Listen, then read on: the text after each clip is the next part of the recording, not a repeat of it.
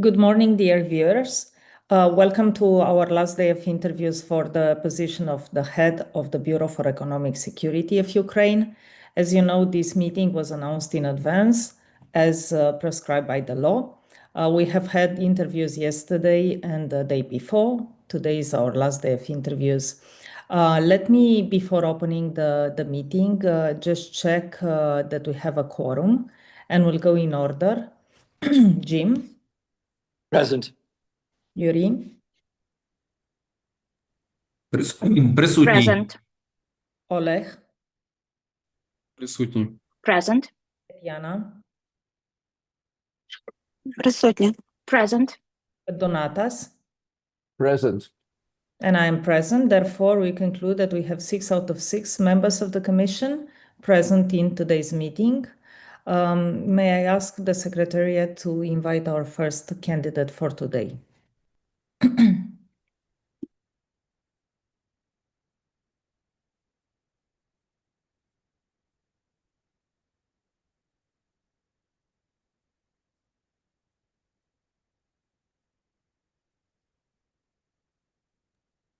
Пане Олександре, доброго дня. Чи чуєте ви нас? Mr. Alexander, good morning. Can you hear us? Yes, I can hear you. We can hear and see you as well. We suggest to you to switch on interpretation if you need it. It's a white globe. Depending on the language there, you can see either interpretation or English word. Can you please tell me where to find it? That's more. You have to click on it probably. Ліво, так, дополнительно зараз. Yes, okay, more. 1 second. Переклад. Interpretation. Українська. Ukrainian channel, right? Yes. Yes, yes. Okay, so let's check if you can hear the interpretation. Так, я чую зараз переклад. Yes, I can hear interpretation. Wonderful. Mr. Alexander, we would kindly ask you not to hurry up when you are talking so that interpreters would have time to interpret everything. Okay, understood. Thank you. Good morning, Mr. Zinitsky. Thank you very much for being with us today. And congratulations for passing through our various stages in the competition for the future head of the Bureau for Economic Security. My name is Laura Ștefan. I'm the chairperson of the Commission for Selection, and I have the pleasure to explain to you how this interview works, although I'm quite sure that you followed us in the previous 2 days, so you probably are aware of the mechanism. The interview is supposed to take between 1 hour and 1 hour and a half, and it is composed of 2 parts.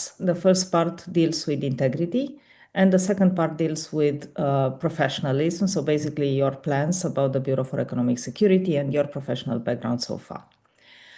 We open with a 2 minutes presentation of yourself. Then we go to the integrity module questions. Once we finalize the integrity module questions, you will again be given the floor for 5 minutes to present your vision about the reform of the Bureau for Economic Security, and also to convince us that given your personal professional background, you are the best candidate for this position. Please don't use PowerPoint presentations or other supporting documents, and the floor is yours for 2 minutes for the initial presentation. Дякую, пані Лаура. Thank you, Madam Laura. Dear members of the Commission, good morning. I am Alexander Tsivinsky. I work in law enforcement bodies for 22 years.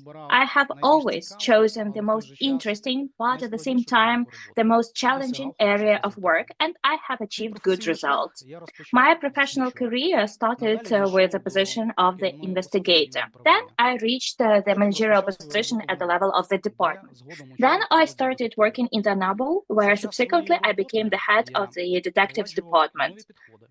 In my professional career, I implemented new approaches to the systemic investigation of criminal proceedings and the management of those. I've introduced different novel practices, and I was looking not for the simplest, but for the most effective way, which sometimes was challenging and not easy. I have experience of organizing effective teams, maintaining and ensuring cooperation between my team and other teams in my institution, as well as interagency communication. I implemented different projects with respect, for example, to the amendment of the legislation that were useful for the entire law enforcement system. I have experience of a systemic implementation of preventive measures. But I'm not always only learning all the time, but I also take part in different initiatives, in particular with the dissemination of the best practices of criminal justice and standards of the pre-trial investigation. Strategic and analytical approach in my work has been implemented in measurable and specific results, in particular with identification of top officials from different levels of ministries, real compensation of funds, and implementation of effective international and national investigations. The result of my team's work were appreciated not only by the management of the NABU, but were also reflected in the recent audit with respect to specific criminal proceedings. On February 24 of 2022, I changed my office to another place, and I was serving in the military unit until the end of 2022, beginning of 2023. I was performing tasks regarding protection of independence of our state. My work was properly appreciated and I was awarded. These events, as well as my life experience, have developed a sufficient stress resistance, which allows me to resist to any pressure. I have always been responsible for my words and actions. That's it from my side, and I will be ready to answer any of the questions of the Commission. Thank you very much. If you don't mind, we'll go directly into the module of integrity. And please bear with us. You will be asked questions that you also were asked in written form, and you provided details to the Commission. You understand that it is important for the transparency of this process that we also clarify these aspects in public. So you will be getting questions that you provided answers to also in writing. Let's start with the financial assistance amount that you received in 2020 in value of 100,000 hryvnias from the city of Lviv. Can you explain a little bit what were the conditions for getting this allowance? В 2014 In році 2014, I was among the first who went to the area of the anti-terrorist operation. That was the end of summer, quite a heated period of hostilities. Back then, I was buying all the equipment that I needed using my own funds. After going back from the ATO, I gave away everything that I bought to the charity foundation for other people. Then, in 2015, there was adopted the decision by Lviv City Council with respect to the compensation to those who took part in this anti-terrorist operation. I submitted all necessary documents in 2015 to get this compensation. Subsequently, my life circumstance changed. I moved to Kyiv, and that issue became less topical for me. In 2019, I had some circumstances when I decided to go back to Lviv, and I found out that there was some problem with some lacking documents or something like that. I submitted these additional documents and I got this allowance. That's my response to this question. Can you tell the Commission what were the conditions for getting this allowance? So you had to take part in the anti-terror. було дві ключових умови. There were two key conditions. The first one, I had to be the resident of Lviv, because this allowance is regional and is paid out only to Lviv residents. I mean, Lviv region residents. And the second condition is that I had to be participants of the anti-terrorist operation. And I complied with both requirements. And with regard to the residence condition, when did you have to be resident in Lviv? When you filed your request? When the decision was taken, throughout the period, what are the legal conditions for this? Саме ключовий аспект. The key aspect Look, there were two. The legal requirement was that you are a participant of the anti-terrorist operation, and the basic condition is that you used to leave until the adoption of decision in July of 2015 by the Lviv City Council in Lviv. Because back then other people came to Lviv, and that was the position and the requirement of the city council that this allowance was paid out only to those who lived on the territory of Lviv until the adoption of this decision in 2015. So that is until July of 2015. Okay, so you didn't have to have continuous residence in Lviv until the date when the decision was adopted to give you the compensation. Ні. No, Я подав всі no. необхідні документи. I submitted all required documents back then. Then I found out that they were lacking something. I submitted it additionally, and then I got it. And can you explain to us what made you move back to Lviv in 2019? В 2019 In році, 2019, скажімо так, якби, let's коли put it that way. When I moved to Lviv at the end of 2015, early 2016, сім'я, побут, then my життя family, залишилося household, тут. children stayed in Значить, Lviv. я проживав тривалий So час, I lived for a long time in two cities. During the weekend I was in Lviv, and I was living in Kiev. It was not easy for my family to get used to the capital.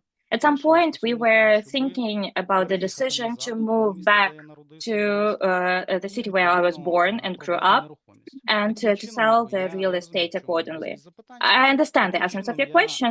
So this way, I changed my registration back to Lviv. Then, some time later, it was, after all, decided to stay working where I was working. My family moved to, and then everyone registered to Kiev. I'm asking this because in December 2019, after you decided to move from Kiev to Lviv in the papers, you applied for a position in the National Agency for Prevention of Corruption, right, in NAZK. So there must have been quite some turmoil in your family with moving to Так, я applying for a position in Kiev. Yeah, you understand, for an outside viewer, this looks a bit eclectic, let's say.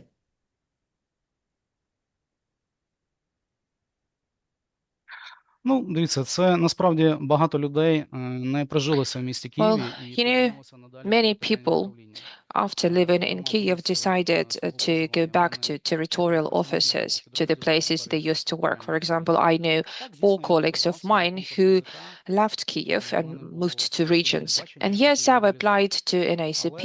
I had my vision and wanted to implement it. But there should be always a balance between family and work.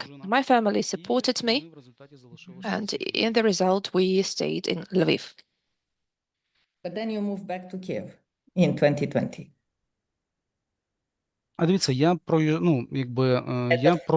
працював в Києві. I worked in Kiev, but every weekend, all holidays I spent in Lviv. And it was very exhausting for me to commute between the cities all the time. That's why there was a question, there was a problem to sell everything in Kiev and to come back to Lviv. But then, after talking to my family, I've made a decision to stay. And you all moved to Kiev in 2020? Or you're still living part-time here and part-time in Lviv?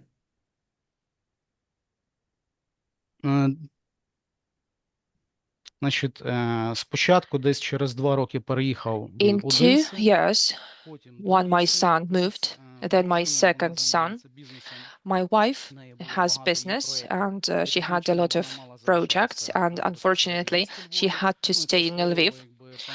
And actually we had some disbalances inside family. But then in 2020-2021, we made a decision to move to Kiev together with children, and then we organized our households there. Okay, so would it be fair to say that de facto you were living basically in 2 places? You were living in Kiev during your hours, and you were living in Lviv during the weekend and vacation and things like that. Саме так, я скажу Yes, більше. yes, you are велика right. частина наших колег надалі таке. Even more, the majority of my colleagues have the same way of life like I do. Thank you. Colleagues, do you have questions on this point? I see we have a question from Tatiana. If I can ask my Ukrainian colleagues maybe to tell us what it is all about.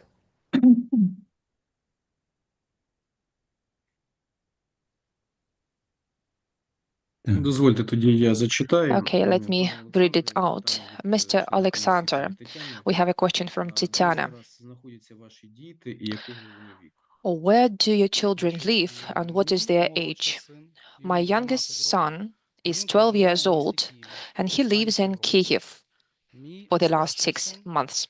My older son is 19 and 16 years old. Together with youngest son, he was evacuated abroad when I joined one of the defense forces. Thank you. Пане Олександре, дозвольте, Так. я уточню, в якому Let me році clarify, виїхав за кордон? what year did your older son went abroad? It was in March 2022. I stayed in Kyiv and started to serve for the benefit of the country. My wife also stayed in Kyiv, but we made a decision to evacuate our children abroad in order to save their lives. We submitted all respected documents. My son received visa to the United Kingdom and he went there with our relative, and our older son went in 2023. His birthday is in February. I'm not sure whether it was in February or in March. Ви не думали, щоб діти поверталися на сьогодні? Did you consider an opportunity to have their children back? My younger son has stayed in the United Kingdom for 2 years. Then I decided to bring him home, but I will be honest with you. When we had drones landing close to our house, this is very scary. Speaking about my elder son, I understand why you're asking me this question. He is registered, he is in reserve database and other databases as required. He studies in college and then he will make a decision as for him coming back. And of course, I want my children to grow and develop in Ukraine. I share your position, Mr. Alexander. My family lives in Kharkiv and I live there as well. The security situation is difficult. Thank you for your answer. Yes. Okay. If we arrived at this question about kids, maybe we can ask a connected question. Have you traveled abroad? Have you been there to visit your kids? If yes, under what circumstances? Так, я був Yes. за кордоном тричі. I went abroad 3 times. These were business trips, one in 2023, and then in 2024, my wife and I made a decision to bring our youngest son to Ukraine. Despite all the challenges and risks, it was a very challenging decision. And in the end of 2024, I had a 4 or 5 day leave, went to the United Kingdom and brought our son back home. Now he lives with us because unfortunately the war is ongoing and life passes. Did you have an authorization to go for that trip, for that personal trip at the end of 2024? Так, Yes, я отримав відповідний дозвіл. I received a permission. I was authorized to go abroad. Thank you. Questions, dear colleagues, on these points? Because if not, I would like to move to something else. Дозвольте, у мене уточнення. I want to clarify something. You said that you have a permission to go abroad, but you are the head of a structural unit. And as far as I know, they can travel only on business trip. Correct me if I'm wrong. Yes, you're right. But at the same time, in 2023, there were some amendments to this regulation made. The position which I take implies that the employees on such positions are allowed to travel abroad for vacation. Дякую. Thank you for your answer. Thank you very much. Do we have more questions on these points? If not, I would like to move to something else. Can you explain to the Commission what is the business of your wife? What does she do? Моя дружина психолог. My wife is a psychologist. She provides psychological support and consultations, and at the same, she is also an expert in the psychology field. Is she also doing forensics?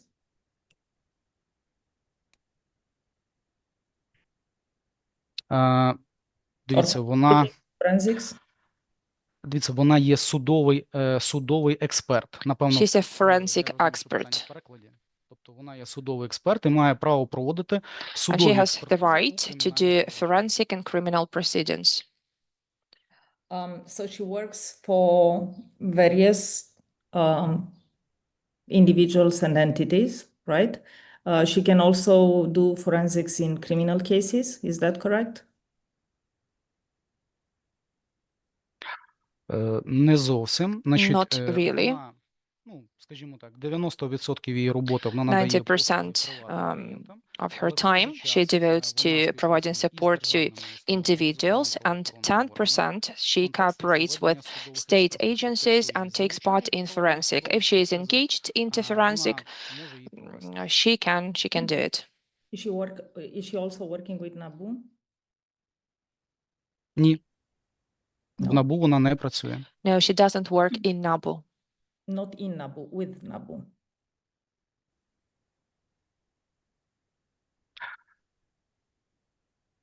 Я особисто її до роботи, ну і, скажімо Me, так, працівники personally, мого підрозділу не and залучають, the але employees вона of my так unit багато do not працює engage з her. усіма But правоохоронними yes, I know that she КМБ. cooperates with all law enforcement agencies apart from BES. Apart from BES?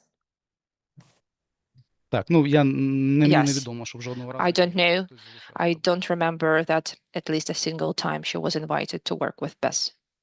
And if you are to tell us approximately how many times you worked with NABU in the past 10 years, what would that number be? I understand, not with your unit, but in general with NABU.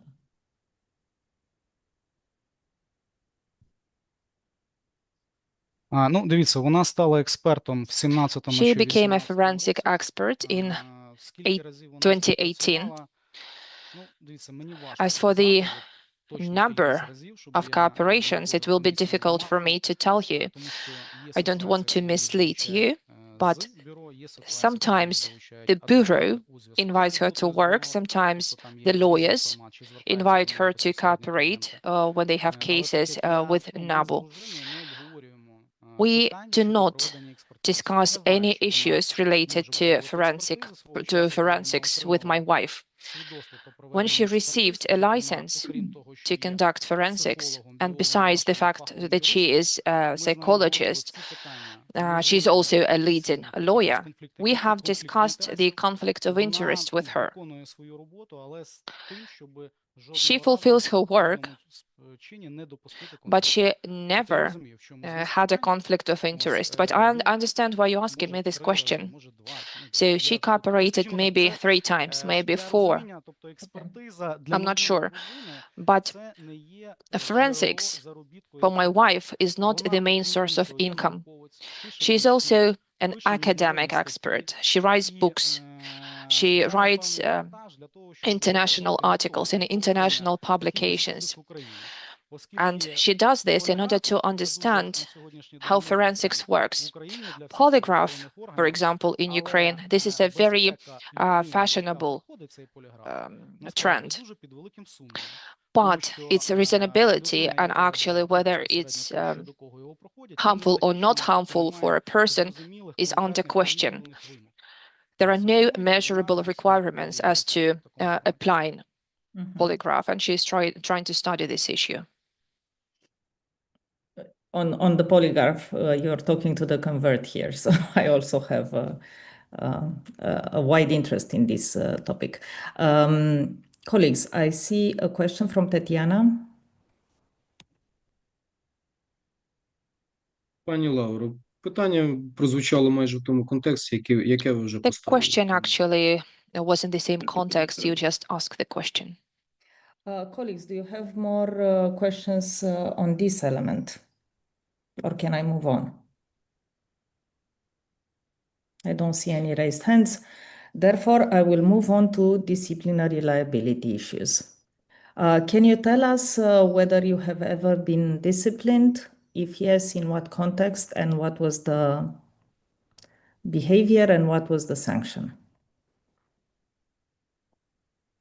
Так, я був притягнутий один раз. Yes, I was charged with disciplinary responsibility during my 22 years of work. That was in NABU, and I had a warning without recording it into my personal file. Саму причину дисциплінарного If you're asking about the reason, I can explain it. The only thing, these materials are classified, so for service use only. Ви можете клопотати про закритий режим і You can ask for the closed можемо поговорити mode. в закритому режимі. We can talk offline if you need.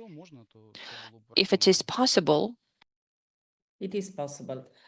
So you would like to discuss the issue of disciplinary liability in a closed meeting.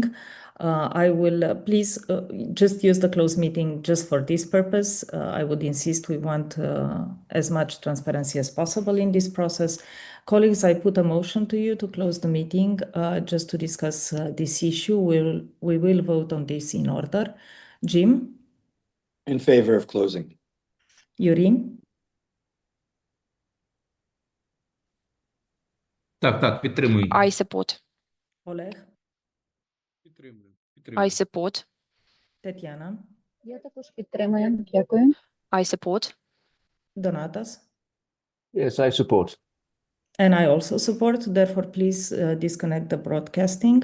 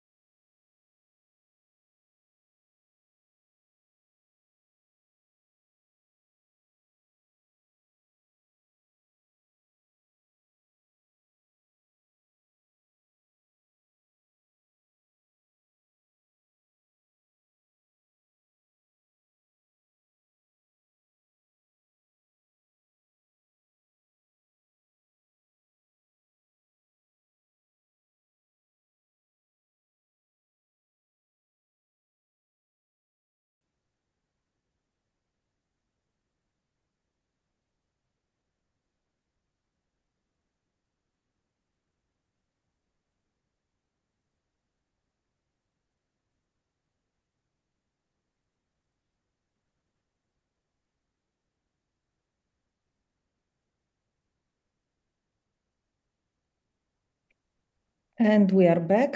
Thank you very much for bearing with us. We're back in public discussions with our candidate, and I would like to pass him the floor to do a short summary as he sees fit of information that is publicly shareable of our discussion that was held in closed mode. Дякую. Thank you. We had a conversation and I answered all questions regarding the disciplinary liability. I provided all circumstances of the situation, of the case. Speaking about information in media regarding sensitive criminal investigations, I've also provided a justification, and I managed to answer all questions that arose in this regard. Thank you very much, Mr. Tsivinsky. Do we have any additional question on this integrity module, colleagues? Because we spent quite some time, and I would suggest that we move to the next part of our interview. There's something from Tatiana. Yes. Oleg? Дозвольте, я зачитаю від пані Тетяни. Let me read it out for you. Please tell us about cryptocurrency that your wife owns, and please explain why in your declaration 2024 you declare less amount of this cryptocurrency. My declaration includes my wife's cryptocurrency. It's about $2,000 or $2,800, if I'm not mistaken. In hryvnia equivalent, it grew a little bit because some cryptocurrency that she purchased earlier in 2023, they grew up a little bit. There is not much difference, but still some hundreds of dollars. This is what I remember. And I actually provided explanations, but I did not analyze the situation with cryptocurrency. We're not asking you about the value in hryvnia. We are asking you about the number of cryptocurrency. This cryptocurrency was transformed from USDT and other cryptocurrencies and bitcoins into USDT cryptocurrency. It's a stable coin which is equivalent to dollar. And maybe in quantitatively it grew up, but in monetary equivalence the amount is not so big. Tatiana sent another. Sure. Oleg, can I ask you to help us with the question from Tatiana? Так, зараз секунду, відкрию. Розкажіть, будь ласка, про виконавчі провадження. Could you please tell us about any proceedings initiated against your wife? Thank you. My wife is a sole proprietor, and she had two proceedings. One was in 2021. She changed her accounts on which she paid the taxes. So she paid to the account which was opened earlier, but it changed and she didn't know it. Later, there was a question about transferring this money to the correct account.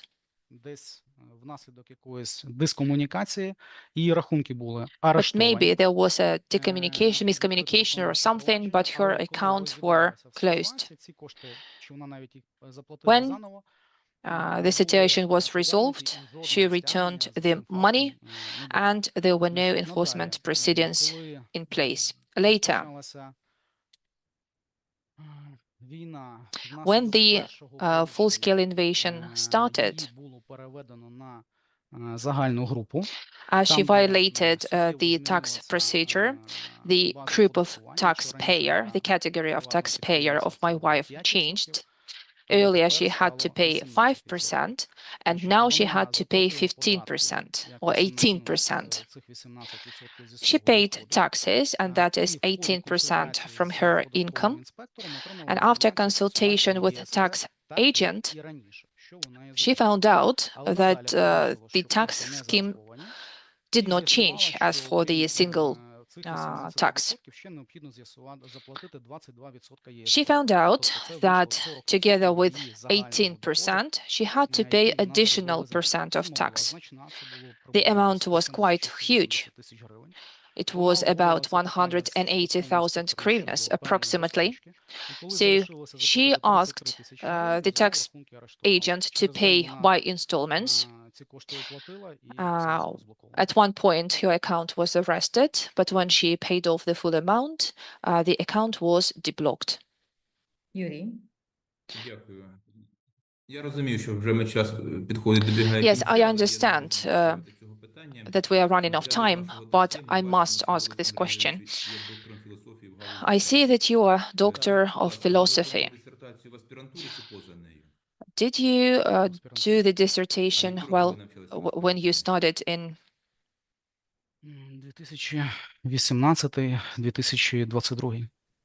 А захистили тільки в when 23-му you did році. your postgraduate studies? It was 2022. Скажіть, будь ласка, яка тема дисертації What вашої? was the topic of your thesis, of your dissertation? Responsibility for appropriating somebody's property. When you did research, did you use the works of Roman Lvovich? I used monography of many academicians. As far as I remember, I used this source. Do you remember his work? What did he write about? Responsibility for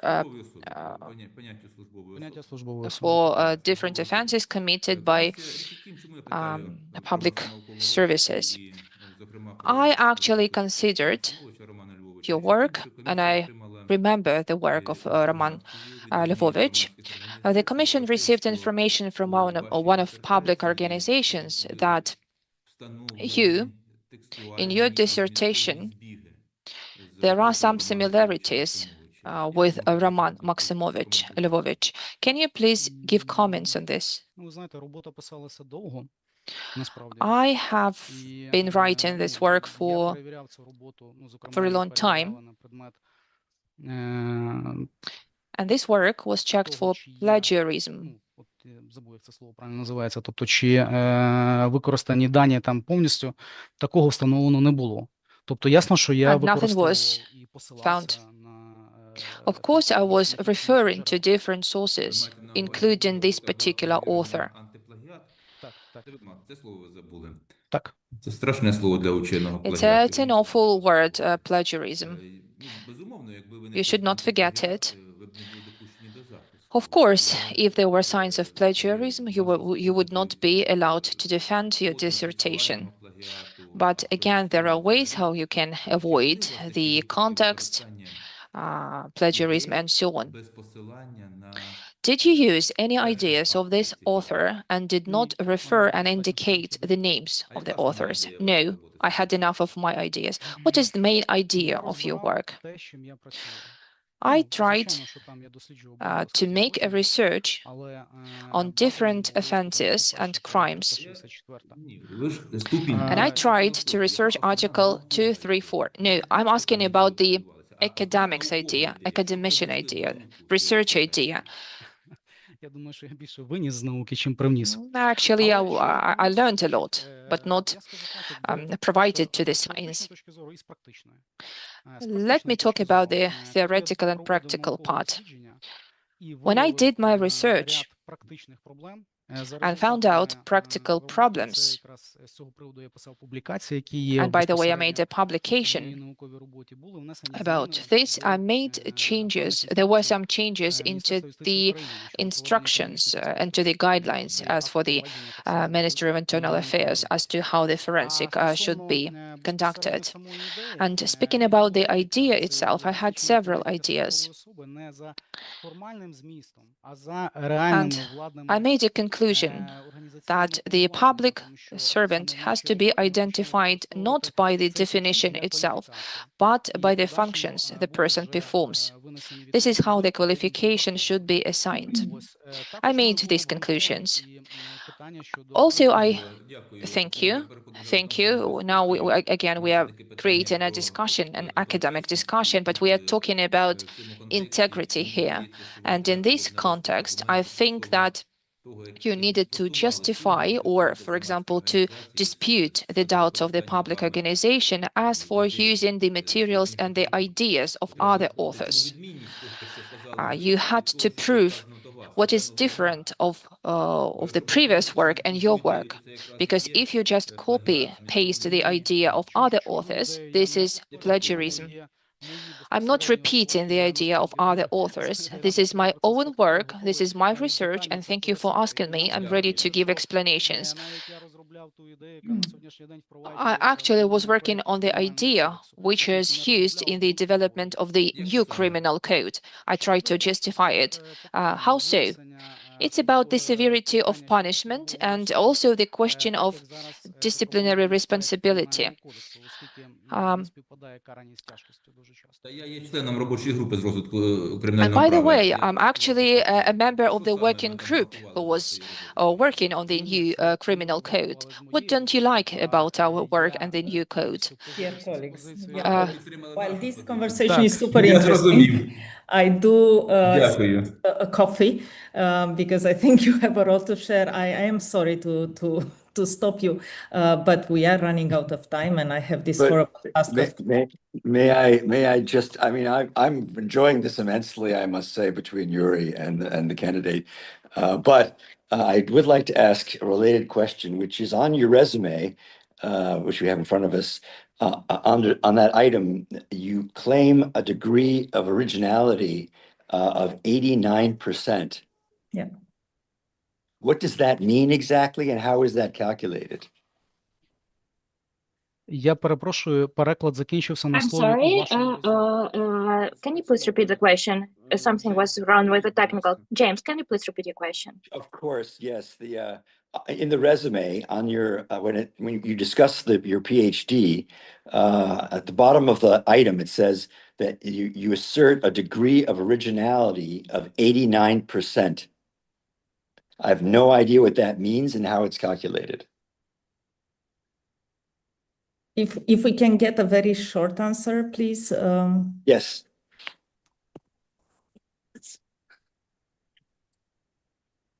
Ну, це антиплагіат якраз. That's anti-plagiarism check. That's the check for anti-plagiarism. These are original ideas, but of course the academic is also referencing the sources of other academics, and based on that confirms or studies something. So that's basically it's an IT tool that checks all theses against plagiarism, like almost all universities that are reputable use them. Так. You know, whenever you have inverted commas or not inverted commas, that's taken out, and what's left is this. And every degree, every work has to pass a minimum threshold to be considered not plagiarism. At least this is what happened to my thesis. Dear colleagues, I'm sorry to break Саме it. так. Super academic in an interesting discussion. Let's move to the second part of the interview, which has to do with your vision of the best and with your, what makes you the best candidate. We'll give you 5 minutes for a presentation, and then we'll go into questions. Дякую. Thank you. Ви знаєте, міцна економіка You know, – це є не a лише strong economy is not the basis of well-being. In our conditions, that's the only way towards survival. Economy is built by entrepreneurs and businesses which are paying taxes. And in my opinion, the key factor for them are equal and fair conditions of economic activities. And I'm convinced that that is the basic prerequisite of economic security. Because if decent taxation of white business results in the lack of its competitiveness because of the existence of this gray business, then this white business is going gray gradually. For me, provision of equal business conditions is not a motto. That is the key principle in my current work. Unfortunately, now the Bureau has not implemented this task. But the situation can be corrected, even though this objective is not easy, but it's quite achievable. I have analyzed powers of similar institutions in the world, including in Europe, and I have reached the conclusion that our legislators granted sufficient powers to the Bureau of Economic Security so that it could implement its mandate. I clearly understand challenges to be faced by the new head of the Bureau, as well as strategic directions, the implementation of which will allow to see real changes. A few words about challenges. First one, formation of a new corporate culture and update of the team. The team that will be trusted by the society, state, and not primarily, but also international partners. People are the basis of any organization. So update of the team is the key priority. But what is the challenge related to that? Right now, the organization works and there are processes that have to take place. But at the same time, it is necessary to organize and conduct high-quality re-attestation of the staff. On the one hand, it is necessary to respect each person who works there, and on the other hand, it is necessary not to admit those mistakes which were made during re-attestation in the Office of the Prosecutor General and the Ministry of Internal Affairs. And in parallel, it will also be necessary to launch HR commissions that will hire employees, which is also not an easy task. In the context of this, it will be necessary to introduce a range of amendments to laws to enhance integrity. They are not global, but quite important, in my opinion. The second challenge, audit. The revision of the structure, clear prioritization, and assessment in connection with prioritizations. In order to bring order, it is necessary to understand the current situation in the body, to decide then where to direct already limited resources and to ensure implementation of these priorities. At the same time, even effective organization changes cause resistance, which requires energy from the leadership, as well as existence of leaders who will follow this process and who will implement that into reality. Third challenge, ensuring effective cooperation with key partners in order to implement analytical and preventive functions, as well as with respect to prioritization of criminal investigations. The BES is not working in vacuum. It has to cooperate with other bodies, but it can be the ambassador in this sphere and to give set up the tendency. Now, a few words about strategic tasks. That's not what can be implemented in a month, in a day, or even in a year, but that is the backbone that forms the institution and represents it at the national and international arenas. The first task is the unified information system. A lot has been talked about it, so I will be very brief. It has to aggregate all information, internal, external, from databases. With the use of some patterns, it should allow identifying changes and risks. And the Bureau has to respond not only tactically to some specific situations that are emerging, but it should also coordinate efforts of the entire law enforcement system to focus on the key challenges in order to overcome them. And overall, information should become the tool for management. Second task is to create the modern system of training and development of HR. The human capital is the basis of any organization. And I believe that for the implementation of this project into reality, it is necessary to create the training center where they will train, improve competence, and separately, they will also train managers in order to develop the new managerial culture. This center should also become the sort of developer of standards that will be used by analysts, operational investigators, and managers. Professional staff should be brought up and developed. They cannot appear out of nowhere. And another task is to strengthen international cooperation. Modern economic security is impossible without going beyond the national jurisdiction. So international direction is one of the key ones, and it has two elements. First is to enhance capacities through cooperation with organizations that are setting up international standards like OECD, World Bank, INL, and others. That is also support new practices and opportunities for development and improvement. And the second one is a new level of work in international groups and the launch of comprehension system of financial investigations ranging from tracing illegal profits and money laundering to failure to pay taxes. I think that the Bureau should become the ambassador in the sphere of financial investigations because it contains it even in the name. Now the budget is undergetting from 500 to 3 trillion hryvnias, according to estimates. And these losses are compensated by international partners because the revenues part of the budget is unable to cover this loss. And that's not only about financial balance, that's also about fairness. We should prove to each partner that each hryvnia, dollar, and euro are used effectively. And where we can, we have to independently cover our needs with the use of internal resources. And as you know, we should start from ourselves. So that's why I am the initiator on implementation of the economy of criminal proceeding approach in the NABU. That's a clear understanding which resources are invested into each case and which outcome is achieved. And I think it should also be mandatorily implemented in the Bureau of Economic Security. In my opinion, measurable effectiveness is the basis of modern management of the institution. I have developed strategic vision, I have a plan. I do not promise that it will be easier, but I know how to do it, how to take decisions, and how to bring order to this institution. Thank you. Thank you. I'm ready to answer your questions. Thank you, Donatas. Yes, thank you so much. So, Mr. Cywiński, you know, from all what you said, talking about the new corporate culture, there was one of the first your jobs to do with the new, if you would be appointed into the new position.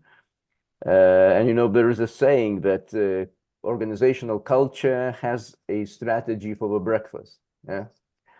So give me an example of how you have implemented organizational culture change in your recent work or maybe in other prior work where you worked as a manager. But very particular example, what have you done? What was the culture and how did it change? Thank you.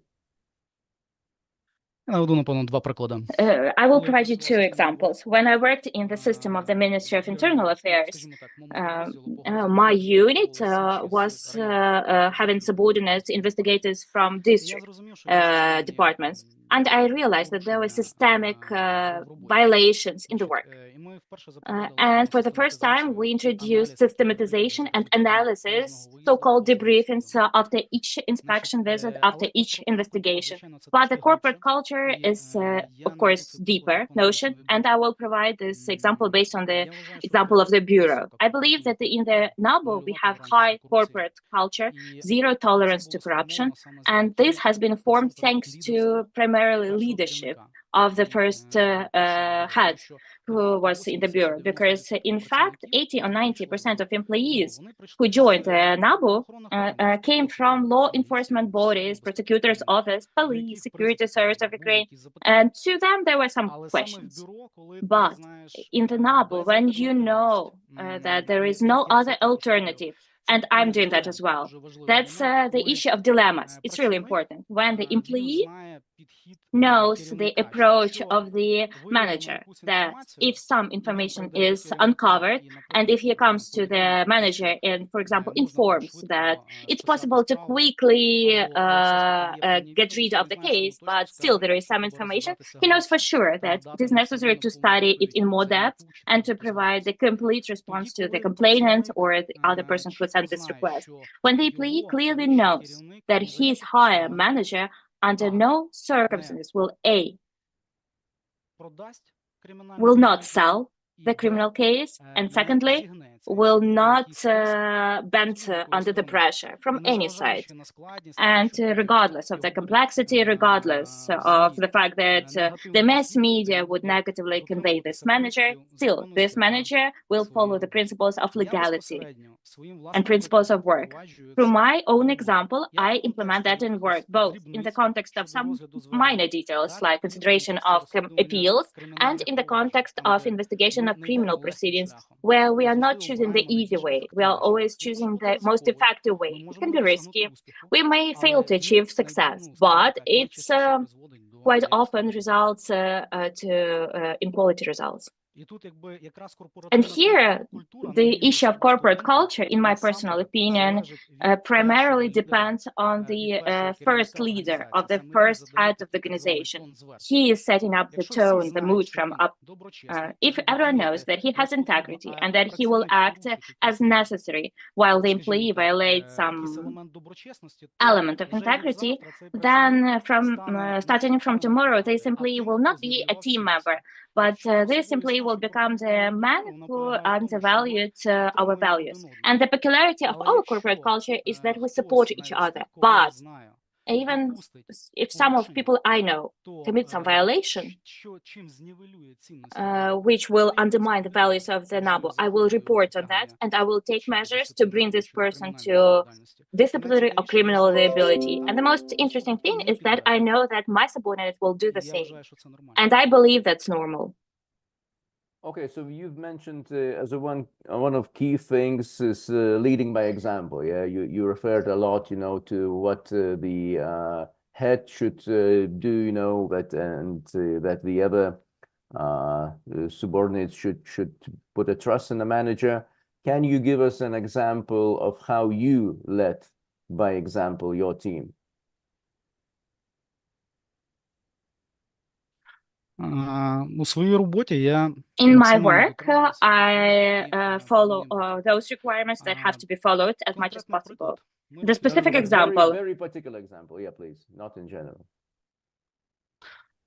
A very specific example. We investigate in criminal proceeding, and based on some patterns, we understand that this proceeding is promising. But back then, another procedural partner of ours disagreed with us. We had a meeting, quite heated discussions, and in this situation, a range of criticism of comments were made. I took responsibility for the result of investigation, and I decided on the plan of action. It was a reputational risk for me, but I took that. My team members successfully worked, and later on it became one of the best cases, even though no one believed in us, because we used the new methodology. That's the first example. The second situation, when the employee comes to me with respect to a specific violation that he made, and we together report our internal control department, regardless of the fact that we continue. We have worked together for a long time, because it's important to do correct things in minor things as well, and not only in serious cases. And you have to act the way you want your subordinates to act. Okay, and the last question, in your opening speech, you've mentioned a lot about new approaches, novel practices you have implemented. Can you give us one example of novel approaches or novel practices, but not related to the investigation, but more that would reveal you as a manager, maybe more in an administrative field? Thank you. Я наведу навіть два I will формати. provide even two formats. Okay. Перше. The first Коли ми one. всі розпочали свою When we started є working, послідовна робота, є there is справи, consistent є work. We have робочі. lots of cases, І as ще до always. того, як And even теперішнім before керівництвом було прийнято the current пріоритезацію, manager я ввів, included prioritization, I підрозділ introduced пріоритети, in my unit де ми priorities, визначали, where we головні decided кейси. on key Далі cases. запровадив, Then I стратегічне introduced бачення strategic кожного vision of працівника each на employee досить широкий горизонт. for a Що ми horizon, повинні that is робити? for a year, as Визначив to what this систему employee has to do. планування та I звітування, find the там, де system ми of бачимо planning and проходження reporting ключових поінтів, що with key забезпечило, milestones, досить which досягнення хороших ensured результатів. Чому? achievement of quite good Тому що results. Why? щоденно на Because нас звалюється on a daily величезна робота. basis, we І have якщо a ми не large будемо workload. And стратегічно if we do not розплановувати strategically те, що plan є uh, важливим, але, what можливо, is не important, but терміновим, maybe not воно that відкладається на urgent, завтра, then на it will завтра, be на завтра. postponed until tomorrow, Ось, tomorrow, and саме then такий again підхід tomorrow. дозволив But this particular approach has allowed привернути увагу та to draw сконцентруватися на attention and to ключових focus on топ-кейсах, key top про які, в cases, принципі, я і згадував. and Це which так I've звана mentioned as моя well. So that was my управлінська стратегія. managerial Окрім цього, strategy. використовував Besides that, різноманітні I електронні use інструменти для different планування, але electronic це вже tools більш for planning, but that's more технічний like аспект. technical aspect. Okay, thank you. Yes, Jim? Yes, you've given a very impressive vision. You've covered many of the areas that we've raised in our previous interviews. 4 out of the 5 areas that BES has in its public information. So I don't know how many you supervise 15 employees now, and is that the maximum number that you've ever supervised? Значить, коли я працював в системі When I МВС, worked in the system of Ministry Internal Affairs, I had 23 direct subordinates and 60 persons who were working in our direction. Now in the bureau, I have 17 subordinates, plus we work in the format of cross groups, which is also extremely important tool that has to be implemented in the BES, by the way. When some specialists join a team for a specific period of time, sometimes the team may go up to 20 people. But when we have large cases, then sometimes the group of detectives that we manage can be 100, 150 persons. At the same time, when we join other bodies or involve other units, then the level of management moves to the format when my entire team becomes the managerial team, which has specific duties, and I coordinate their duties. I've introduced this format of work that firstly allows for new managers to develop, and I have good examples when people from my team are appointed to managerial positions. And secondly, it allows administering a large number of processes in the online mode so that we could ensure simultaneous, effective implementation of work tasks. And in fact, sometimes it resulted in really great results when we managed to respond to challenges within 15, 20 minutes. And others can respond to these challenges during days or even weeks. Okay, so now let me give you a scenario that you may face. It may be a likely scenario, I don't know. But you have you're walking in an organization which is already established, more than 800 employees. You have, let's say, 5 department heads who've been there forever. You're new, you don't know the substance. They may run circles around you, may mislead, or maybe they'll be very good, but maybe they won't be. How are you going to make the intellectual and also managerial leap to take on the challenge of these individuals, as well as trying to impose or bring I shouldn't say impose, but to bring into force this wonderful vision that you've laid out, and what in your background would lead us to be convinced that you could do that? Дякую. Це гарне запитання. That's a good question. In fact, one of the most difficult questions, and I've been thinking about this, given the requirements of the law, as well as the situation that exists. My position in this scenario will be the following. Firstly, I will talk to all the heads and managers and I will inform them about my position, that if I see some subversive activities or if I see some other actions like that, immediately administrative measures will be taken. At the same time, I will warn that these issues will be considered, among other things, during the attestation commission meetings. At the same time, I see that it's as appropriate, even now. But of course, I would need to study the in-depth structure. But I see that it would be appropriate to implement organizational changes in some structural units for which new employees would be selected. As of now, the number of deputies of the Cabinet of Ministers is limited to 4. So the 3 has been appointed, so I would be able to appoint only 1 deputy before the reattestation. And then we will work in this intensive mode in order to ensure effectiveness of this work.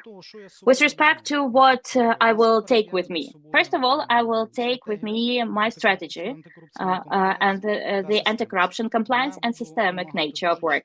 I will demand very clear reports and very clear performance of given tasks that will be organized at the very beginning. And I'm convinced that someone from the team will decide to join the new team and will successfully pass through attestation. And those who will somehow create obstacles, then we will take measures set out by the law for that.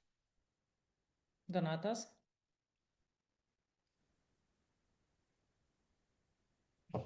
Donatas?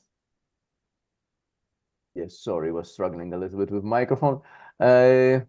Please recall now the very particular situation when you regretted your words or actions. Words or actions. Коли я прийшов на роботу в НАБУ, When I came to NABU to work and was appointed for a managerial position, I used to work in an intensive mode, like at my previous workplace, 24/7, 7 days a week, and it was a standard regime. I even used to work at night. And I work really hard. And during some time, I have noticed that my team started to burn out because of this hard work. And the outcomes are not as expected as we wanted.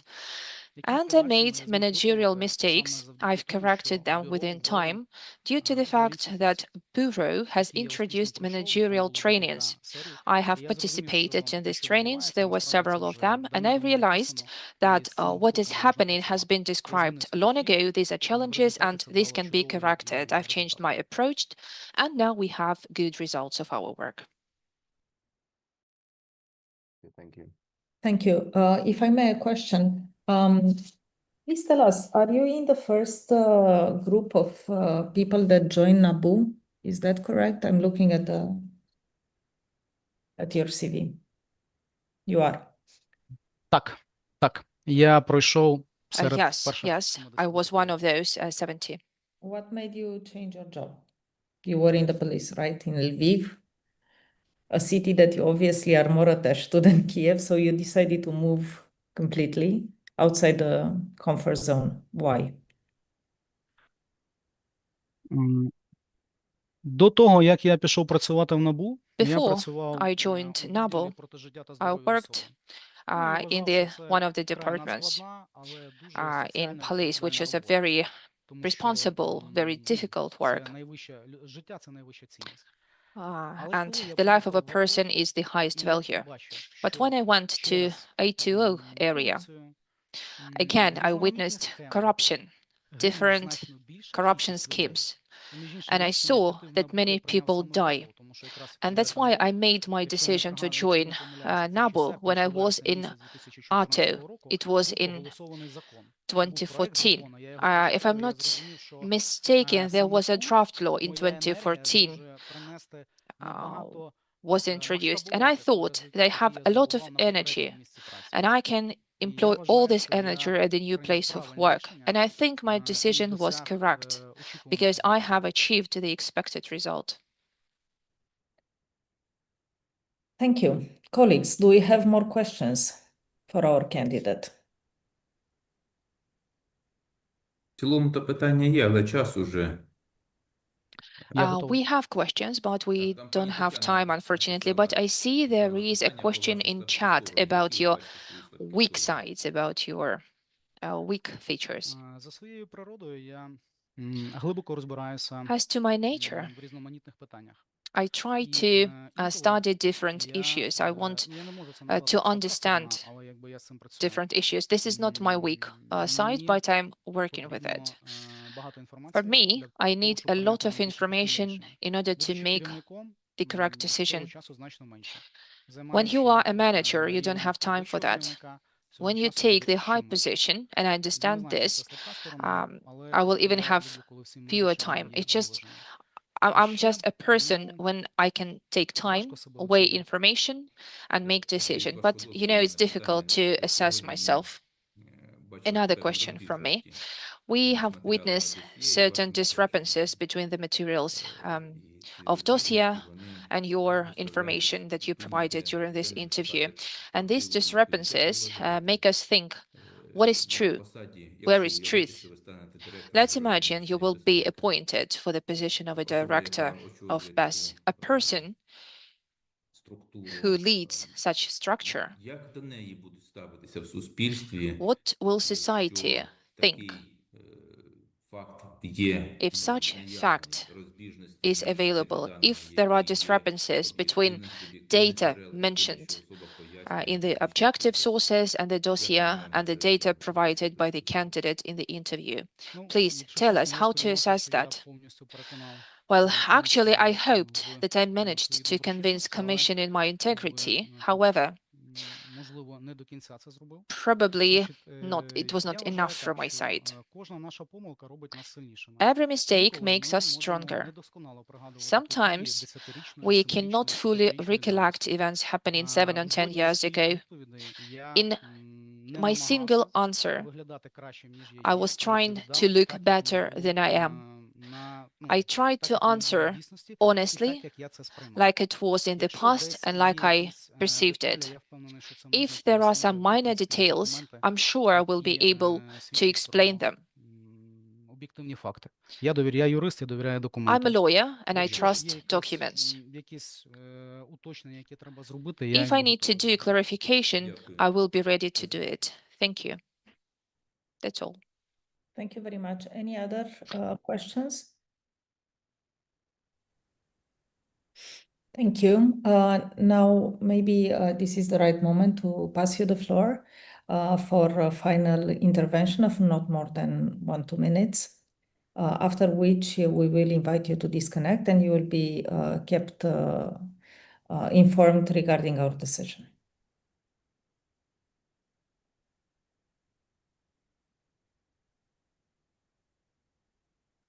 Перше, я хочу подякувати членам First, комісії. thank you, dear Commission, for your work. Я перший день, коли подивився декілька співбесід, I was viewing interviews during the first day, and I understood that your work is very tough. Сьогодні вночі я не спав, як і більшість During київлян. today's night, like majority of Kyiv citizens, residents, I did not У мене sleep. все було добре, лише A lot великий of ризик, drones це так, не attacked our найбільше, що city. може бути. And unfortunately, now my apartment is without windows, but not a big deal. Щоб наші сили оборони I just мали want максимальну кількість to ресурсів make an для opportunity забезпечення нашого захисту. to Я це ensure буду our робити defense там, forces with the де tools and буду instruments to defend our Ще раз вам country, дякую. no matter where will I be. Once again, thank you for your work. Thank you very much. And now please feel free to disconnect. We want to thank you for your openness and for the answers that you have provided to the Commission to questions that were sometimes, as they usually are in such interviews, uncomfortable. Thank you very much. Дякую вам. Thank you.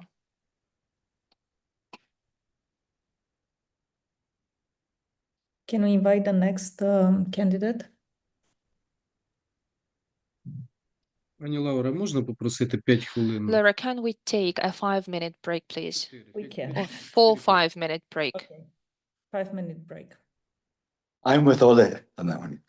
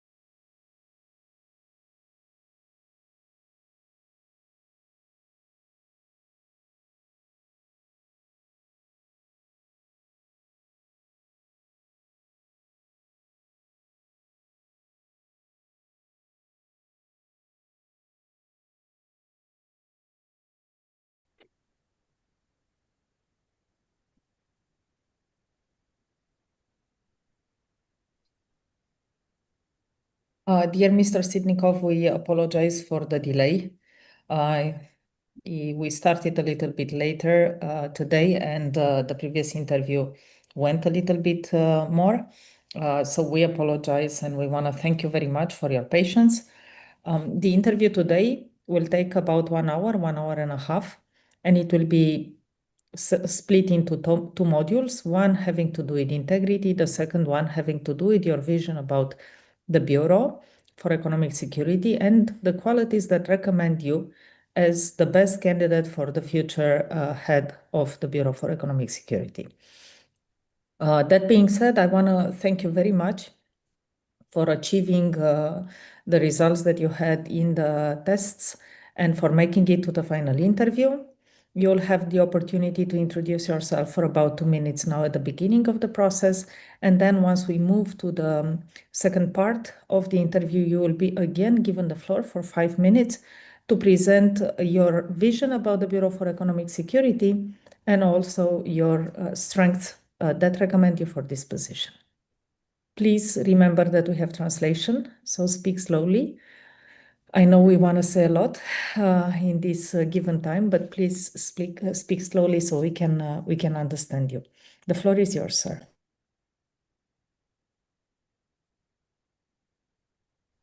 Дякую. Дякую, шановні Thank you члени very much. комісії. Thank you, dear members of the Commission. Thank you, Madam Chair. представлятися?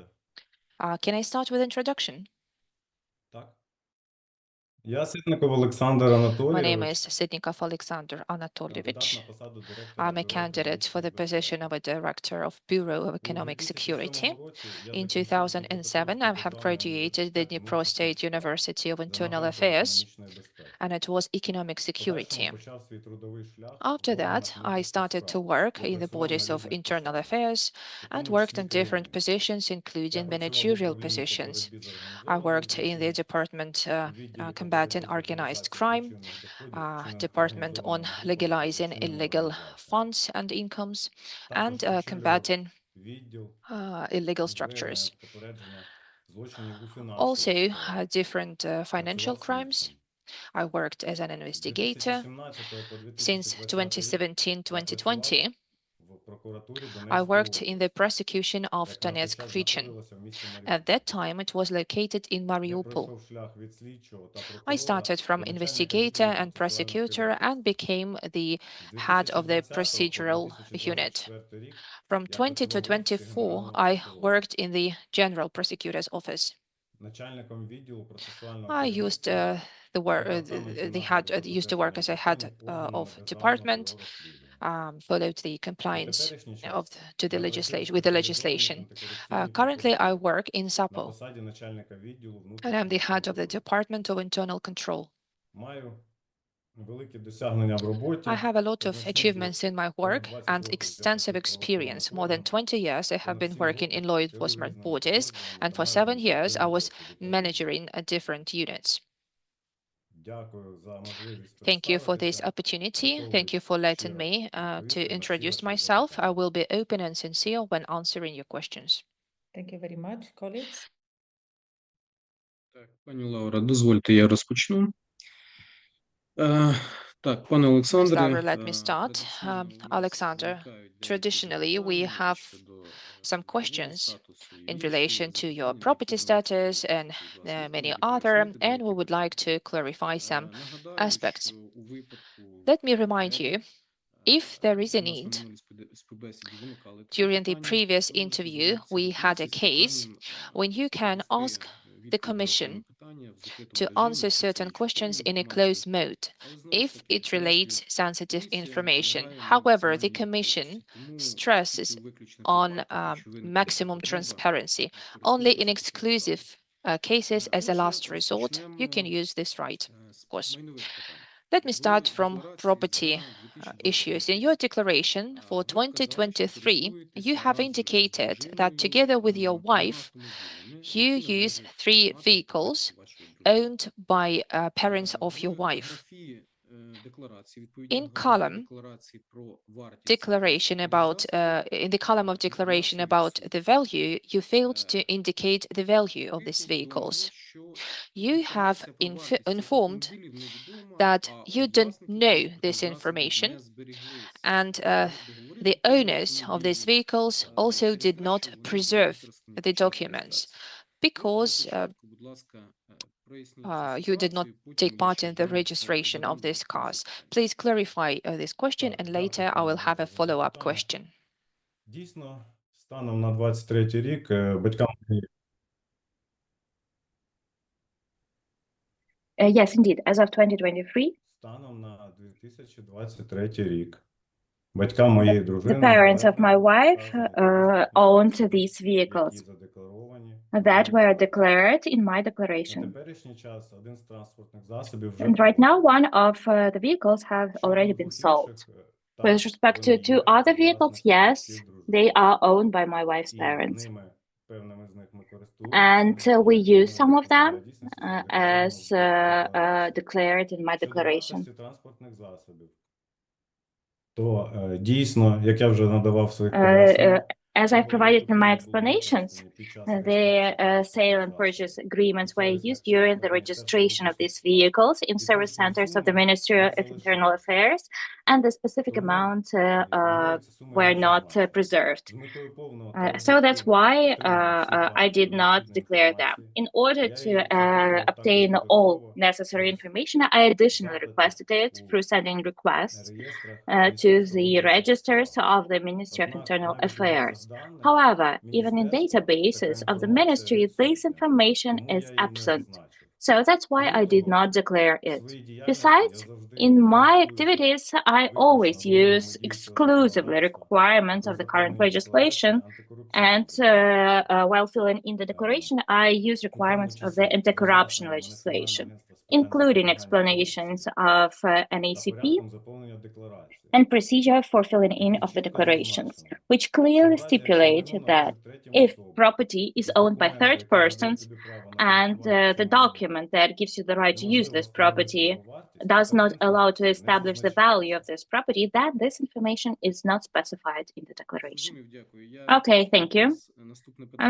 Next question will be whether you've taken respective measures in order to find out the value of these vehicles and further reflection of this information in your declaration. You've partially explained. The only thing is that according to the parents of your wife, they did not tell you about this value, right? Yes, because we did not use these vehicles immediately after their purchase. A lot of time has passed since my wife got this opportunity, and this opportunity was not preserved. Okay, Madam Laura, please, if you have questions about this topic. Just to clarify, so are you the beneficial owner of these vehicles? Or ні, are you just вказані No. транспорт, No. вказані транспортні No, these засоби vehicles не належать і не are належать owned by me, and my wife does not own them either. батькам моєї Parents of my wife own them. Yes, that's why I asked beneficial ownership, not proper ownership. So how often would you say you use these vehicles?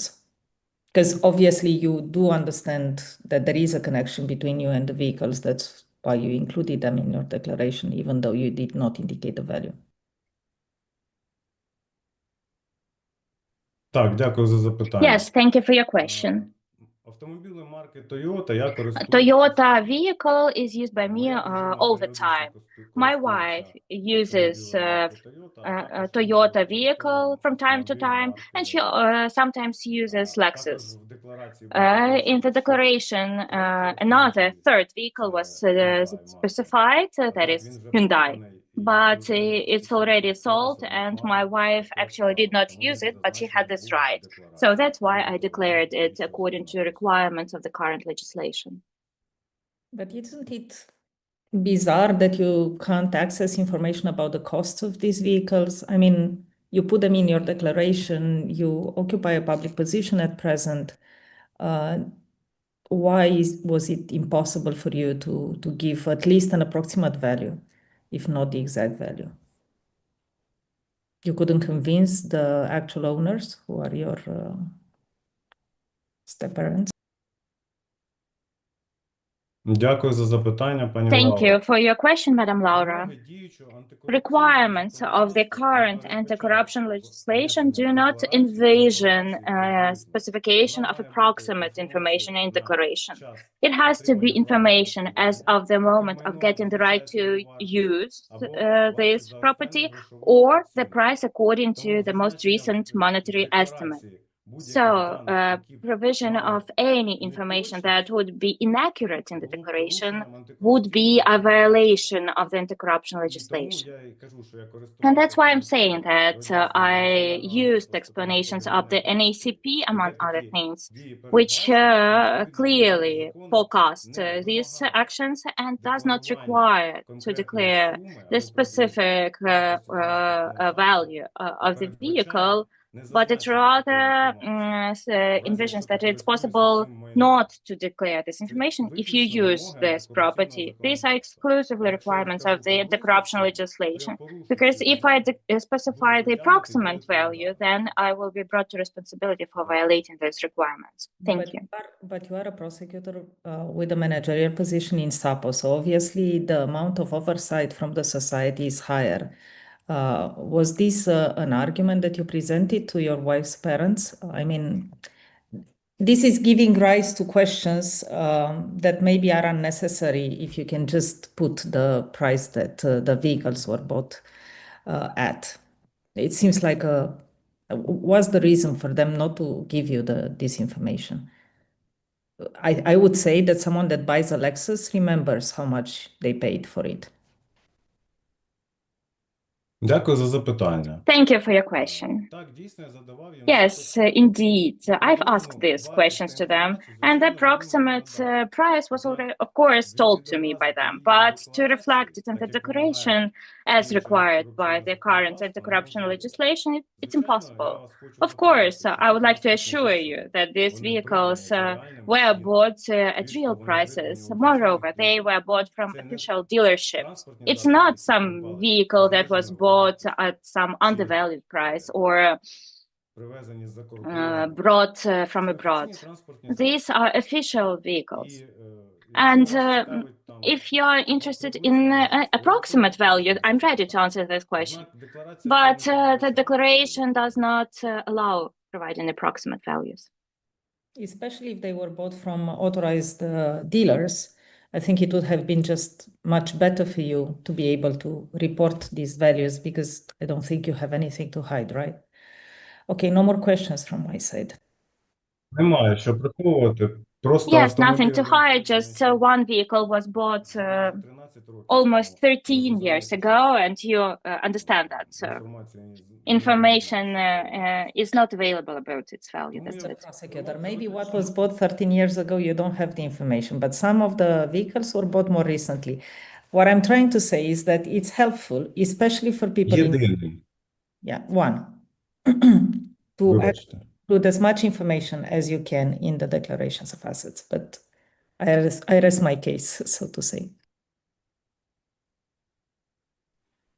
Так, я вибачаюсь. Yeah, sorry. Ви 100% праві. You're absolutely right. And I would like just to clarify that the only vehicle was bought recently. That's 3 years ago, this Lexus was bought. And the other vehicles were bought more than 10 years ago. And my wife's parents actually did not buy any other vehicles. That's it, what they have. Colleagues, do you have any other questions about this topic? If no, then I will move on to the next topic. Mr. Alexander, in your declaration for 2023, you specified that you and your wife had monetary assets and that you were keeping them in foreign currency in cash. Yes, including 4,000 euros. Your wife had 18,000 euros, 25,500 US dollars, and 8,500 US dollars as well. Besides, you had some amounts at the banking accounts, in particular 58,617 hryvnias and 4,945 euros. So the Commission has questions about the source of origin of these funds. In particular, during the round of questions and answers, you said that these savings were family funds, which were accumulated from your income and your wife's income. For starters, please tell us what income did you have, what income did your wife have, or in general, so that we would have an impression whether you could really accumulate these savings and accordingly declare them in your declaration. Thank you. Дякую за запитання. Thank you for your question. Так, ви все правильно зазначили. You've correctly mentioned. In fact, I believe that every family, and including my family, we have quite a frugal lifestyle. We always plan our expenses. We do not have any expensive purchases. With respect to income, yes, we declare them. These are funds accumulated from our official income, from which we paid all relevant taxes and duties. This information is fully confirmed by the state tax service, by information from my place of work, for example. All of these amounts are official and they are all declared in the declarations. In order to refute any doubts, for example, I save about $8,000-10,000 per year. Can I do that? Probably last year, my income amounted to over 1.6 million hryvnias. And those savings that I made were about 25% from this amount. So yes, now I have a good salary. I'm proud of this. And I believe that it's absolutely normal during the martial law period to store some funds and accumulate savings, because I have children and family for whom I'm responsible, for whom I should take care. And also, I need to think about their future. Thank you, Mr. Alexander. The reason why I'm asking this is because the Commission has the respective calculation, of course, the average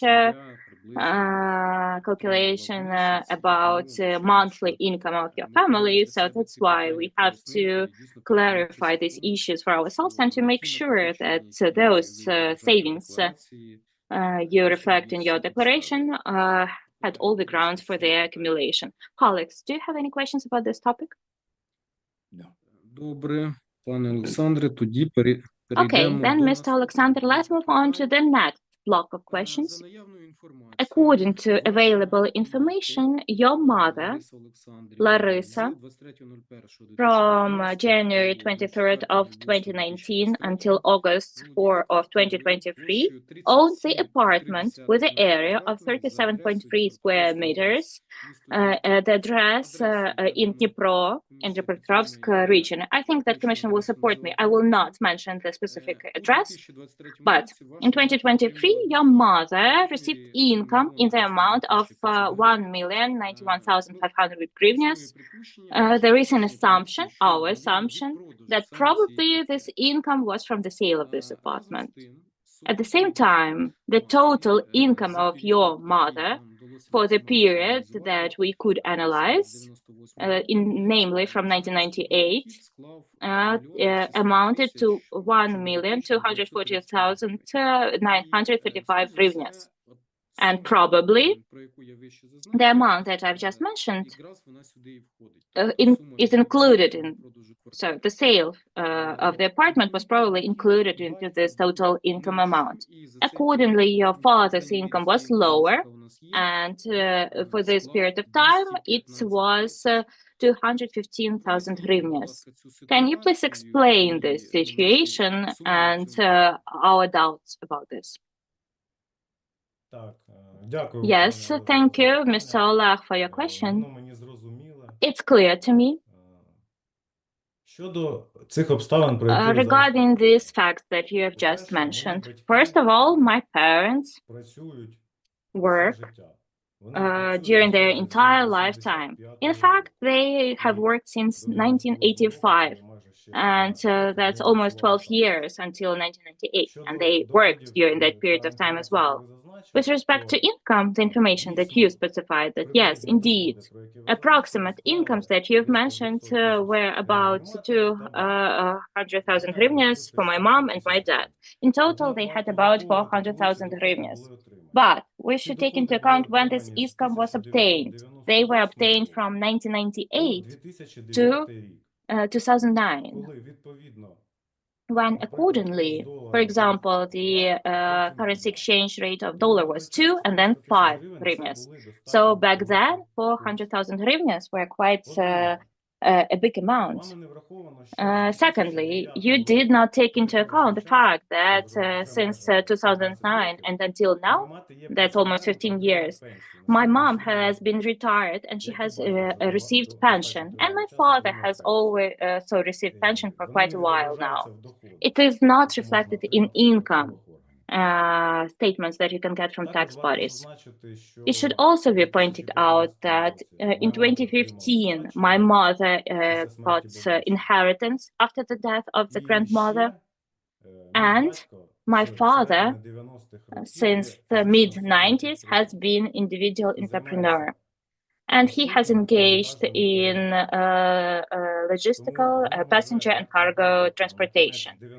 For example, at the end of the 90s, he had his 2 taxis and hired employees. Then in mid-2000s, he bought 2 cargo trucks, and they were also working for him.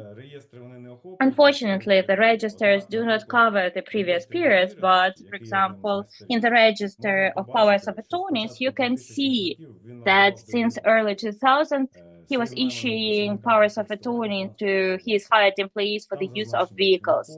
There you can find the VIN codes, numbers, plates of these vehicles, and you can see some history about the sale of these vehicles as well.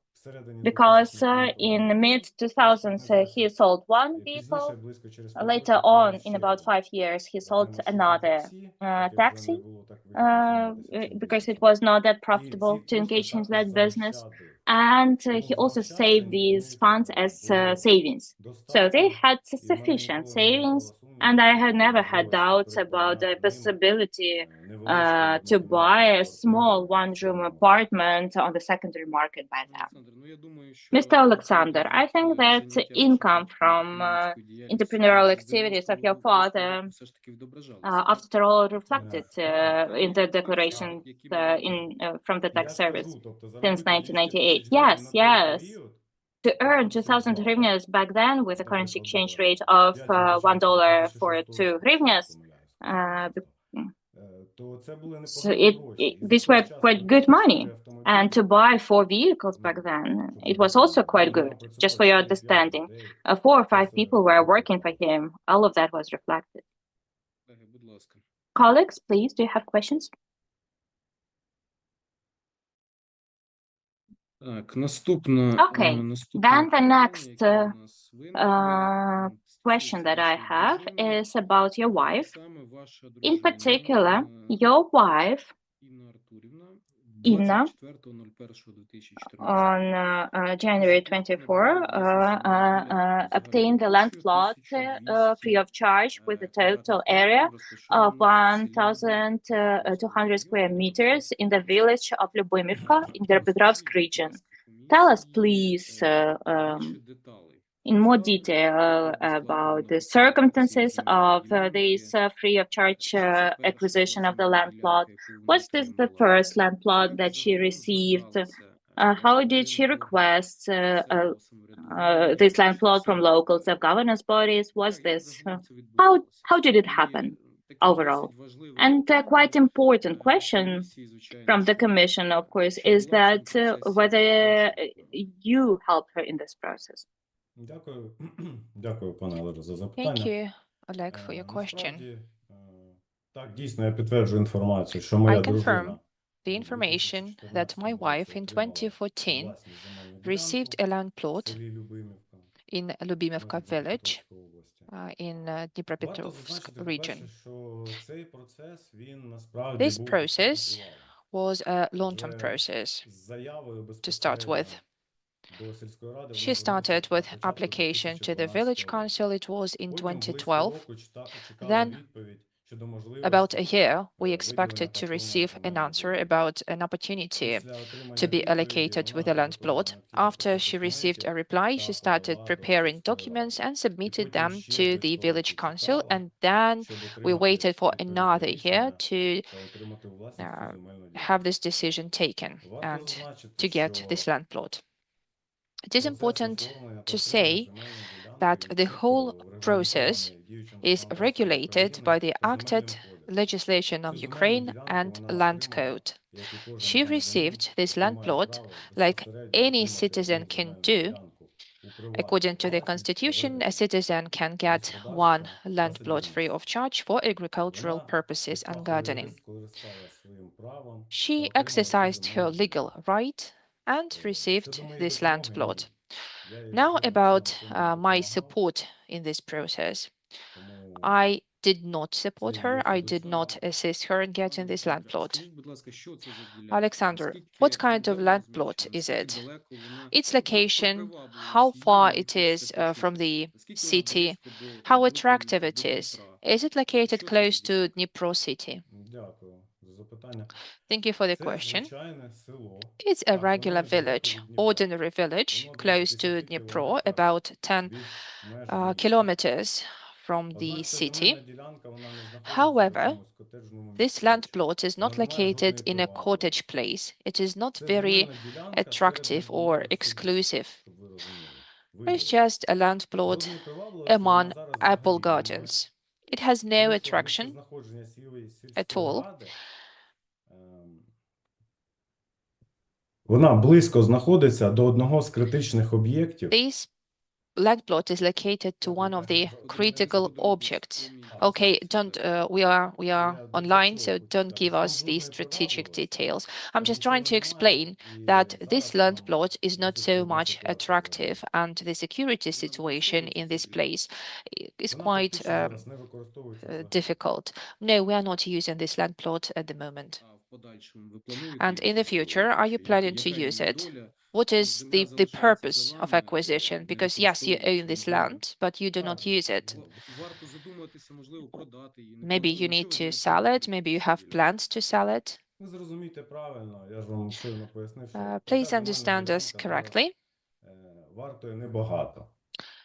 The value of this land plot as of today is not so high.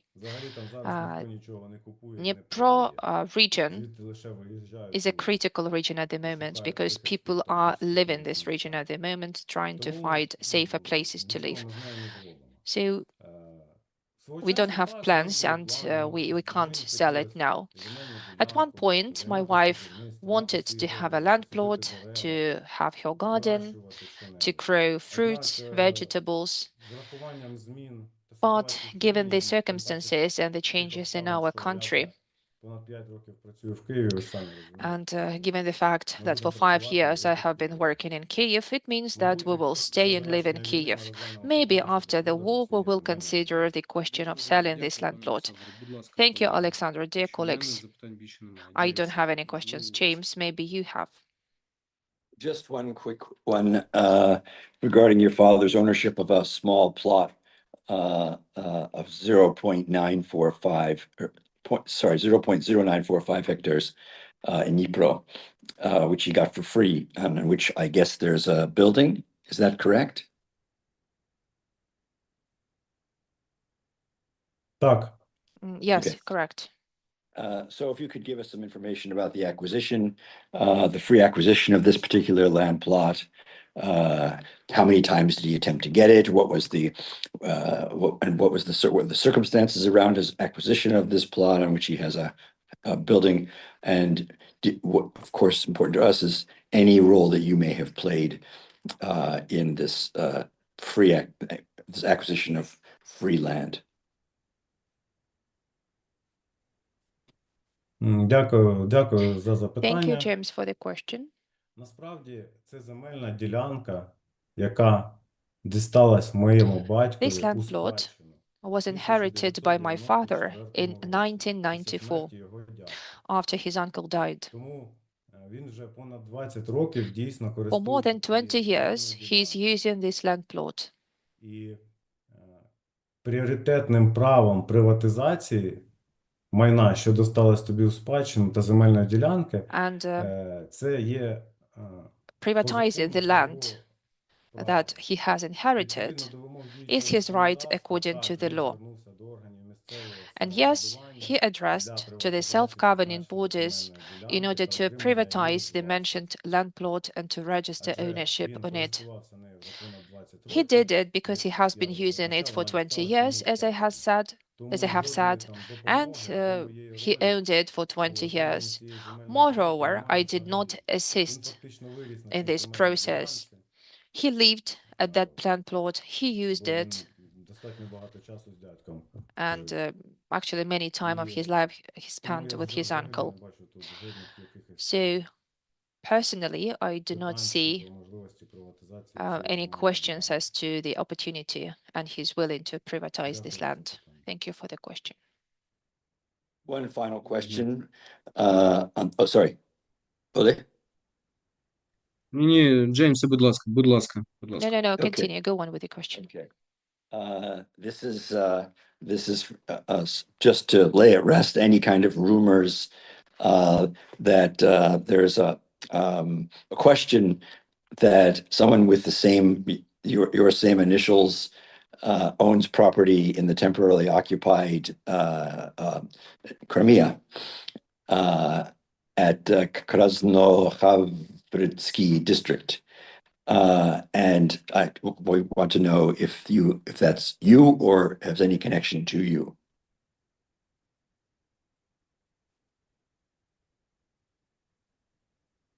Дякую за запитання. Thank you for the question. Для мене це сюрприз. It's a surprise to have this information. I don't know who this person is. I don't have any land plot or any property in the occupied Crimea.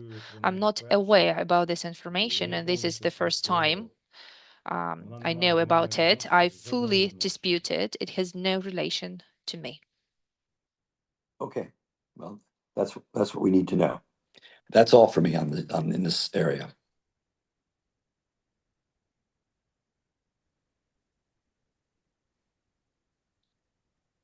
Пані Лауро, вам слово. Laura, floor is yours. No, I don't have any more questions. If colleagues have questions. And if Я not, думаю, що є сенс перейти до другого блоку вже, бо I think we need to move to the second block of questions. there are no Так, questions. I щоб не було suggest we графіку. go to the second block. And we start with the presentation from you of about 5 minutes about BES and what makes you the best candidate for BES.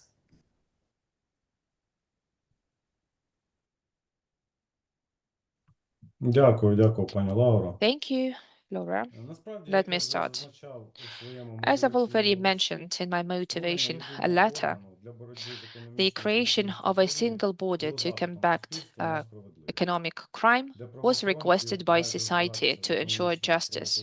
We need to investigate the economic crimes using figures but not pressure and power and killing the business. The analytical function had to prevent economic crimes and offenses in this field. It should deal with risks and challenges to economic security and prevent them. Also, it is important to fight with the reasons and conditions for arising of these crimes. However, Bureau, as society witnesses, did not demonstrate the expected effectiveness and transparency. In fact, the body was formed from the ex-employees of tax police and state fiscal service.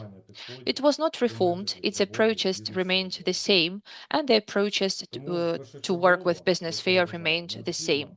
That's why my priority will be to conduct the internal audit of the Bureau activity in following fields, starting from revision of the property and resources owned by Bureau and completing by the results and assessment of the work of the Bureau, finding out all mistakes and correcting them. It concerns the objectivity and analytical products, the results that they give. It also refers to recommendations and effects from these recommendations. The effectiveness of investigating criminal crimes, compensation, recovery of assets, confiscation of property. This is all important. What will I do in the first place and in general? As a new leader, I would organize the fulfillment of requirements mentioned in the law about BES. I will ensure the testing of all personnel by creating the special commissions and engaging the representatives from international organizations. I will clear the border from non-integrity employees because it is important. I will create conditions to hire professionals by, again, creating staff commissions for transparent and open recruiting of a new team, because the new team has to be a single nuclear and shall consist of 100% integrity employees. There should be zero tolerance to corruption as well. As we all know, the economic development of the country is being affected by corruption. To give a respective response to disciplinary violations and further charging, I will ensure the independent disciplinary commission. It will be created according to the law about Bureau. I will create new units and subunits. It will be the internal control unit and the Department on combating corruption and preventing corruption. The main purpose will be the assessment of corruption risks. In my opinion, the employees in these units have to be a role model for others. In parallel, definitely, I will improve cooperation with law enforcement and supervisory bodies by conducting joint meetings, working groups, and signing respective memorandums on cooperation. Another important question will be to improve relations with business sphere and ombudsman. I will pay a lot of attention to protect the rights of investors. The investment attractiveness positively improves the economic standing of the country. It is also important to improve cooperation with public society and public control. These relations have to be transparent and honest. After full analysis of the economy of the country and establishing the most vulnerable spheres, I will come to strategic planning of the Bureau for the next 5 years. I will approve the strategy of its development and plan of implementation. As we see, the analysis of economic situation in Ukraine, for example, conducted by the Institute of Socio-Economic Research, says that about 40% of the economy of Ukraine is in shadow, and the state loses due to smuggling and black salaries and transit and convert centers a lot of money. These losses reach up to $300 billion, and this money are needed by our armed forces, and the budget needed as well. These are the main directions, the primary directions of my work that I see of me doing if I'm selected as a director of BES. This is briefly. Okay. We go in order. Thank you very much for this presentation, Donatas, Yuri, and then Oleg. Yeah. And I also have a question. Thank you so much, Madam Chair. I have 2 questions. So first one, as you described, the stages you would go for, well, it's a quite a big project, yeah, to do. So what experience you have in handling maybe not that big project, but projects at all? And can you just give us example of the biggest project, administrative project, not the case, not the criminal case, but administrative project you have implemented?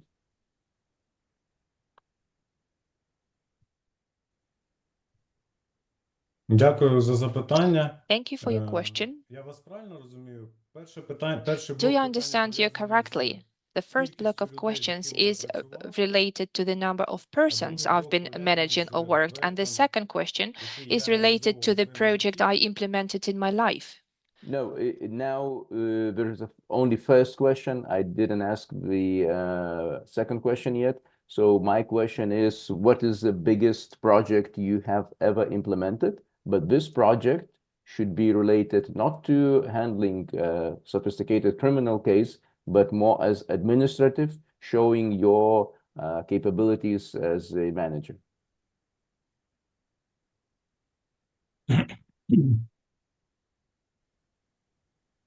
Зрозуміло, дякую за Okay, запитання. clear. Thank you for your question. Я насправді можу вам розповісти про свою fact, останню роботу. I can tell you about my last place of work when I was the head of the internal control unit in SAPO. When the amendments were made into the legislation about prosecution and its capacity, and the capacity of SAPO was increased, it became a separate legal entity. From a zero, from a scratch, I created the new unit, which is an internal control unit. It did not become a punishment unit, but its philosophy was about creating the respective conditions and environment in order to give the objective assessment of the internal processes. I developed all regulations and standards which are required for the work of the unit, including orders, instructions, working descriptions, in order to copy these practices for other anti-corruption bodies. Also, to fulfill the requirements of the law about prosecution, we have developed the instructions and the procedural guidances and the order how to check secretly the integrity of prosecution working in SAPO. I'm, as a head of an internal control unit, deal with questions related with considering of the circumstances of disciplinary complaints.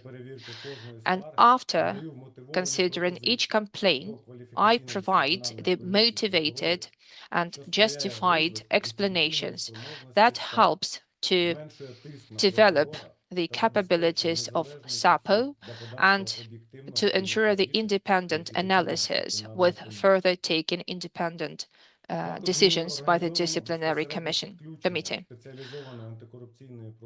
Also, I'm aimed to joining SAPO to the single database of whistleblowers. All this ensures growth of trust to SAPO. I also perform the function of an authorized person on detection and combating corruption, and it is an important element of anti-corruption structure. In general, it facilitates the creation of healthy environment. Currently, the unit that I had fulfills all the tasks stipulated by the law on prosecution. It is respected by the staff and justified the expectations, met the expectations of the management. This is just briefly about my last project, and I'm very proud of this endeavor.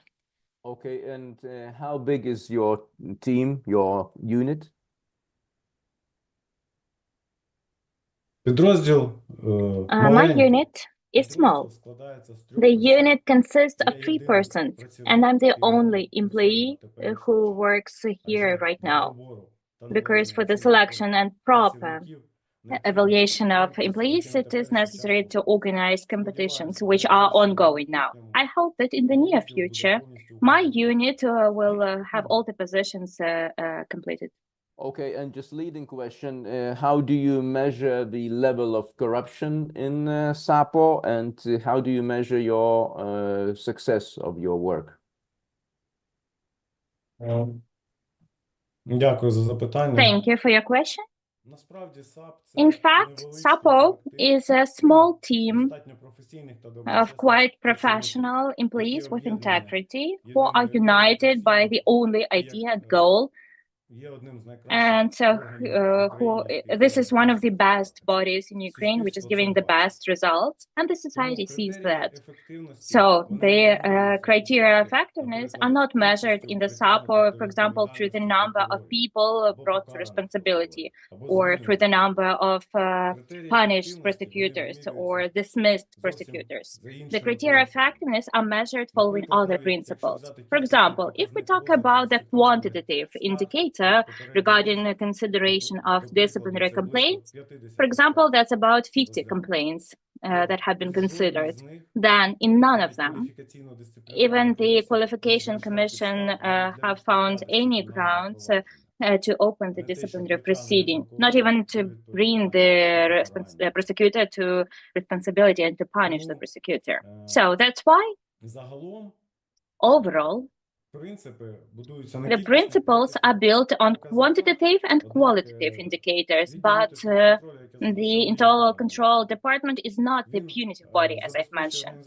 It ensures organization of internal environment, analyzes regulations, provides to the manager suggestions regarding changes in some procedures in the body that are not that effective, provides suggestions regarding changes in instructions. For example, rules of internal staffing. So it influences all the processes in the SAPO. That's the access mode, the secrecy mode, and work of units. I understand that, but let me stop you here. So basically what you've mentioned is a number of complaints. My question is, how do you measure the success of your anti-corruption activity? You do now in the SAPO. And as you know very well, corruption is a latent crime. So not every number of complaints doesn't show you the situation, the real situation. So how do you measure whether you have achieved any results or not, whether the SAPO became more transparent or not? How do you measure it? How do you know? Я ж вам про це щойно розповідав. I've been just telling you about this. That measurement is not about quantitative and qualitative indicators. It is also related to the number of developed and implemented regulations. Yeah, but changes. Alexander, you can make hundreds regulation, 100 instructions, but you don't know whether they give a result.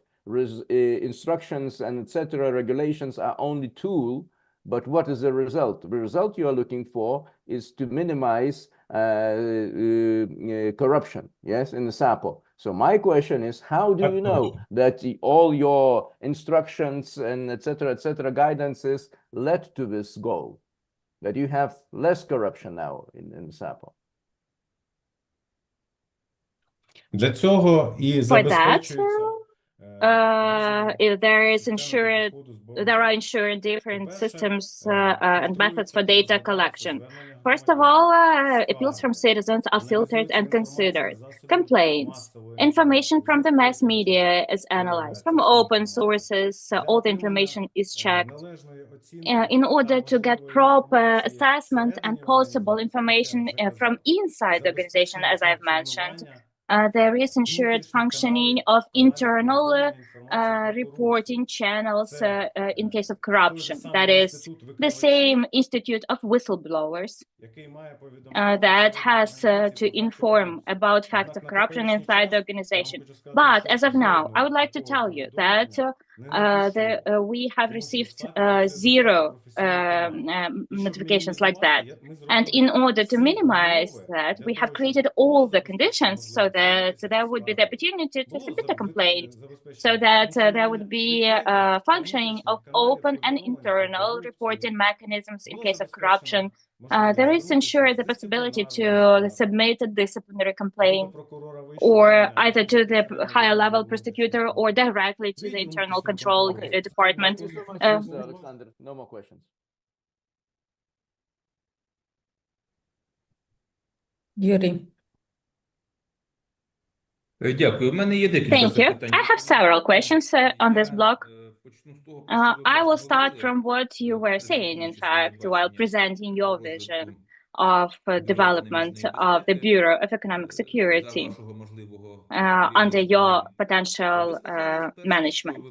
At first, you said that you would conduct changes in the staff, hiring of employees, HR commissions, etc. And only that, you moved on to the issue that you would develop the strategy for the development and activities of the Bureau of Economic Security. Don't you think that the strategy should be the starting point, should be the primary point?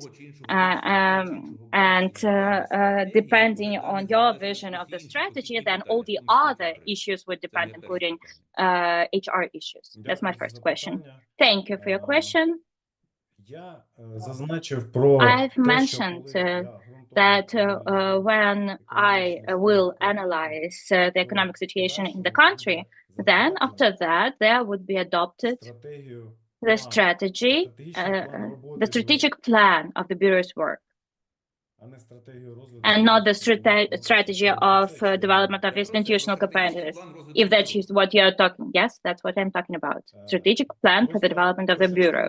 You know, to build a strategic plan of the Bureau's development without knowing the most vulnerable spheres in the economy, not knowing the situation inside the organization, I think it's necessary to quickly conduct and collect required information, and then based on this information, it will be possible to build the strategic plan of the Bureau's development in the most appropriate way. So tell me, please, what will be your first immediate steps, you know, like the first 100 days? What will you do first at this position if you get it?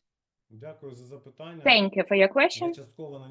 Partially, I have answered it already while analyzing your previous question, but I would like to point out that I, as the head of the Bureau, primarily, in my opinion, it is necessary to get acquainted and work with the human resources and to learn about the Bureau's work, to study achievements and shortcomings in work, as I've said, results of effectiveness for the previous period of time. It is necessary to analyze and understand some shortcomings and achievements.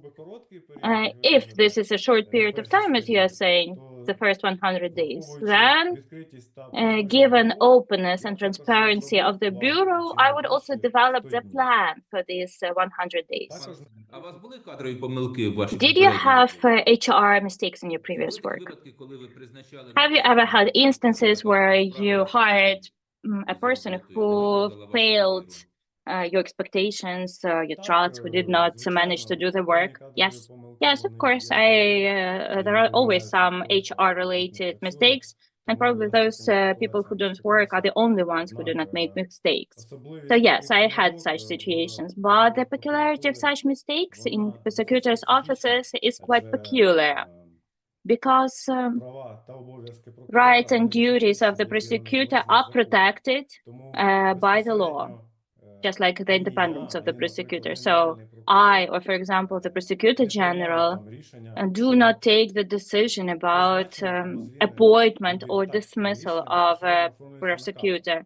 Yes, the decision is executed through an order, but for that, there is a procedure. For example, the procedure of bringing a person to disciplinary responsibility envisions conduct of official investigation, submission of a disciplinary complaint to the Independent Qualification Disciplinary Commission, and only this commission may decide on the type and severity of punishment for such prosecutor. Okay, it's clear. I do not have any more questions about this block. Thank you. Олег? Так, дозвольте. Ну, пане Олександре, в мене Yes, було let me, запитання, please. але, чесно Mr. кажучи, Alexander, I have a question, but frankly speaking, our time is limited, so I will just have the honorable mission of reading out aloud Ms. Tatiana's question from the chat. If you allow, I will read it out. Have you ever had instances when your position was different from the management's position? If yes, how did you resolve this situation?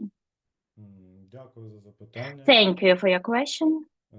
Насправді, In fact, такі випадки траплялися. these instances did happen, and not once, Однак but робота прокурора work of the prosecutor загалом це кримінальний overall процес. is the criminal procedure. І в процесі And завжди in the process, the prosecutor is always independent in decision making, right? може And безпосередньо the prosecutor may independently plan якщо ти his згоден work. з якимись And if you disagree with some процесуальними діями, procedural actions or позицією, то ти завжди position, then you can always challenge it following the appellate or cassation procedure. That's in the criminal process.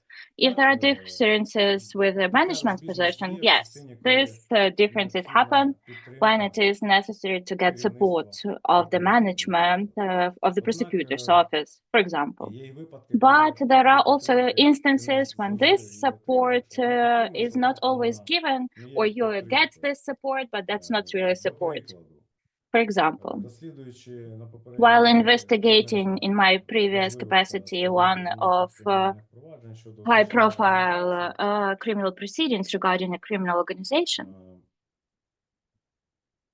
організатори якої the знаходились organizers of which were under international search warrants, and due to some pressure, вже люди, які знаходились because в розшуку, people who вони were досить wanted, великі ресурси, they досить had матеріальні, significant resources, including їхні financial представники ones, досить and часто their зверталися representatives до quite суду з often проханням went to закрити court кримінальне with a провадження, motion чи to обмежити close прокурора the proceeding or to у limit the строках його prosecutor розслідування. with respect to terms for the За investigation. такими результатами Uh, судом виносилися відповідні рішення. Then the court Одним з adopted яких respective було decisions, зобов'язання one of which прокурора was мого to відділу oblige the прийняти prosecutor of my department рішення в to певні строки take a щодо decision закриття during a кримінального specific провадження. period of time regarding the closure of the criminal proceeding.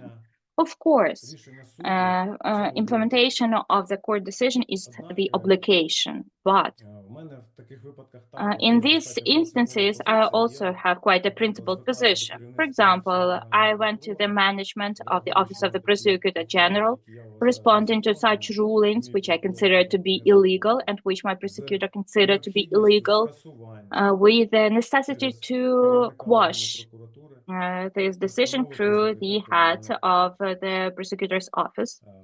На жаль, таких рішень було досить Unfortunately, багато, і there were керівництво many навіть court не вірило, що ми decisions зможемо like щось that, довести and the в management of справах, the prosecutor's коли office суд вже не did not even розглядав believe справи. that we could prove В той же something час under the я case вірив у that was свій closed колектив, by у the свої court many можливості, times. вірив But у still, I закон, believed in my team, I який believed in понад my усе capacities, and I believed in the law that is above зробив би everything, у законність прийнятих рішень. and in the legality of Тому decisions я are taken. ініціював So that's питання why I про, initiated the наприклад, issue on, for незважаючи example, на позицію керівництва, про regardless скасування of the таких position of the management, постанов, on з подальшим quashing зверненням such до motions with адміністративного further і навіть до Верховного суду. submission of Хоча claims мало to хто the вірив, administrative що and even Supreme результати Court. розгляду Верховного But судового not many засідання people будуть believed that there Однак could be the моя positive підтримка мого decision from прокурора the та Supreme безпосередня Court. участь у цих But процесах my support через of рік my дали свої prosecutor результати. and direct І participation in рішення these Верховного procedures суду, gave наприклад, results after a встановило, що year.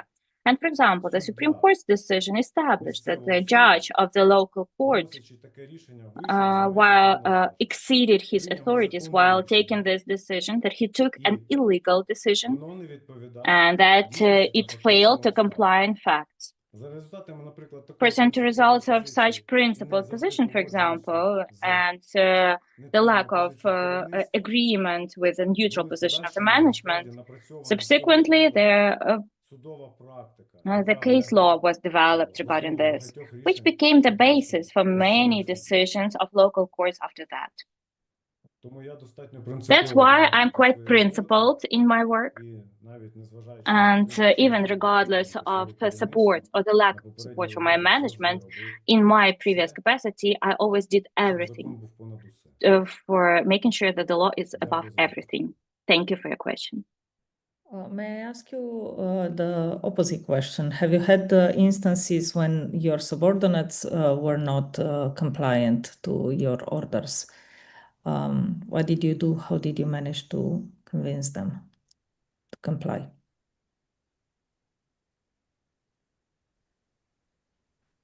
Дякую за запитання. Thank you for your question. In fact, of course, there were never gross violations because Це що одне з найкращих, що мені one of вдається, the best things that I managed to do is to form a coherent and proper team united by shared values. When people help each other and value each other, and I'm quite good at this. So to say that someone failed to comply with my orders, no, I cannot say that, because for the violation of the discipline and the prosecutor's oath, the person may be brought to responsibility. All issues that emerge inside the team, including the procedural issues, I always listen to the prosecutor. I provide support, assistance, and in the team we decide the tactics of how to work and what to do. Even if the prosecutor has his own position that is different from my position, then only during joint meetings and discussions with each other, we can get some consensus and result. That's why I also managed to find common language with my prosecutors. I've always supported them, and they've also heard me, my position, and they also helped and supported me in the work of my department. By the way, which demonstrated one of the best indicators when I worked in the Office of the Prosecutor General, and it was, and I stayed during the period of time when 5 line deputy general prosecutors changed, when prosecutors, just general prosecutors changed, but my team remained the same for during all this time. Thank you for your question. We are running out of time, but I still need to ask you a few questions, and then Jim. Tell me shortly, briefly, you explained that now you have 3 persons under you, but in fact you're the only one in the office because you still need to recruit people. In your past, what was the biggest team that you managed and for how long?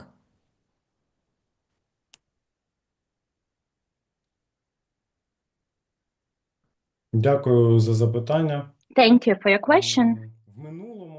In the past, when I worked in Donetsk prosecutor's office or in the office of the prosecutor general, the average number of my team was from 15 to 20 employees. But this small team, in fact, has done a lot of work, because the work of the prosecutor and organization of the work of the subordinate department, in my case, is always related to a large number of criminal proceedings and support of public prosecution in the courts, where it is necessary to organize a lot of investigative actions on a daily basis, and to engage a lot of investigators or detectives, operational employees into their performance from different law enforcement bodies who perform covert investigative actions, who support the materials of the criminal proceedings. For example, for organization of 50, 60 searches, it is necessary to involve about 200 to 150 employees from different units. Subsequently, it is also necessary to control effectiveness of the conduct of these investigative actions. Timely submit the motion on arrest of property, on selection of interim measures, and adoption of other procedural and investigative actions as needed. And for example, that was my daily work. So that's why I believe that the work in the prosecutor's office is not always measured through the number of prosecutors who are subordinate to you, but that is measured through the quality and number of proceedings that they investigate and the number of people you have to work with on a daily basis. Thank you. And last question for my side, and please try to be brief. What is the first thing that you will do if appointed to the Bureau of Economic Security? Knowing the strengths and the weaknesses of the Bureau. Першим The first one, я виконую вимоги закону. I will comply with the requirements of the law. I will create re-attestation and HR commissions, disciplinary commission. Це буде першим. That will be the first one. Okay, thank you very much. Jim? Yes, thank you. You're going to try to get your arms around this massive organization, which has lots of dysfunction and suffering from a poor reputation because of it. What is your theory of organizational change? What have you looked into any of the body of literature on how to change organizations? I mean, I'm operating from the assumption that since you haven't done this before, you're coming from a very small team, etc. That maybe you've given some thought as to what the major obstacles, the 3 or 4, which I'd like to hear from you, what they are and how you would overcome them, for example, and earn the trust and support from the staff, from the external authorities who would be watching this to actually achieve almost any of the activities, even 1 or 2 of the 10 or 15 that you listed earlier.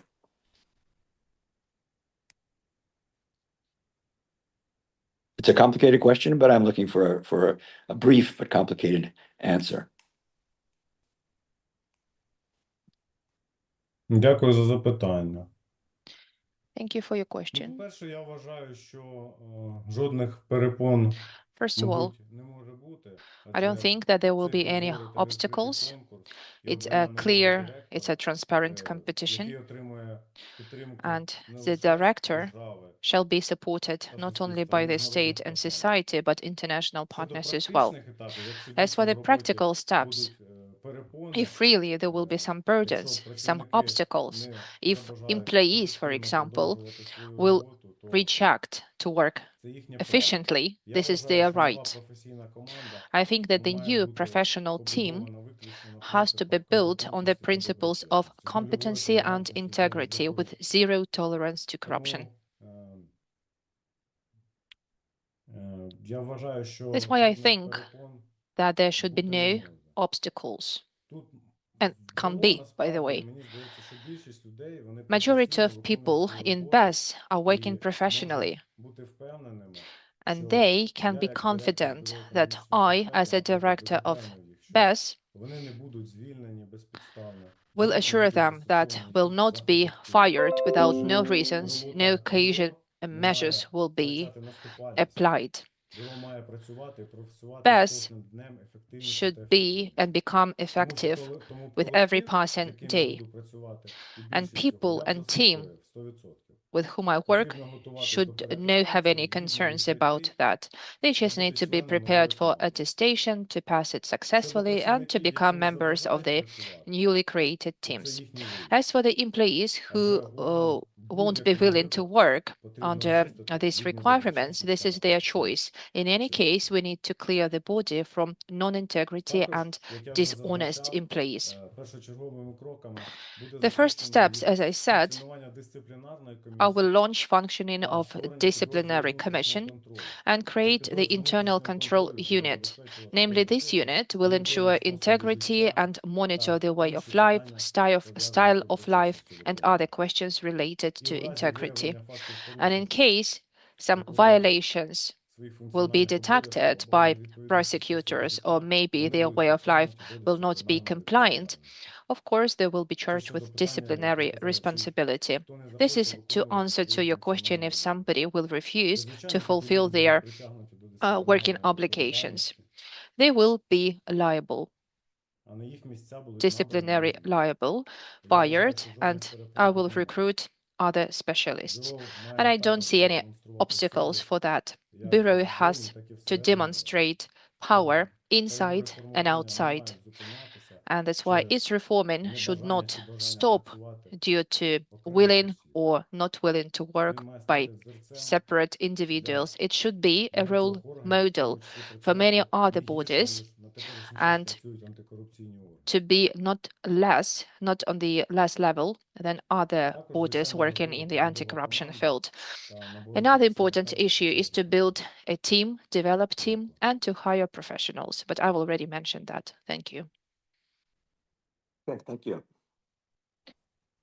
Maybe one more question from my side. Have you ever made an error of judgment in your professional life that if given the chance to go back in time, you would change? And if yes, what was it?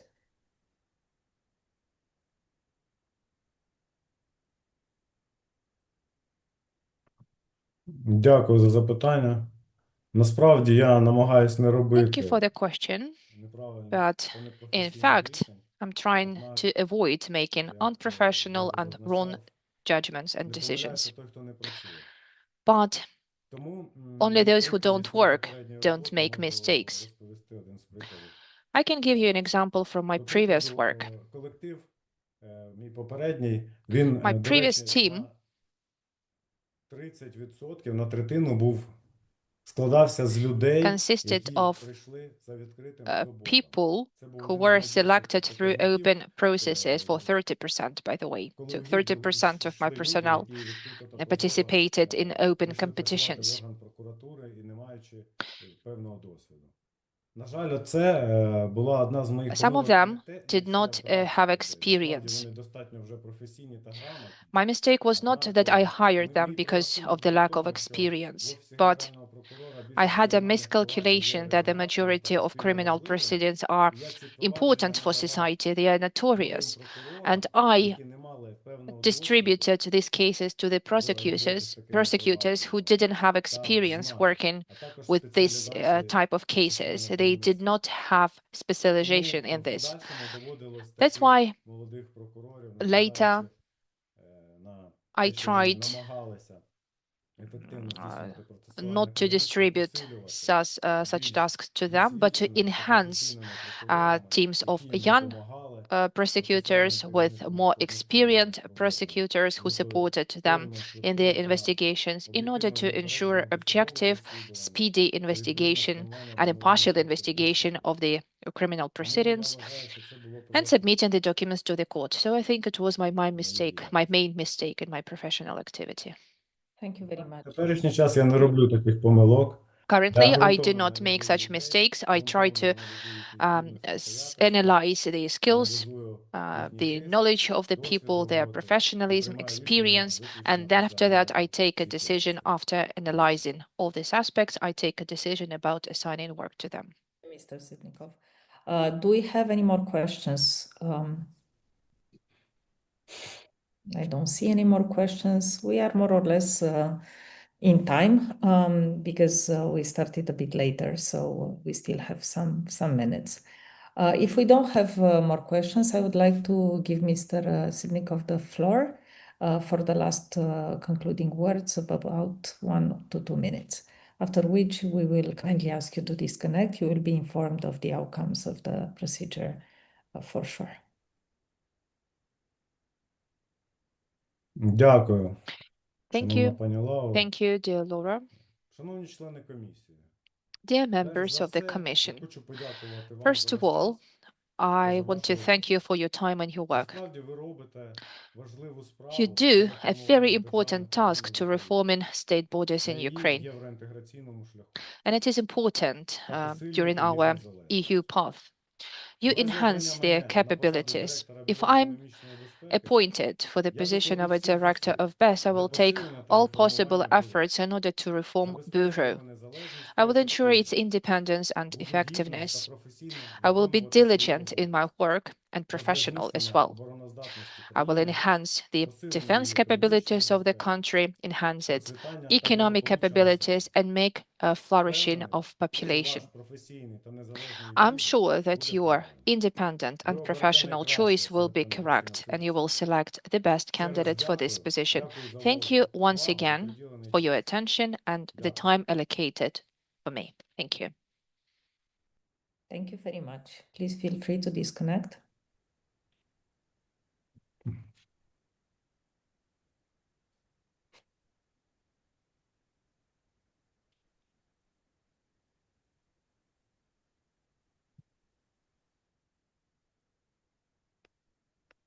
I think we can invite the next candidate.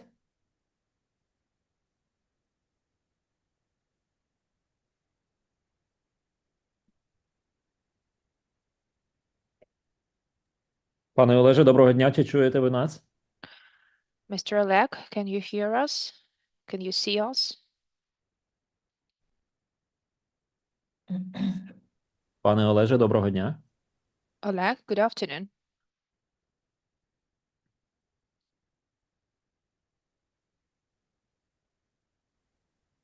Доброго дня, пане Олеже. Чи чуєте ви нас?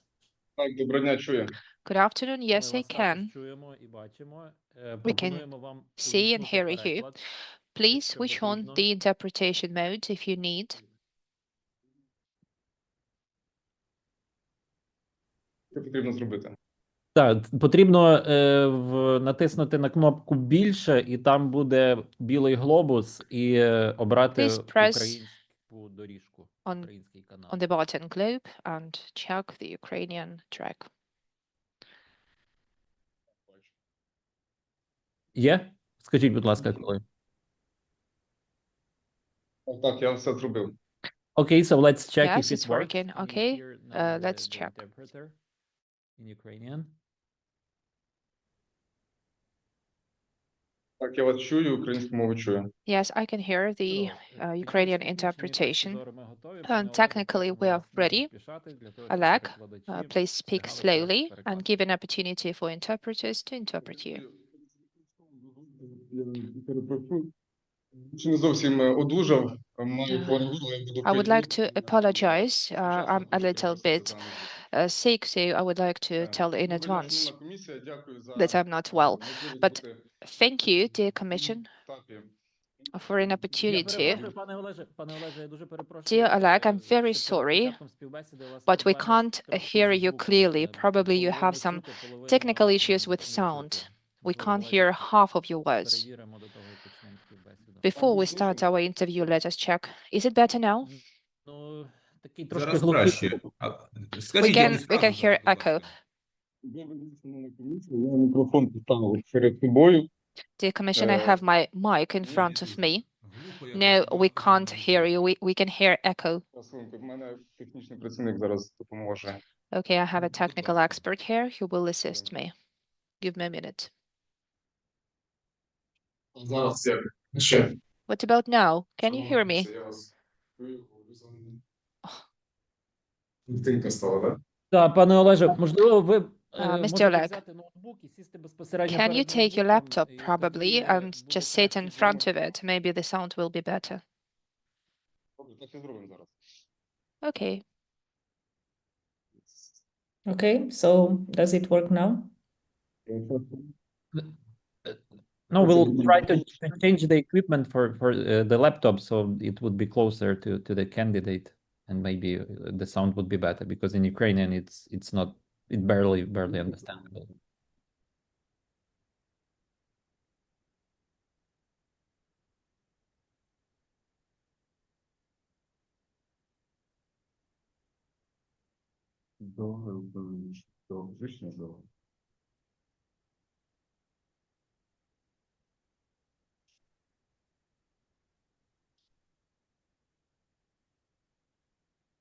Доброго дня, шановна комісія.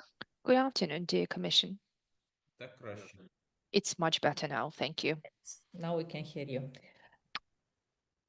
Okay, so thank you very much for being with us today.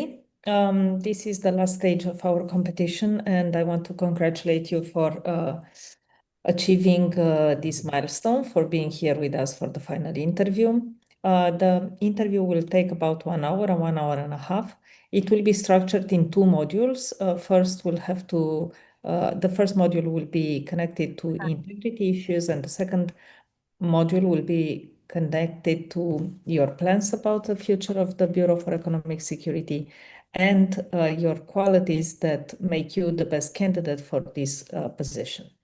We will open up with the 2 minutes presentation, after which we will go to the questions related to integrity. After which, once we finish this module, we'll pass you the floor again for 5 minutes to present your vision about the Bureau for Economic Security and your main strengths for occupying the position of the head of BES.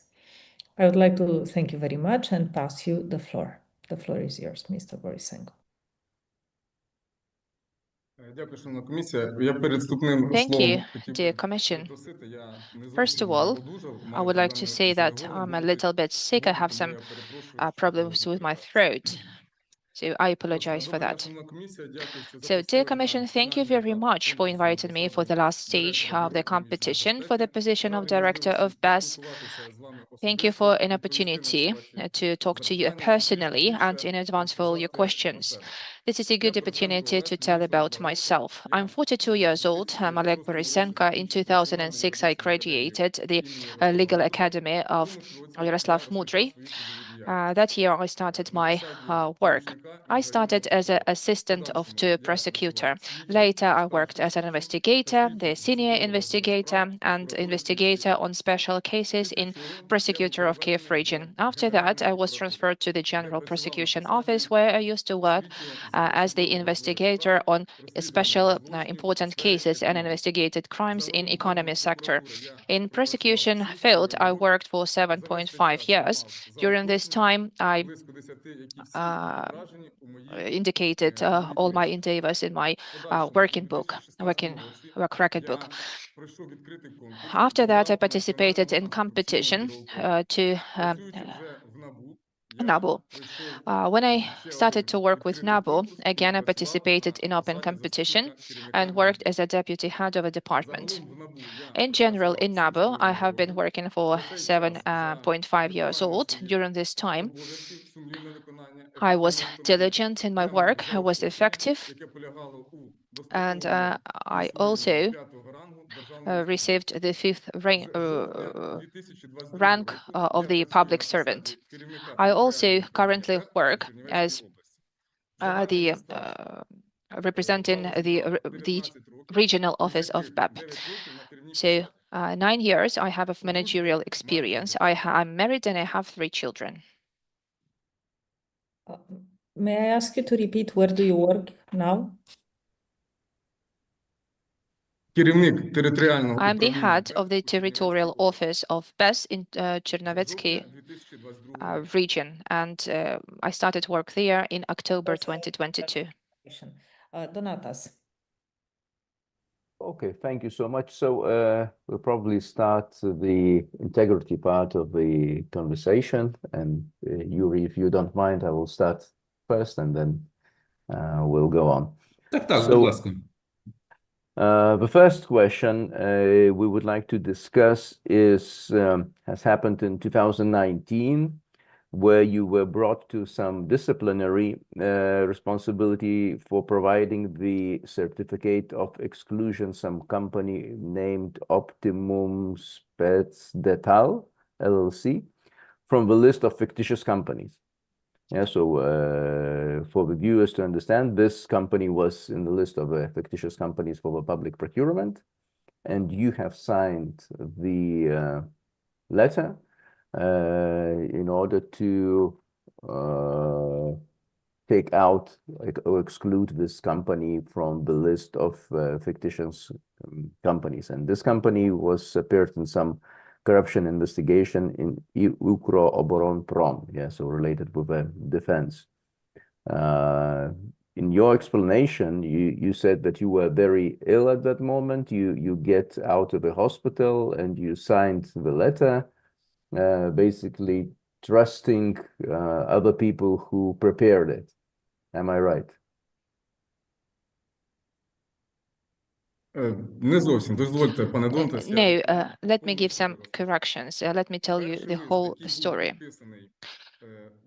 The first letter that was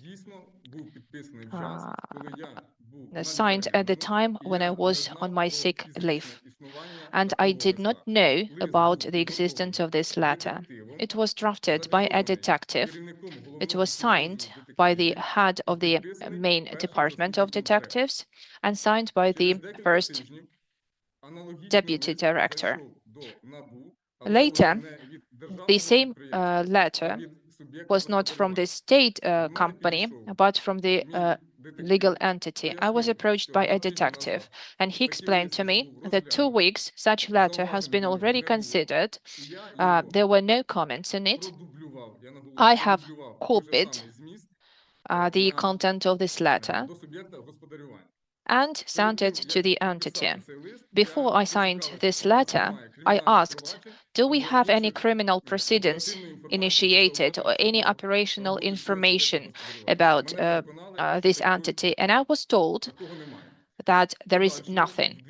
Later, in 2019, as to the fact the internal investigation took place. During this investigation, I and other detectives, the employees of NABU, provided explanations, and I actively cooperated with internal control unit.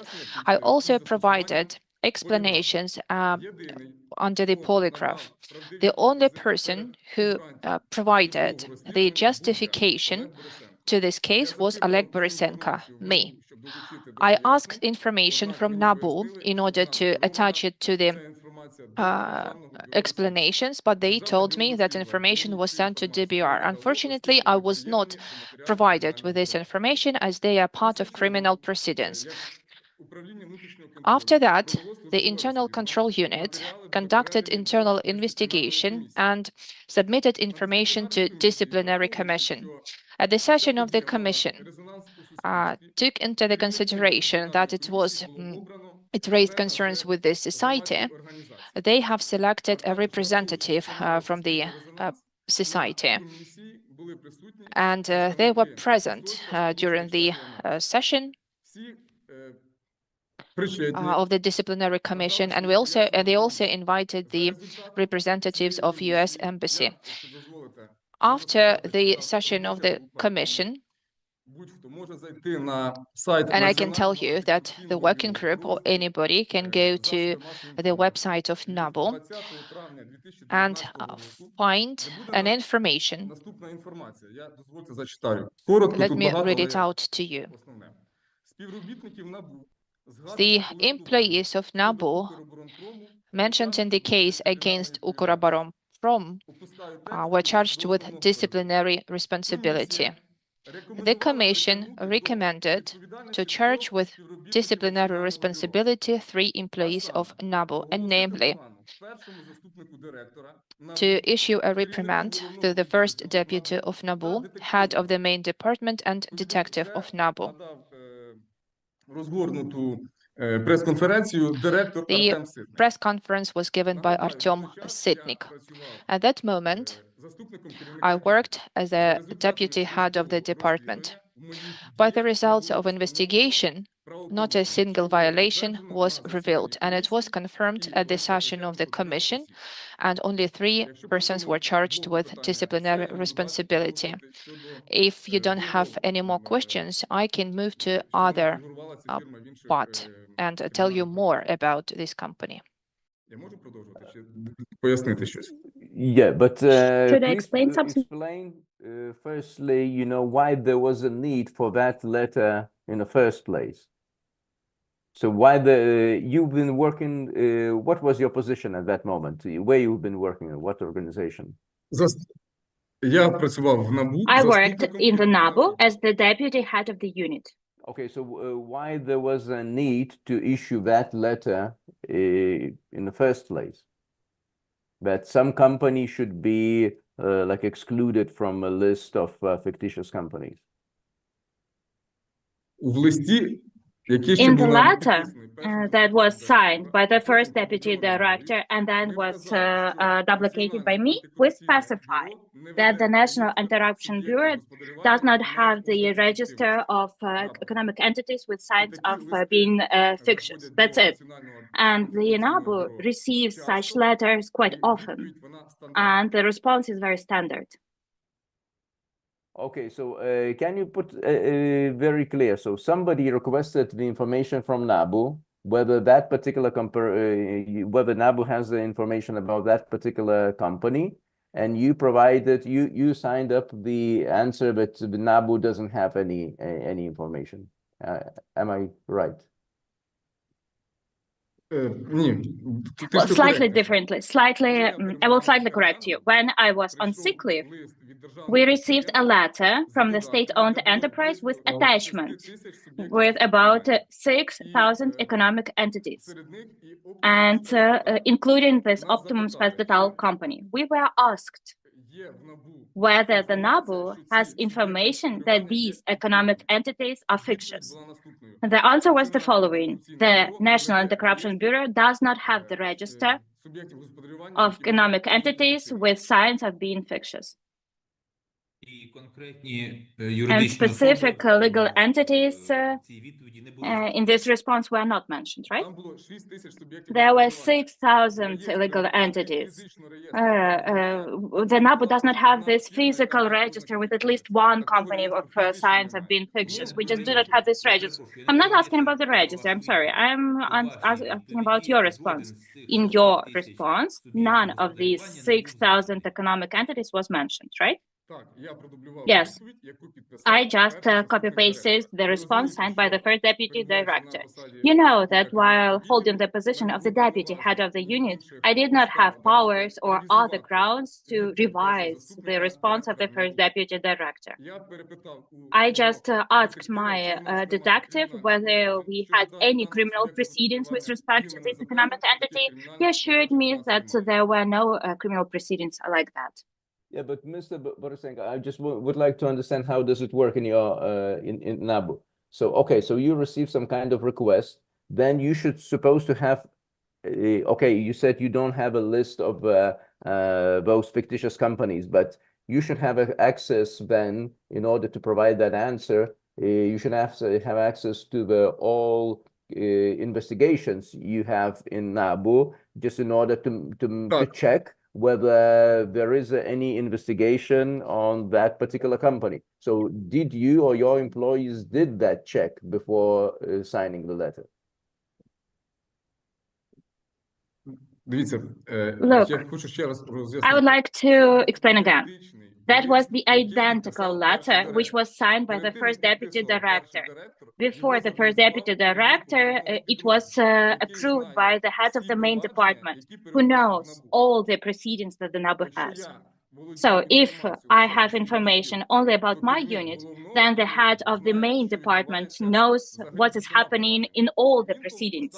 So, and he put his approval that this proceeding was, that this economic entity was not featured in economic proceedings. And then this letter was signed by the first deputy director when I was on sick leave. Okay, I'm still a little bit confused. So what was the time of difference? Well, what is the time difference between first and second letter? Just a few weeks. A few weeks. Okay, so why your letter was needed at all if there was already a letter from the head or deputy head? Because the first deputy director responded to the letter of Ukrodvaprom. That was correspondence between top officials, top officials of the institutions. I responded to the letter from the economic entity as the deputy head of the unit. And it was in my powers to sign responses to economic entities' requests.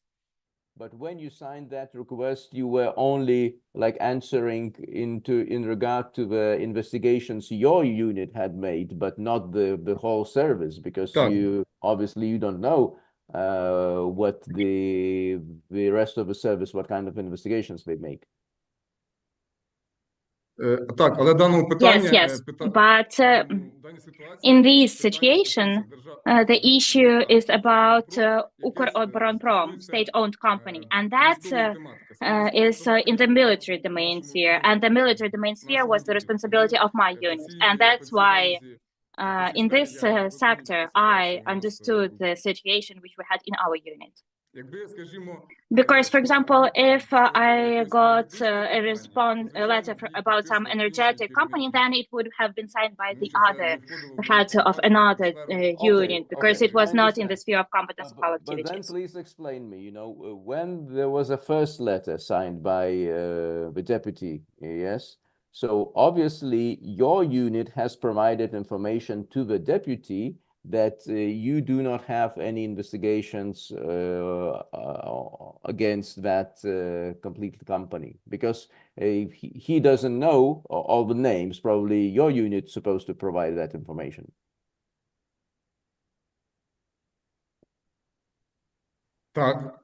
Yes, yes, it happened like that, but back then, when all of this was happening, I was not physically at work, I was on sick leave. Okay. So what was the reason why this false information was provided? Do you have an idea?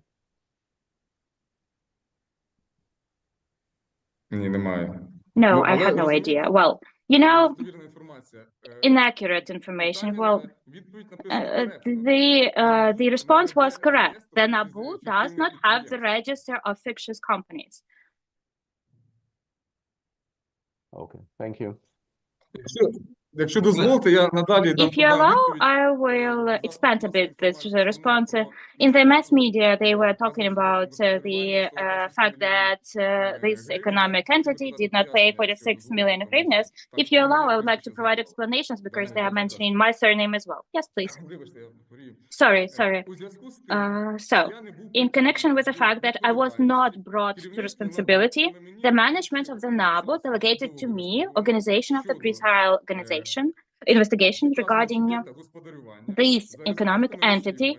Pursuant to results of the investigation, it was established that 6 persons took part in committal of the criminal offense, who compensated 26 million hryvnias to the state budget. After that, they concluded a plea deal with the prosecutor, and that plea deal was approved by the higher corruption court. Okay, understood. I have one last question regarding this fact of disciplinary liability, or rather that you were not brought to disciplinary liability, because I see discrepancies between what we have in the materials of your dossier and between your words now. From the materials of the dossier, I see that you were not brought to responsibility due to the expiration of statute of limitation. But you said that you were not brought because of the absence of a violation in your actions. So, what's the reason? Because of the expiration of the statute of limitations, or like the absence of a ground for the offense? We as lawyers can discuss if there is no offense due to the expiration of the statute of limitations, and probably other persons would not have been brought to responsibility either. That would be logical. But after the end of official investigation, and I was suspended from the position for a month when this investigation was ongoing, I did not get salary for this month when I was suspended from my office. Even though the commission established that I was not guilty, I did not commit any offense. In connection with this, I addressed the HR, the disciplinary commission, the internal control department, and the accounting office so that they would pay salary to me for that month when I was suspended. But there was no legal ground based on which they could pay me this salary, because the decision of the commission was not taken at all with respect to me. In connection with this, 1 month later, after the end of the disciplinary proceeding, there was adopted the order of the director on closure of the disciplinary proceeding against me due to the expiration of the statute of limitations. I wanted to challenge it, but the materials were transferred to the State Bureau of Investigation, so I could not do that. So this order appeared 1 month later after the disciplinary commission took a decision, and when the case was already transferred to the State Bureau of Investigations. What's the date on this decision of the disciplinary commission? I cannot tell you that because I do not have the materials. Okay, thank you. That's it from my side regarding this topic. Mr. Borisenko, so I have your letter now in front of me, signed by you, and this is not what you've been saying. You've been saying that your answer was that the NABU doesn't have any list of fictitious company. But in this list, in this letter that I see in front of me, you say that this detective of NABU did not include, you're asking why, you're referring why did not include Optimum, this particular company, into the list of companies with signs of fictitiousness. So you're not saying that this list doesn't exist. You're saying why, you're explaining in this letter why you didn't include. In that letter, there is the detective who talked to Ukроборонпром and who provided a more extensive response after the first letter. Sorry, didn't understand your answer.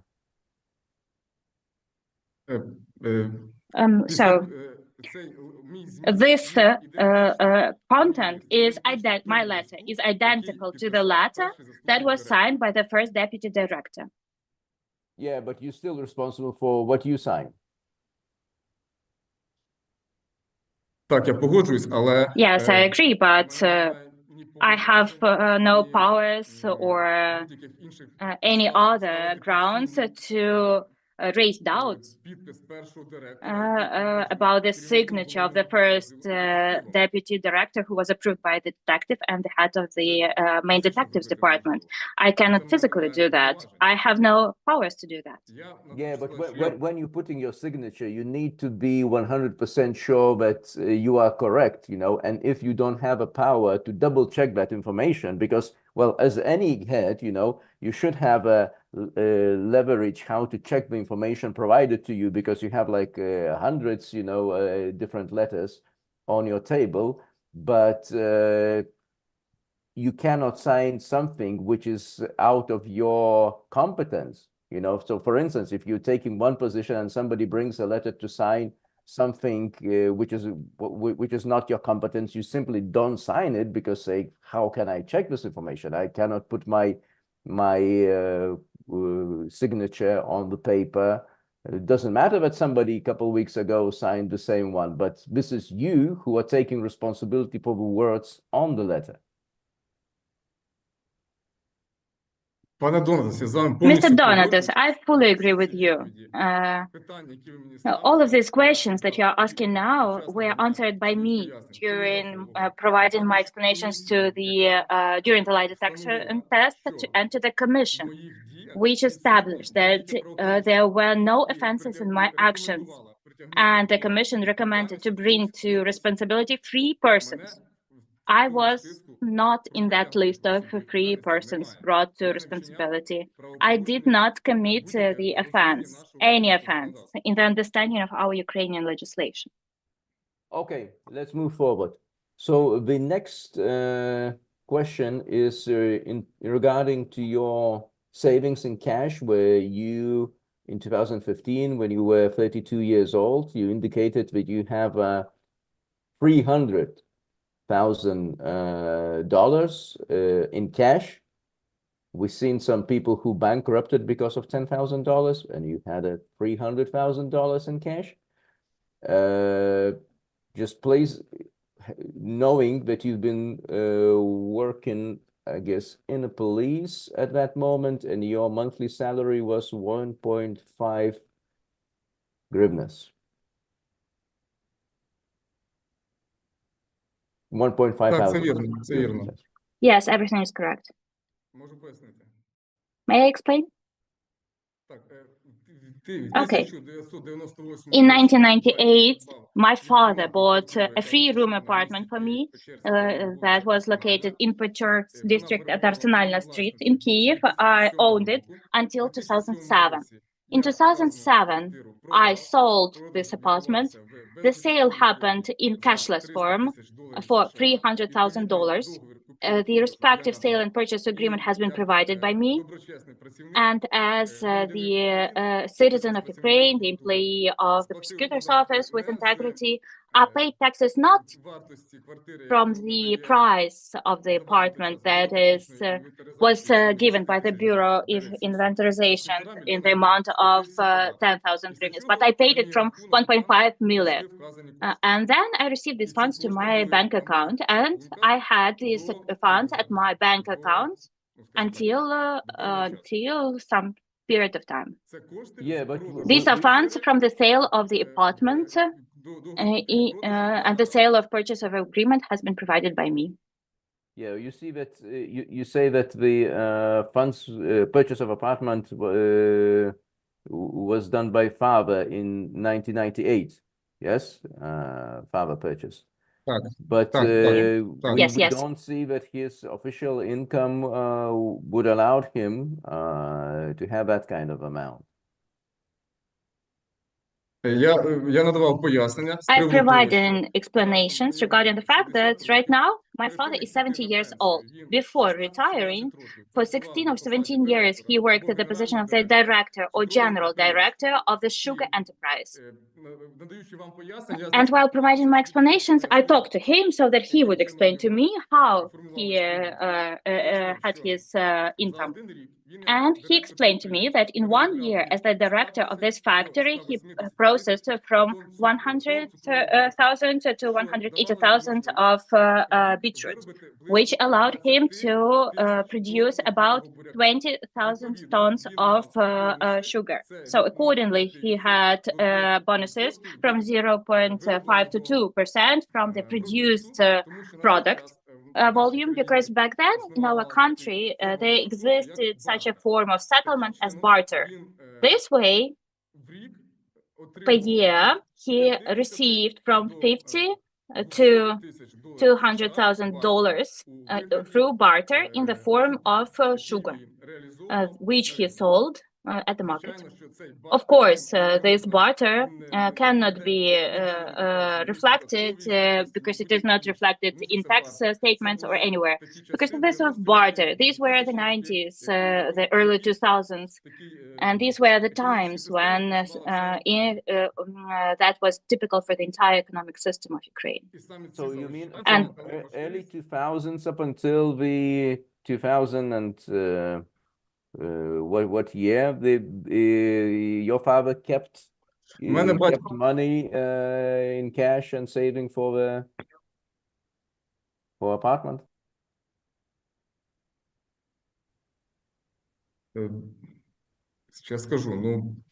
Let me remember.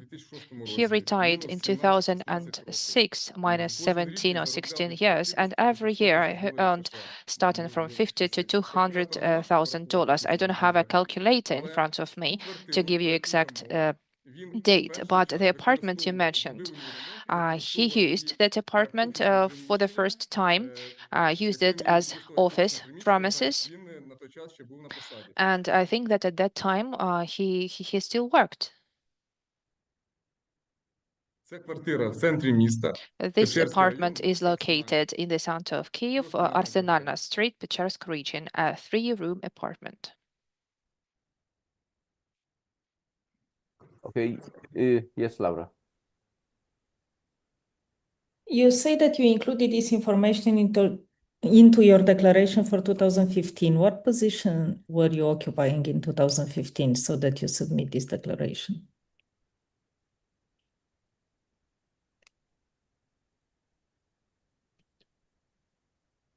Не зрозумів. Чому? Тому що інститут декларування Well, появився у нас. The Institute of Declaration appeared in 2015, and it was the first e-declaration. And since that time, I declared everything I owned, all my savings, while working in NABU numerous times, and actually every year, like any employee of NABU, I answered on all questions related to integrity. Submitted this first-time declaration as an employee of NABU? Так, це був Yes, 2015. it was 2015. That was declaration for 2015. But you submitted it in 2016, right? When you joined NABU. Так, і я один із тих Yes, перших працівників, який I'm доєднався one до of those NABU, first employees who joined NABU, and I'm one of those public servants who for the first time submitted e-declaration. The first e-declaration was submitted in 2016 for 2015, and I'm one of those who submitted declaration for 2015 in 2016. I'm sorry. And you're saying most of this money came from a sale from 2007. The sale of the apartment was done in 2007. Так. Так, це була безготівкова Yes, it was a cashless form. Money was stored in bank till 2008, 2009, but then the world crisis happened. And I actually withdrew them in a timely manner. So you Thanks God. You actually have a bank transfer to your account or to your father's account in a bank for the money in exchange of the apartment in 2007? Договір купівлі-продажу відбувався в The банку. sale and purchase agreement took place with the bank. Through the bank, I opened an account. These funds were transferred to my account. We signed the agreement. Done. For several. Why would the funds be transferred to your account and not to your father's account? А тому що це моя квартира. Because it is my apartment. Взагалі не було ніяких питань з даного. So there were no question in this relation. Okay, so the apartment is yours. Це моя квартира, моя власність. Okay. Так, це моя власність. Yes, I own this apartment. Was my apartment. Okay. And the apartment was bought 9 years before with $73,000 and you invested another $15,000 in it. Your father Ні, квартира була придбана за $73,000. For $73,000 I bought it, or $10,000 or $15,000 I've invested into the refurbishment, and later my father used this apartment as office premises because it was located in center of Kyiv, a very convenient location, and many other reasons. The apartment was bought by you or by your father initially?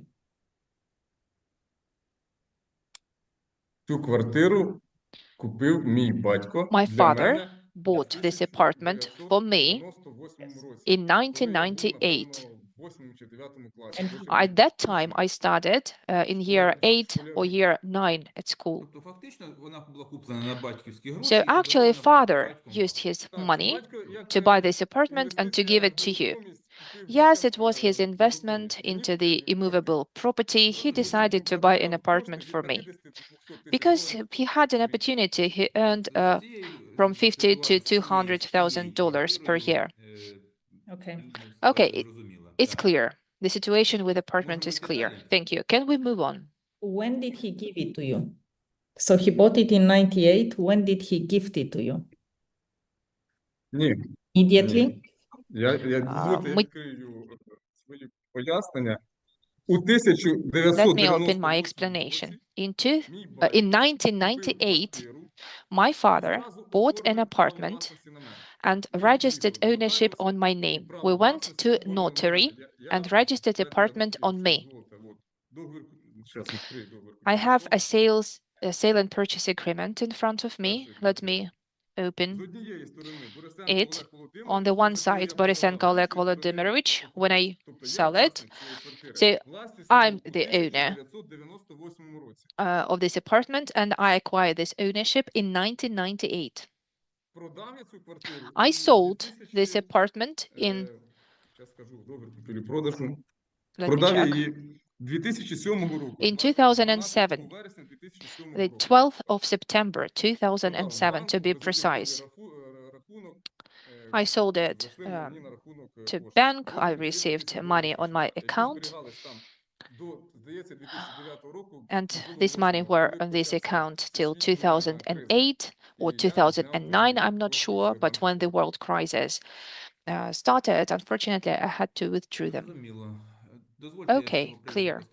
I have a question щодо майнової доброчесності regarding your кандидата. property Але integrity. водночас з 2005 року вам на праві From власності належить 2005, квартира площею you own an apartment 104,9 квадратних with the метрів в area місті of Києві. 104 square meters in Kyiv. Is that correct? Yes, it's За correct. які гроші була вона придбана?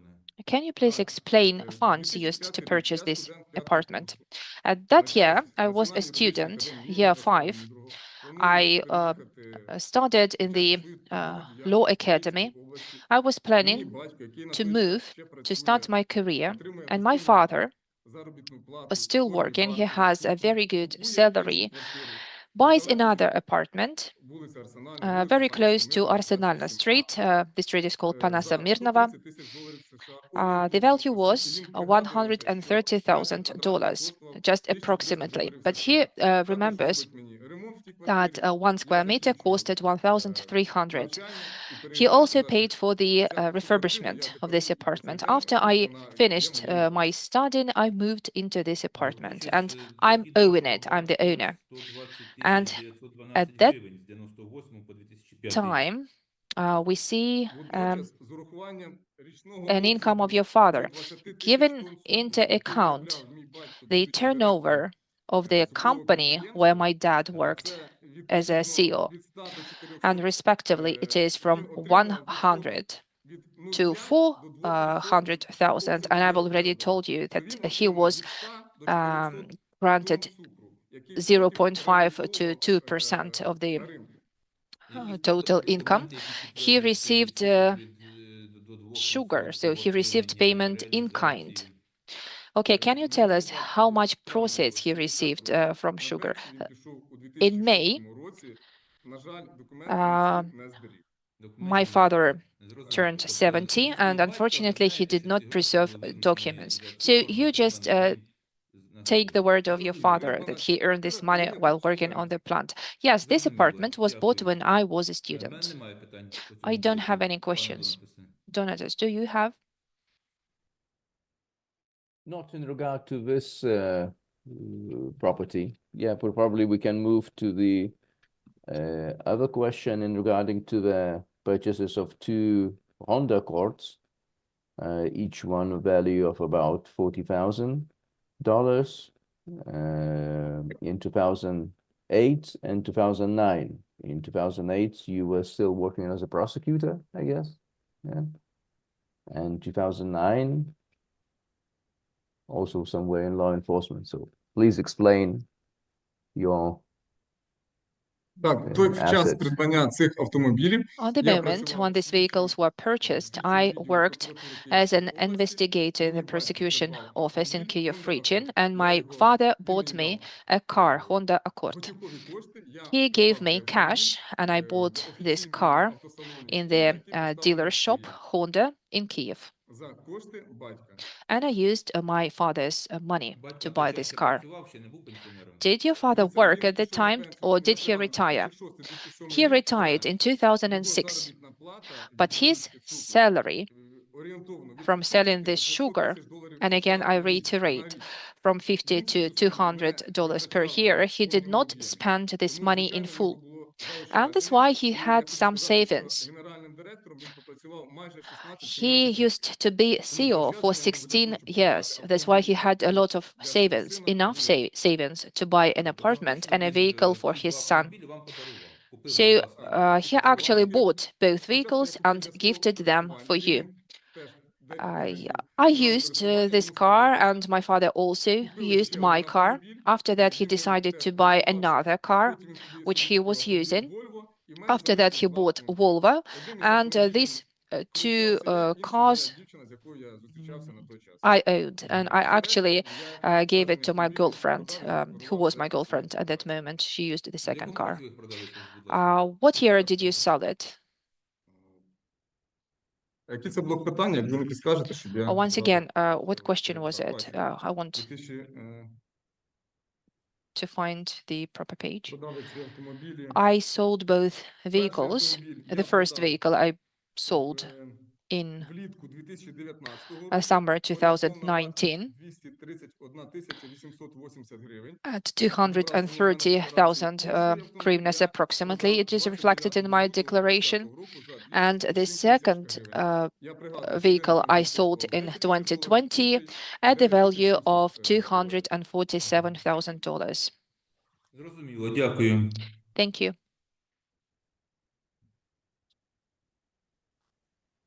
So it looks like your father received a lot of sugar, yeah, to sell and to buy you an apartment and then 2 new cars. Is that right? It's all from sugar. Так. Це основне надходження, це від Yes. бартеру, з яким ним The main розраховувався income його власник. was the in-kind Бартер income. належить від 0,5 до 2% It was from 0.5% to 2% of the produced product, depending on the year, on the harvest, and other issues. I'm not a specialist in agricultural sector, so I can't clarify it. He just explained me the sums, the sources of these But that amounts, was not and the that's it. part of official father's salary. It was just provided as sugar, and father needed to sell the sugar himself. Did I get it right? Так, на той час At існував that такий moment, форма розрахунку, як бартер. Не Uh, тільки з моїм батьком, так жила вся many країна, people вся received економіка the жила salary in бартером. kind. The Не economy може, worked підприємство не може according to this model at that продукцію, time. щоб розрахувати з працівниками, So, for тобто example, the працівникам plant could дають not ту sell sugar продукцію, by яку itself, виробляють. and they paid salary to their employees with sugar. So we can call that he received a bonus, like an award for working for this plant in kind. Відображається в Yes, and податковій, this sugar was not reflected in the tax reporting. в натурі це, скажімо так, So вклад I call має it вклад like цей цукор, як- in-kind як пояснити. salary. Laura? So do I understand correctly that the sugar you sell and the money you get from selling sugar were not taxable at that time in Ukraine?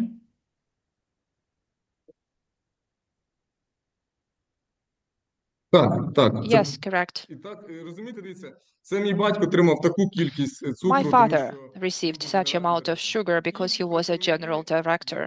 Other employees, starting from deputy director and other employees, also received sugar in kind and also had to sell it. This is the way how the ordinary Ukrainians lived. Kilos of sugar, I sell them, I get 100 euros. Do I pay taxes on that? Because that's an income that I receive. According to the legislation at that time, did he have to pay? No. Okay. I understand the practice of barter and bonuses, but looking at the salary of your father, it seems like from the purchases he made, that the bonuses were by far exceeding the salary, like significantly exceeding the salary. We're talking about a purchase of an apartment of $73,000, then another investment of $15,000, then 2 cars. The salary is quite modest. You know, was that the practice at the time that you receive, I don't know, 5 times, 10 times more in bonuses than salaries? Так, я в нього перепитував бонуси, він отримав Yes, від I asked my father. So in bonus, he received from 100 tons of sugar. 1 ton could be $350, and again, it depended on the year and harvest. від 50 до $200,000 США на рік. But annually, he could earn from $50,000 to $200,000. 200,000. About 100 tons of sugar that he was receiving per year, approximately. Did he have a company, or how did he sell this sugar? I suppose it's not that he goes with 100 tons to the marketplace. Did he distribute it through shops, or how did it happen in practice? Я не впевнений, що він потрапляв до I'm магазинів. not sure that he was selling it through shops. At that time, I was studying at school. As far as I recollect, there were some people coming, driving trucks. They bought the sugar and left. That's what I remember. Nobody took a bag of sugar, went to the shop and tried to sell it to somebody. Okay, can we move to the next question about your immovable property? Immovable property. Yes, and can you just clarify how many land plots, houses your family has at this particular time? Так. На даний момент часу Yes. я маю As of now, I have one land plot that until the 6th of June of 2025 consisted of 2 land plots. That is 10 square meters and less than 100 square meters. In June, so that the Commission would find it easier to make sense of my real estate, I combined 2 land plots into one, and it's like less than 110 square meters. There I have a summer kitchen that the mass media call a house, but that's like a summer kitchen and a house, which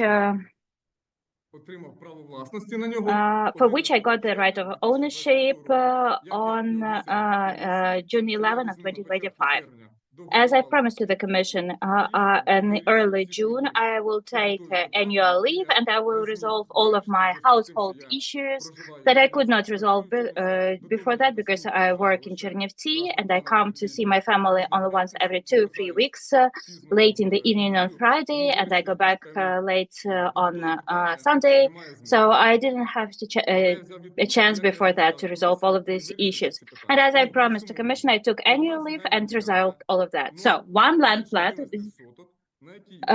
on which the house is located, for which I have the right of ownership with an area of 270 square meters and the summer kitchen. Okay, so 281 square meters, maybe. Are we talking about the... Сейчас скажу. 1 second, I will double check. Let me, because I'm confusing figures, you know. 273. Okay, Yes, so yes, Green Hills. The one which value now is a bit more than $1 million. Ні. Якщо ми говоримо, що No, if we are talking about the purchase of the house in Green Hills, then prices are really high. We bought I'm talking the about structure. the value, not how much you paid for it, but the value at this particular day is around $1 million. станом на сьогодні, As of now, as of June 11 of 2025, when I was registering the right of ownership for the house, I summarized the debit credit as to how much I spent on the house, the expenses on the house in order to transform the structure which we bought into the current condition is $155,000. I would like to say that I bought land plot and we built our house not in Green Hills from legal entity, but from individual, which is much cheaper than the market price from the legal entity Green Hills.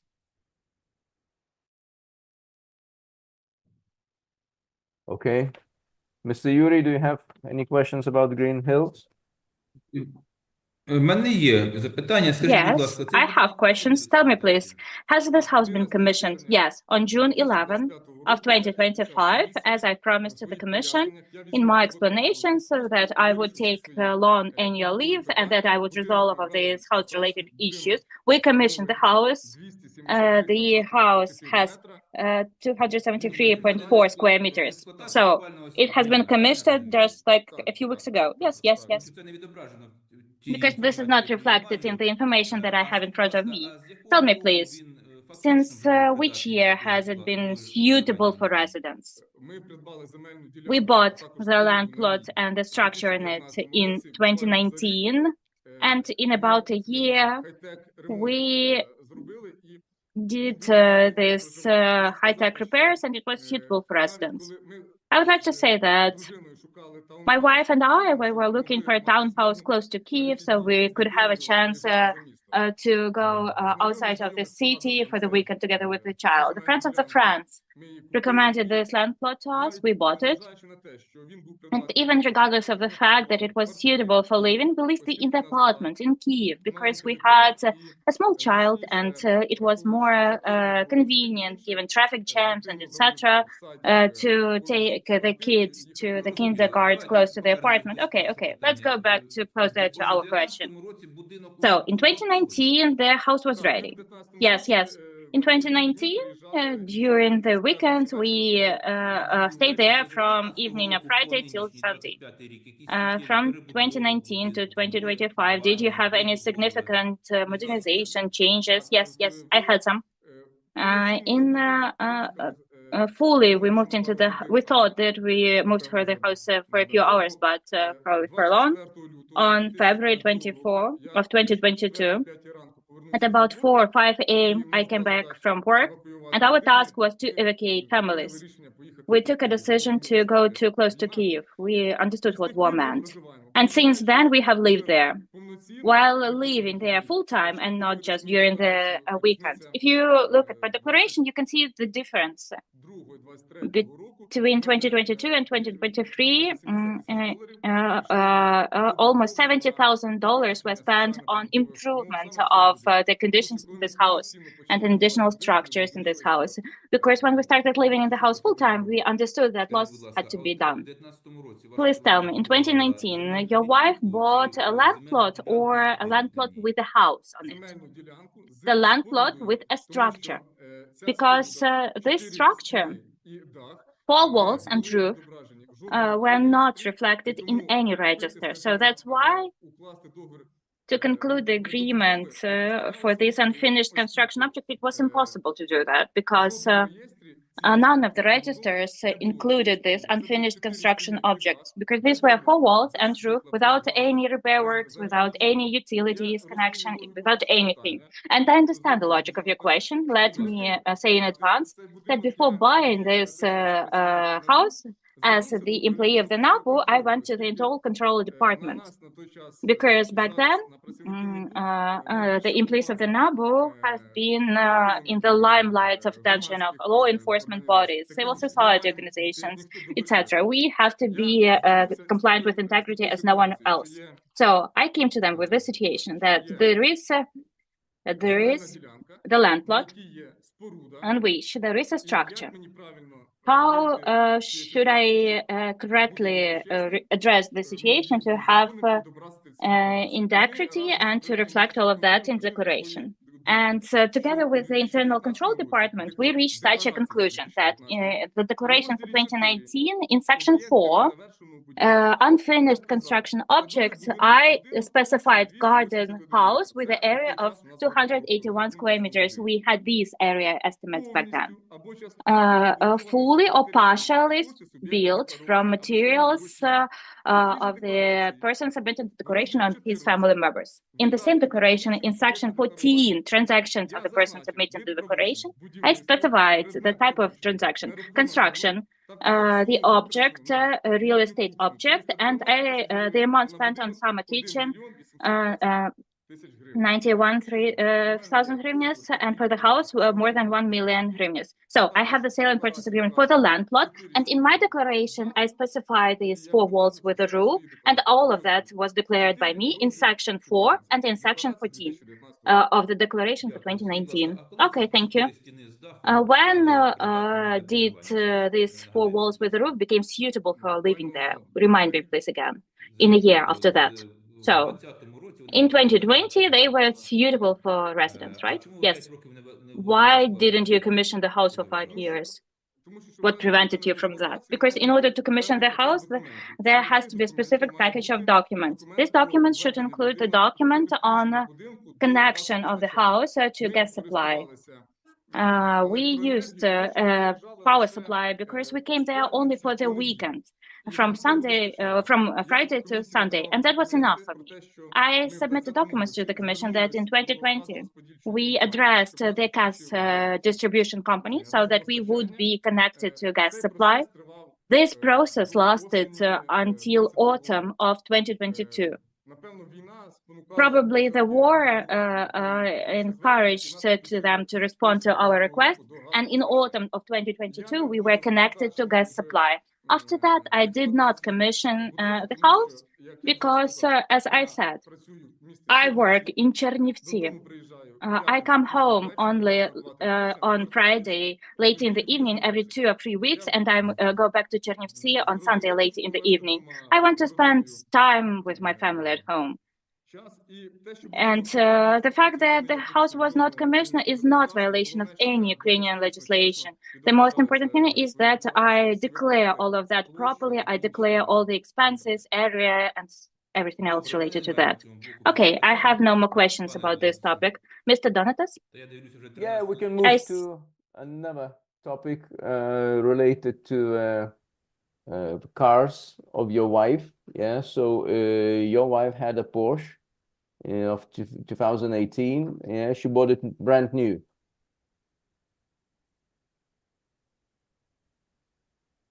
Перепрошую. Sorry? Що стосується моєї дружини. With respect to my wife and I met in spring of 2015. We started living together in spring of 2016, and we got married in autumn of 2016. Yes, before we met, unfortunately, I didn't even know that my wife existed. And she had her own close relationships, and she was having her personal life. And this Porsche Cayenne was bought for her. And another car, Porsche, was bought for her in 2013, in September. In May of 2013, a brand new Audi i5 was bought for her. As of the moment we met, she already had these 2 cars. Okay, so what kind of cars do you drive right now, both, your family? In our declarations, we have declared Touareg vehicle that I use, and Audi Q5, that's the vehicle owned by my wife.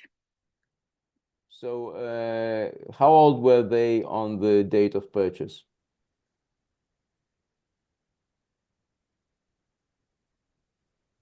Audi Q5 was brand new. We bought it from the dealership, and Touareg was manufactured in 2012. So how old it was on the day of purchase?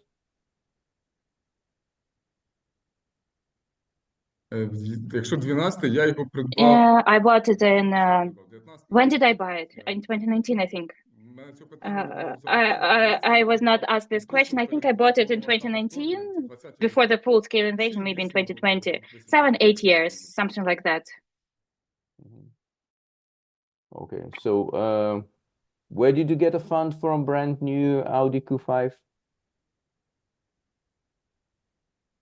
All of these were the funds that I still had from this $300,000, which were declared by me from the sale of that apartment that my father bought for me in 1998 when I was a pupil. And also that apartment which I sold in 2007 in the cashless form through a banking institution, and which initially had a bank account. Yeah, but listen, Oleg, we all understand, you know, but the car is very quickly depreciable thing, you know, so it depreciates very quick and it loses its value very quick. And you only buy brand new cars only when you have like enough funds to maintain the, I would say, quite luxurious way of life. If you can, if you can afford yourself to buy a brand new Q5. So where does your wife work? But because we see you work only, your work history is in law enforcement. And what does your wife do to have? Maybe she can afford to buy that kind of stuff. Ні, дивіться, ті автомобілі, Now, look, які those vehicles that вона продала, she sold and which she had obtained before we met, these were her personal funds. And I bought a car for her using my own funds. And with respect to employment of my wife, she started working in September of 2022. She is individual entrepreneur. She works with a charity organization, Kyiv School of Economics. In 2023, she got the salary in the amount of 1.3 million hryvnias, and last year 2.5 million hryvnias. Until then, she did not work because. How much is in dollars? Якщо ми візьмемо if we take 2024, so last year I earned almost $20,000 while holding my position, and my wife earned $62,000. The total amount is $82,000. We calculated that on our social and routine expenses, as well as on assistance of the armed forces of Ukraine, we spent $50,000. And the rest funds were our savings, and we reflected this amount in my declaration.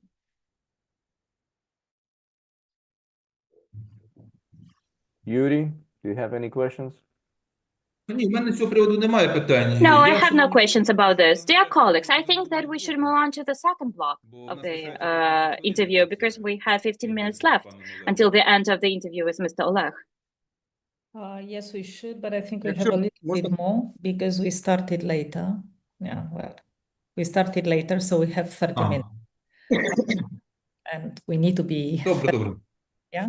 Mr. Borisenko, the floor is yours for a short presentation of your vision about the Bureau for Economic Security and also your previous experience that makes you a good candidate for this position.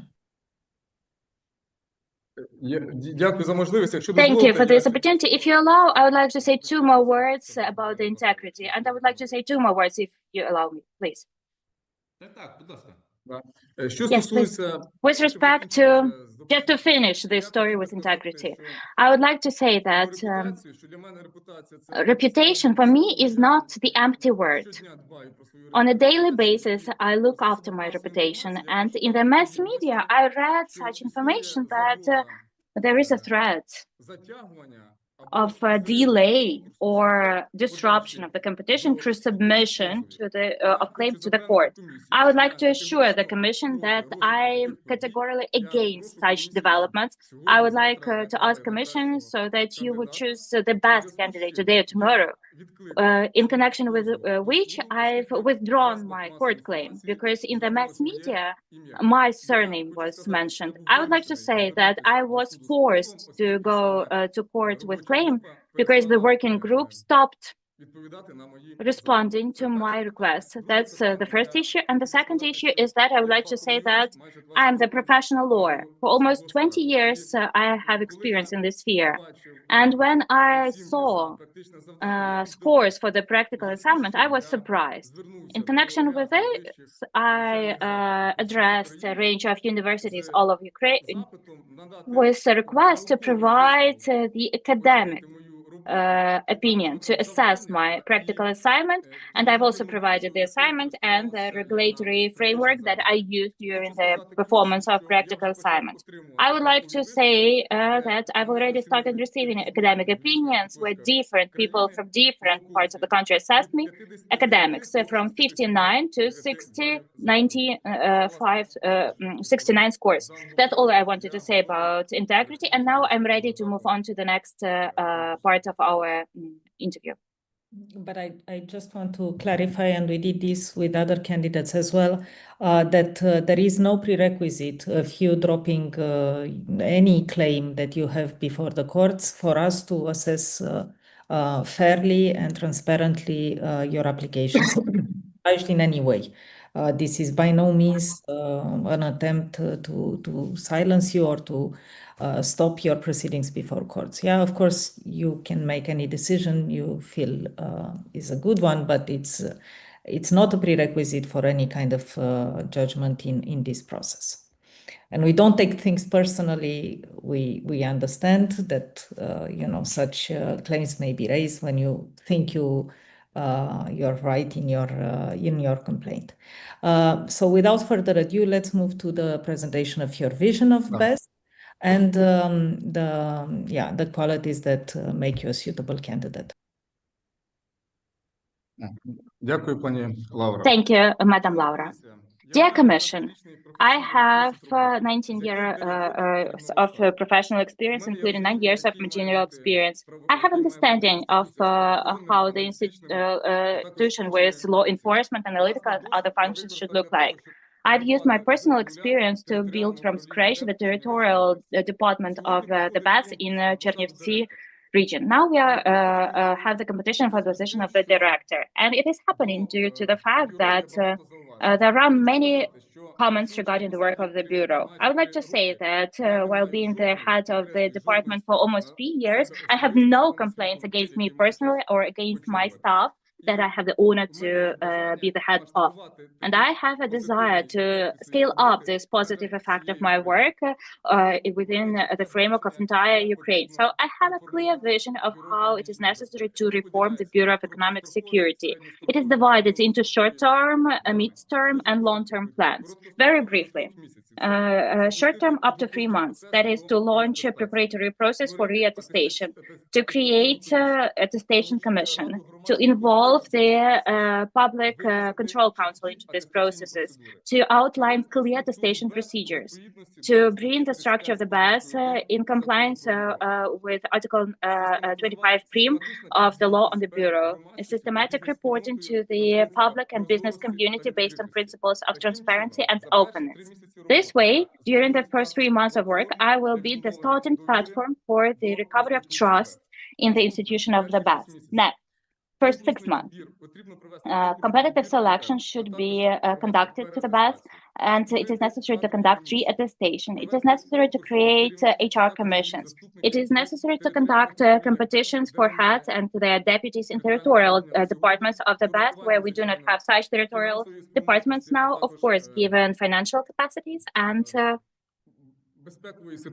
security situation. To cancel the requirement for candidates to have 1 or 2 years of investigative operational experience. It is necessary to follow the approach that our strategic partners have, in particular the UK, and we should implement young blood, fresh blood into the BES through the Mentorship Institute. We should do that like the HRMC Institute is doing in the UK. In connection with this, we need to sign a range of memorandums with higher educational institutions in order to have this effective mentorship institute. We need to conduct regular trainings for the BES employees with account for the best standards of pre-trial, investigative, and analytical work. Then another block, development of IT infrastructure, connection to all databases, not only at the central level, but also for territorial departments. Access to databases is not a privilege, that is a tool of national and economic security of the country.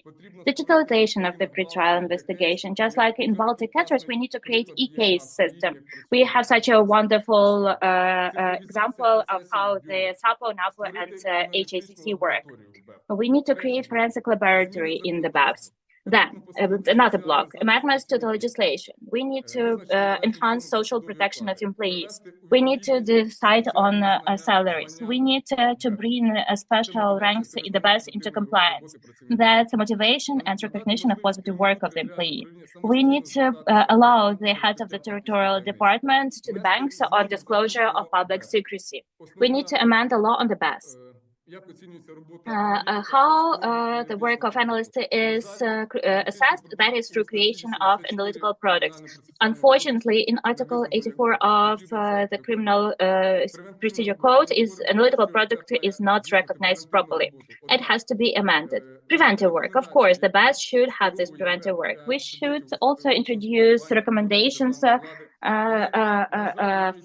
from the BES for economic entities and businesses, and I think it should be amended following the example of Article 17 in the NABU, where the head has the power to represent the protection of legal interests of the state in the sphere of economy in the court.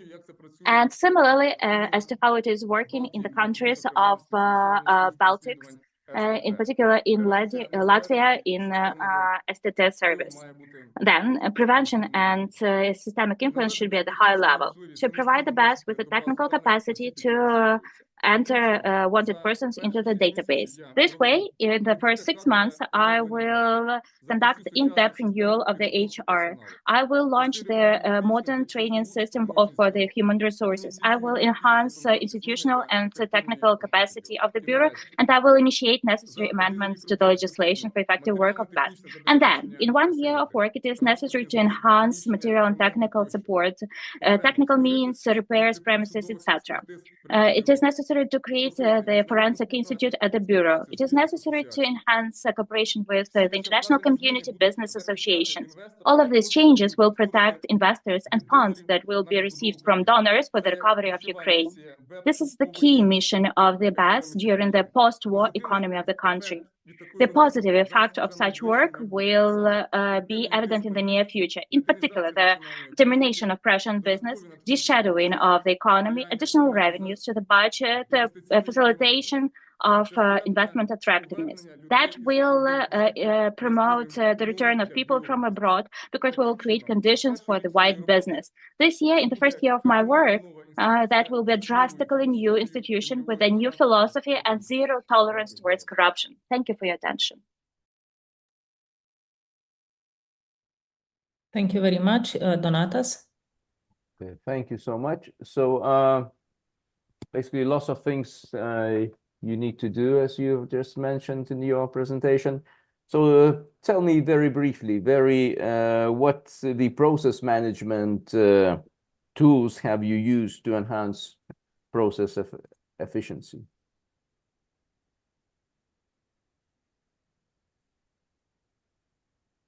Дякую, Донатас. Насправді ці Thank you, інструменти Donatas. використовую щодня в участі керівником I'm using these tools on a daily basis on my position. First of all, it is important to communicate with your team, with subordinates.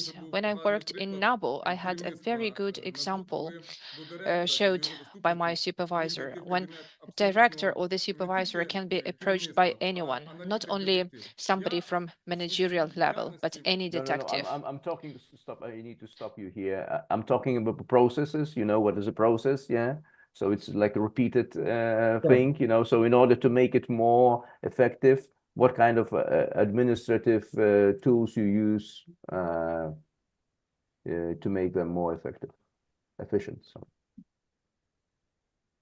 Перше, поставити чітке First, завдання, to set a clear task what needs to be done, to clarify whether the analyst or detective understood the task set, to understand whether I, as a supervisor, has all available tools to perform this task. Also, to set deadlines when this task has to be fulfilled, and also time from time to communicate with the implementer in order to understand on what stage the implementation of task is, just to prevent whether he can fulfill the task or not. And I started... I'm sorry, Oleg, need to cut you off once again. Have you ever been involved in process mapping?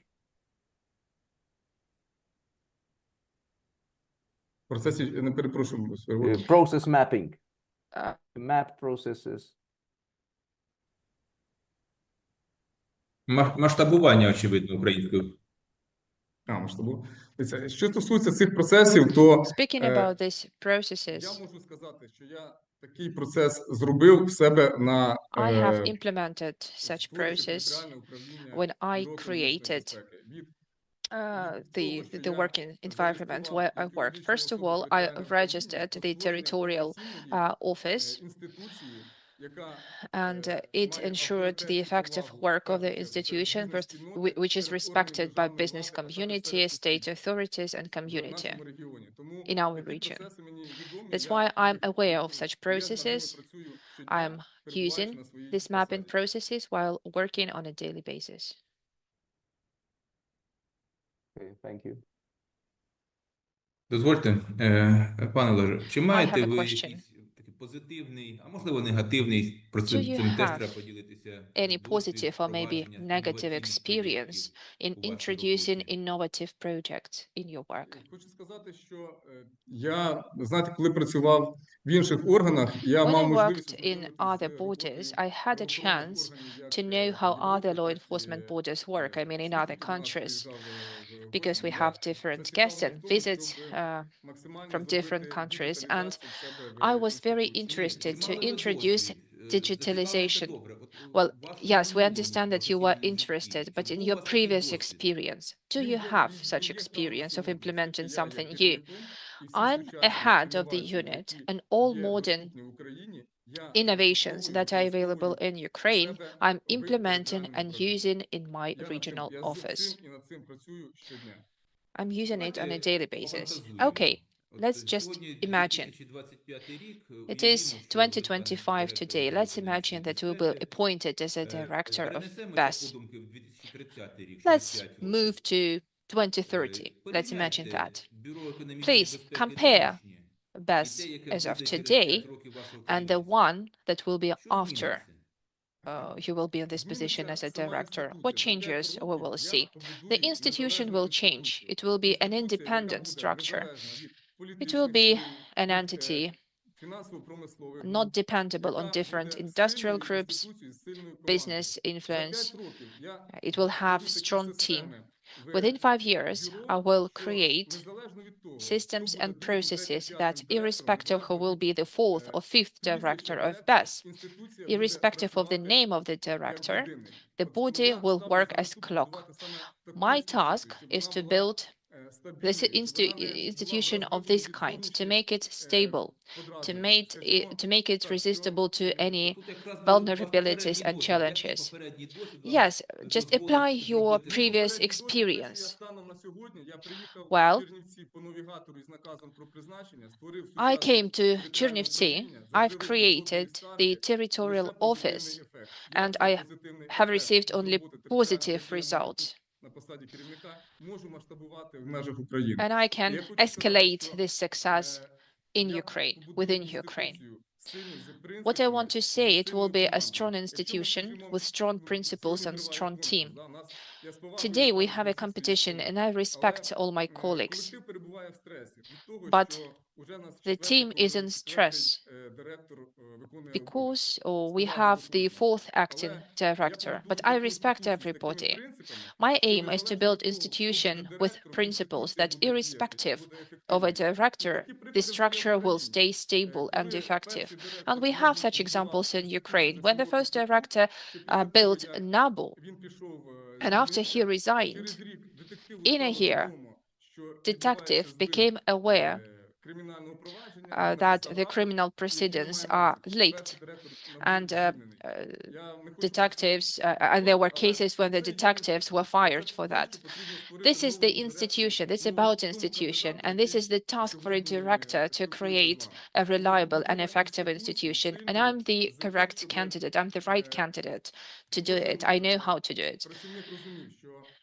Every employee needs to understand that in 5 years' time, irrespective who will be appointed as a third director, the institution will be strong. Yes, thank you very much. We have 2 colleagues who want to ask you questions, and unfortunately we are running out of time.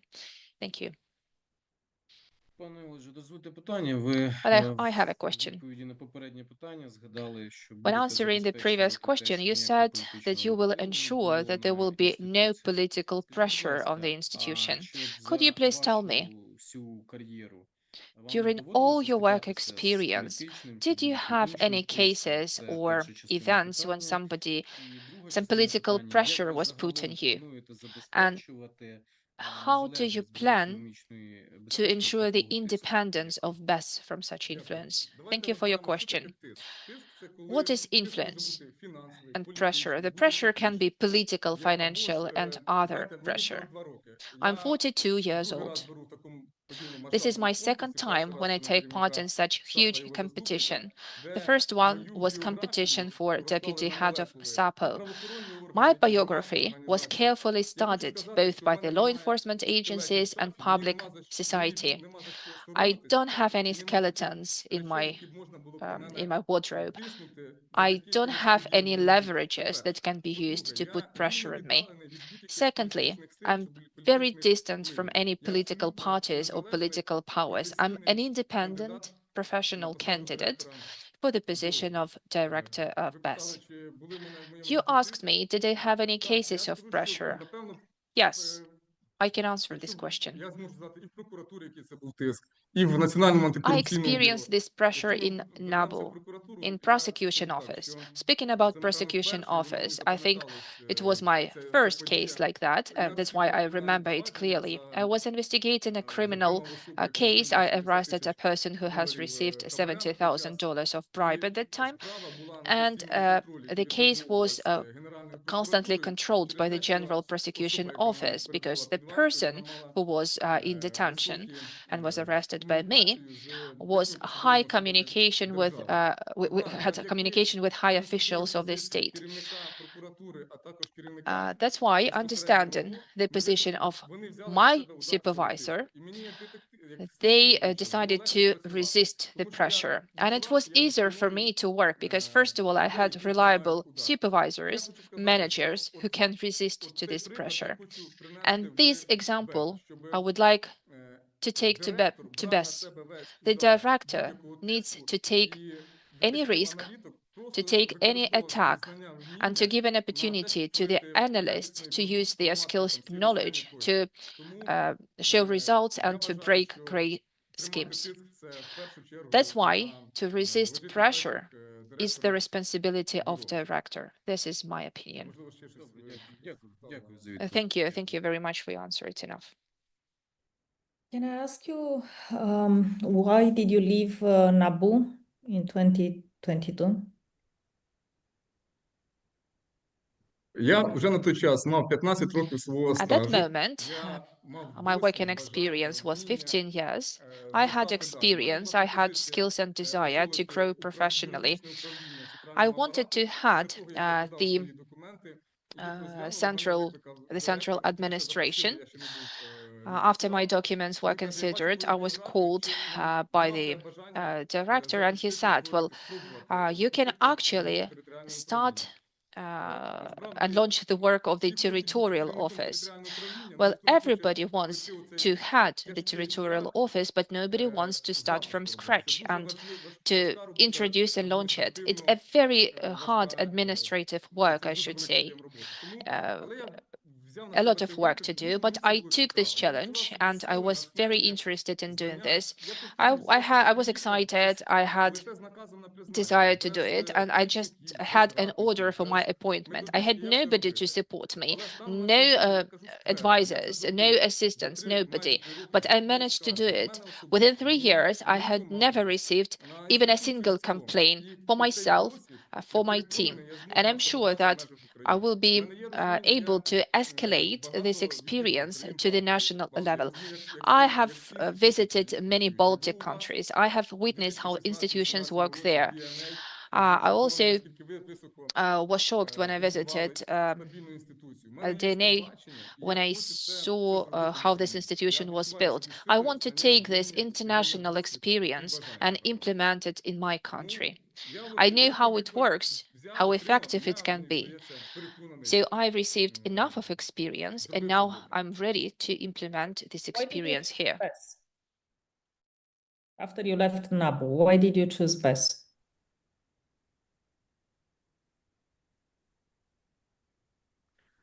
It was my professional growth. First, I was suggested to become the head of legal department. I was the deputy head at that time, and I considered this to be my professional growth. Thank you very much, Donatas. And I'd like to ask some after. And Yeah. Jim. Okay, thank you. So I'd like to ask, you know, when you do, when you set up a new territorial unit or any big unit, you know, inevitably you learn something and you probably make mistakes. So what kind of mistakes did you make looking back now, you know, setting up a territorial unit? What would you do differently?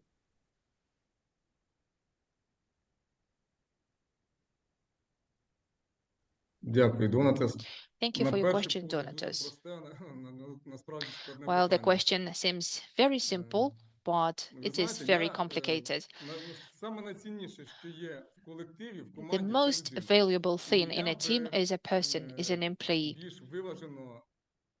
Ставився до тих, кого я беру на роботу, я би And більш would be високі very критерії ставив careful to whom I select to work with me. I would be very cautious and took the opinion of the community when I select somebody. I have some bad experience in my past.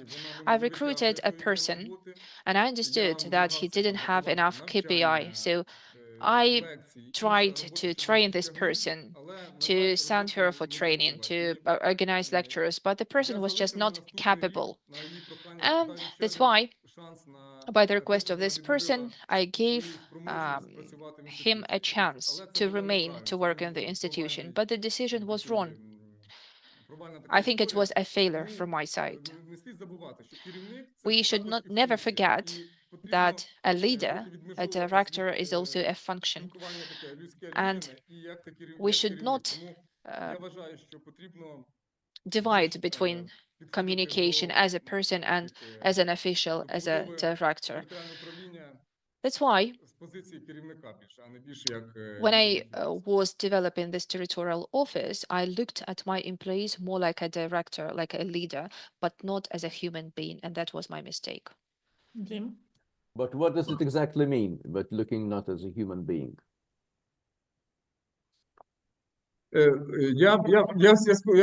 Дивіться, я з кожним членом своєї команди спілкуюсь щодня I дуже багато часу. communicate with every member of my team on a daily basis. I told that I was not happy with KPI of a person and I was planning to find a different employee. But this person asked me to give her another chance. She wanted to correct her work and to improve the results.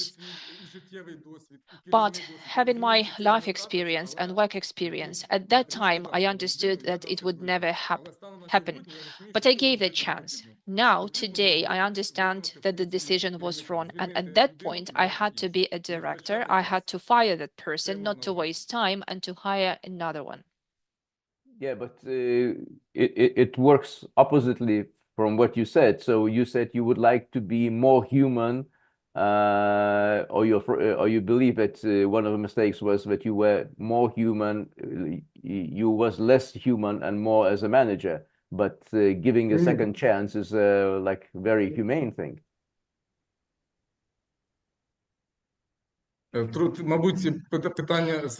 Maybe there was a problem with translation. I actually treated this person as a human, and that was a mistake. I understood that the person does not have enough skills. She is not professional, and I had to be a manager and to fire her. But I decided to give her a chance, and unfortunately, it was a mistake. She did not justify, she did not fulfill what she promised. And unfortunately, that led to a mistake. So I'm looking for your honest opinion here as to why does BES still have such a bad reputation, especially in the business community?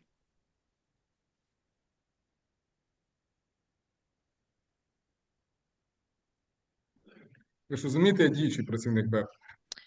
You understand that I'm an acting worker of BES, so I will be very cautious.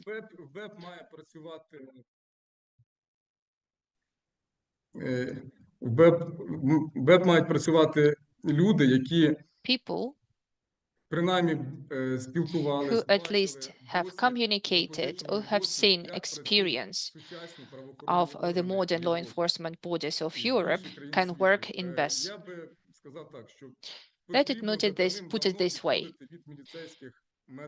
We need to go far from the police methods of work. I hope you understand what I mean here. I do. Потрібно yes, go ahead. вибудовувати.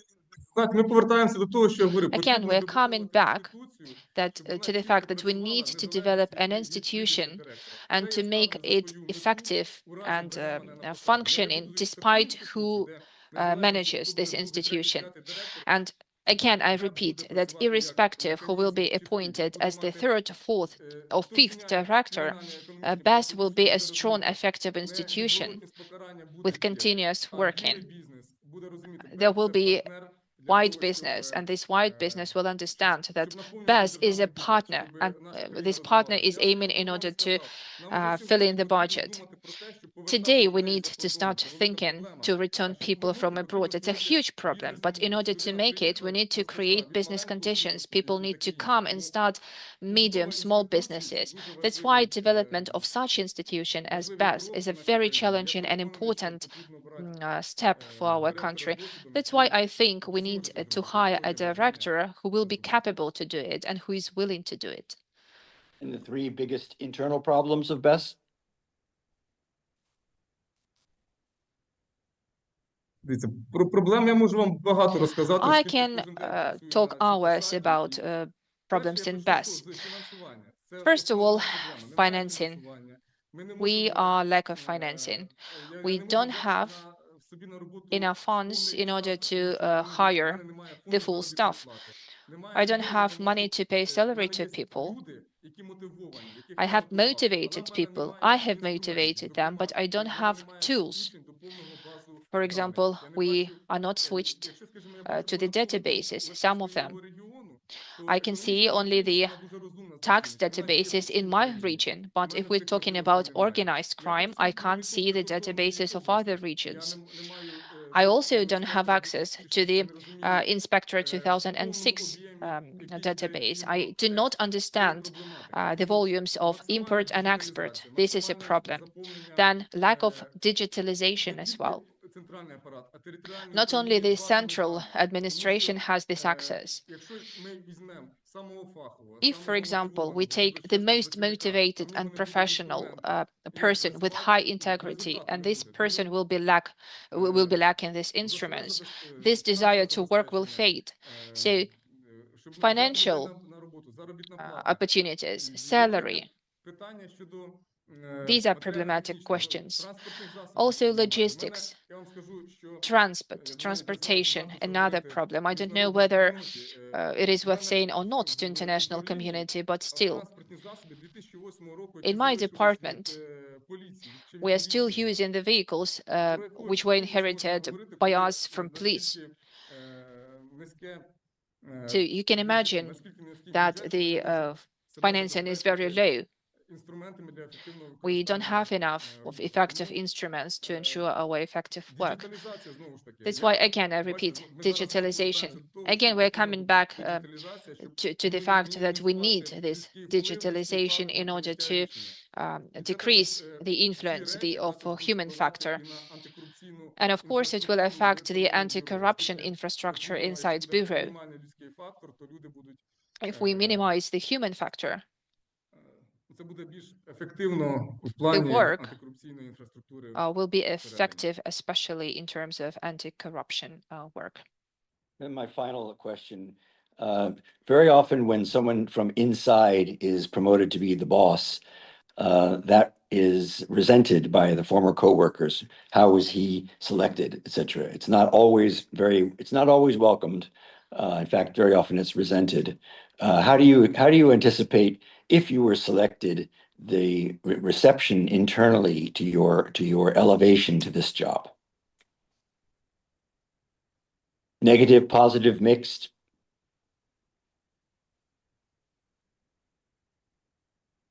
Я очікую, що I expect will be a resistance. Yes, I think I expect this resistance. A director, the newly appointed director, after all competitions will be completed and the vetting procedures are completed, the director needs to appoint the deputy director, and they need to implement the goals set by the director. To avoid this resistance, the communication is key. Why people show this resistance? They are afraid of changes, and here we need to understand what is the main fear. In each team, there are agents of changes. Sometimes they adapt very quickly to the changes, and I think it is important to start from them. It is important to explain your position first, to tell what you are planning to introduce, what changes are expected, and I think it will bring a positive result. But of course, the resistance will be present, but I think it will be a response to their fears, and you can overcome this fear by communication with your employees. Again, militia that I mentioned before. It was an impunitive method, and people were afraid to show their initiatives. And I would like to develop a body where initiative is encouraged. People should not be afraid to attend trainings, to be open, to face changes. And if somebody makes a mistake, you should not be afraid of making mistakes. You just need to understand what was the reason for the mistake. What decisions, what correct decisions needs to be taken. Maybe the training needs to be introduced, or many other things. It's a very massive piece of work, but it is the task of a director to organize this work, to launch these processes, and I'm convinced, absolutely convinced, that in 5 years, that irrespective of the surname of a director, BES will work as clock. Thank you. Thank you very much. Dear colleagues, unless you have more questions,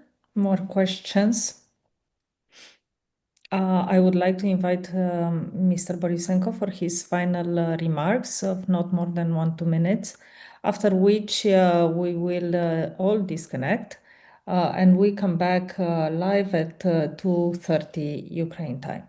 Mr. Borisenko, the floor is yours. Thank you, Madam Laura. Thank you, dear Commission. Thank you for this opportunity to have this open conversation. Regardless of the result, I sincerely wish to you, dear Commission members, to choose the director who will build the institution that will have trust in the society, that will be the partner for the business community. And for me, I would like to say that participation in this competition is already valuable and important experience. And thank you, and I wish you all the best. Thank you very much. Dear colleagues, we can disconnect and we see each other in 40 minutes for the last interview. Thank you. Bye.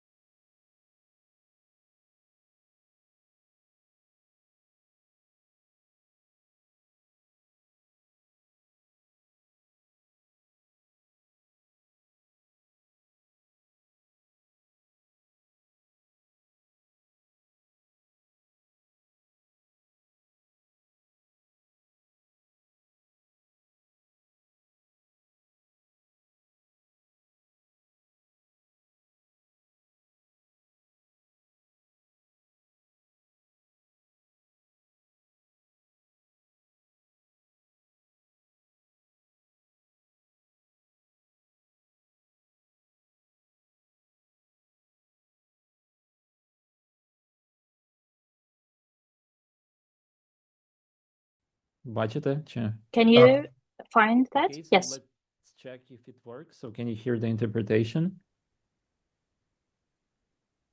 Так.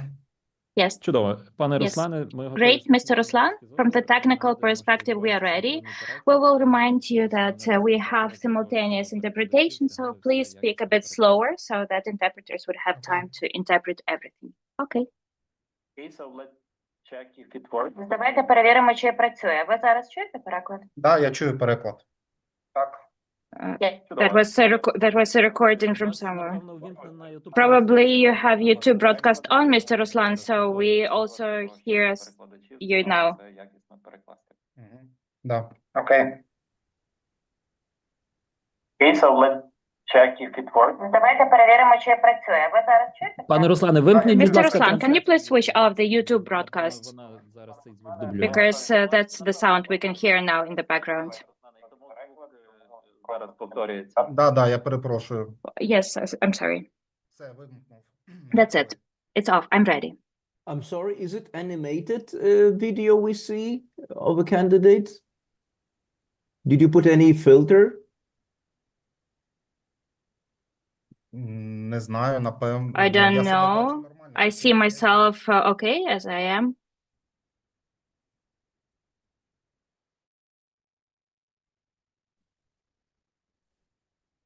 Your mic is off. Перепрошую. Очевидно, йдеться про те, що ваше Sorry, підборіддя probably it means that you should put sit a bit up. Yes, so that we could see you. Yes, you look good. Thank you. Thank you very much. Thank you for joining us today, Mr. Raczynski. And we understand that these technical elements are sometimes beyond our control. We all look a bit animated on camera.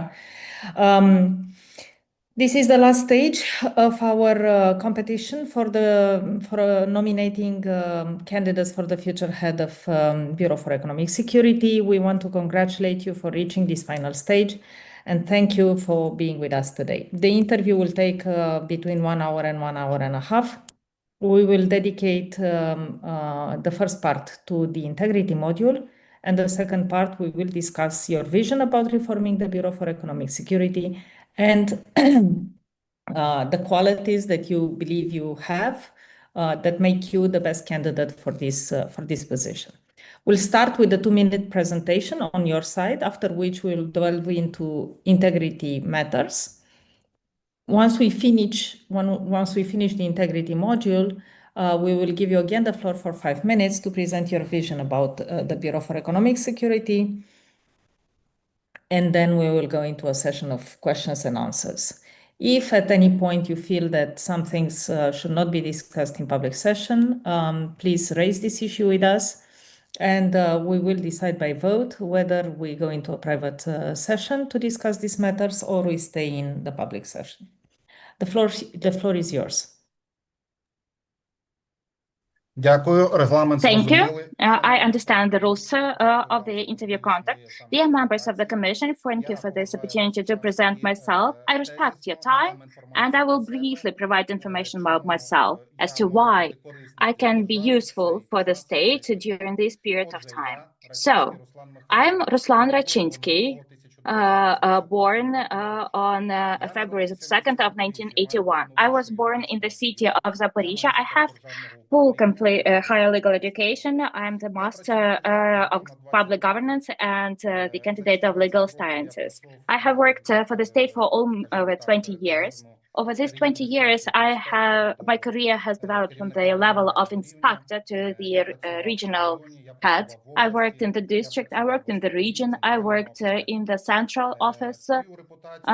My reputation, my career path started in 2003 when I started working as a lawyer and then a head.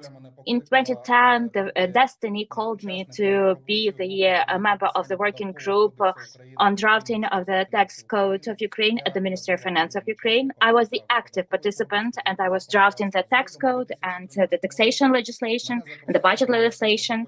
Later on, I was invited as to become the head of the legislative and explanatory work at the Ministry of Revenues, where I was unifying customs legislations. I was the author of several draft laws.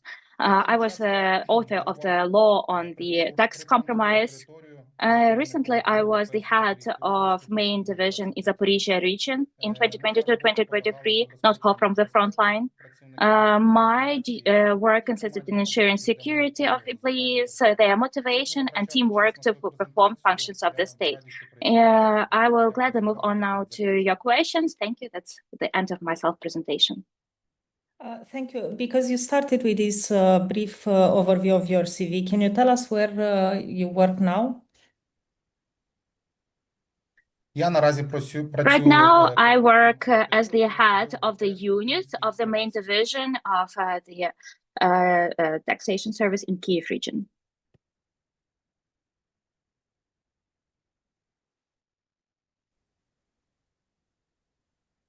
Because I thought that your employment ended in April 2024, but I suppose that that is incorrect data. That's not really correct data. Yes, indeed. I work in the main department of the state taxation service in Kyiv region as the head of the unit. Maybe before you were deputy head and now you're head. Is that correct?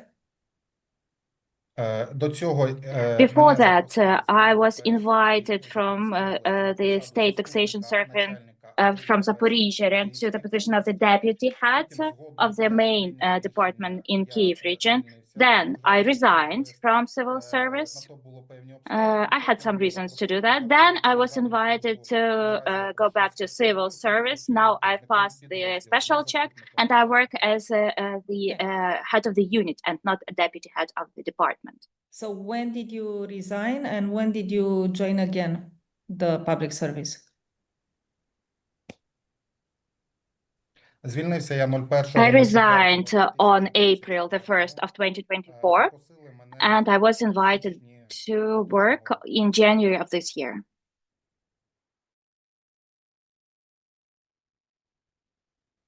And it's basically the same institution, the fiscal service, no? The tax service. Yes, the same. Okay, thank you very much. Let's proceed with the questions. I understand that you have declared the use of a car since 2018. The car is a Sangyong Corando from 2013, which is owned by another person. Can you explain to us your relationship with another person and whether you pay for the usage of the car or not? And if yes, how much? Thank you for your question, Madam Laura. Yes, indeed. Sometimes I use this vehicle since 2018. That is Sangyong vehicle. We use it sometimes sometimes my wife. At work, I used to have the service car. My wife sometimes uses it. My wife's father also has a vehicle. We take this vehicle according to the national legislation. If you have the driver's license, then based on the technical passport, you can use this vehicle. A vehicle is not luxury. It's a mode of transportation. This car is owned by the friend of my deceased father. They used to work together. He's the head of the Special Forces unit. He's not my subordinate. I do not interfere with his work. He does not interfere with my work. We have normal, friendly relationships.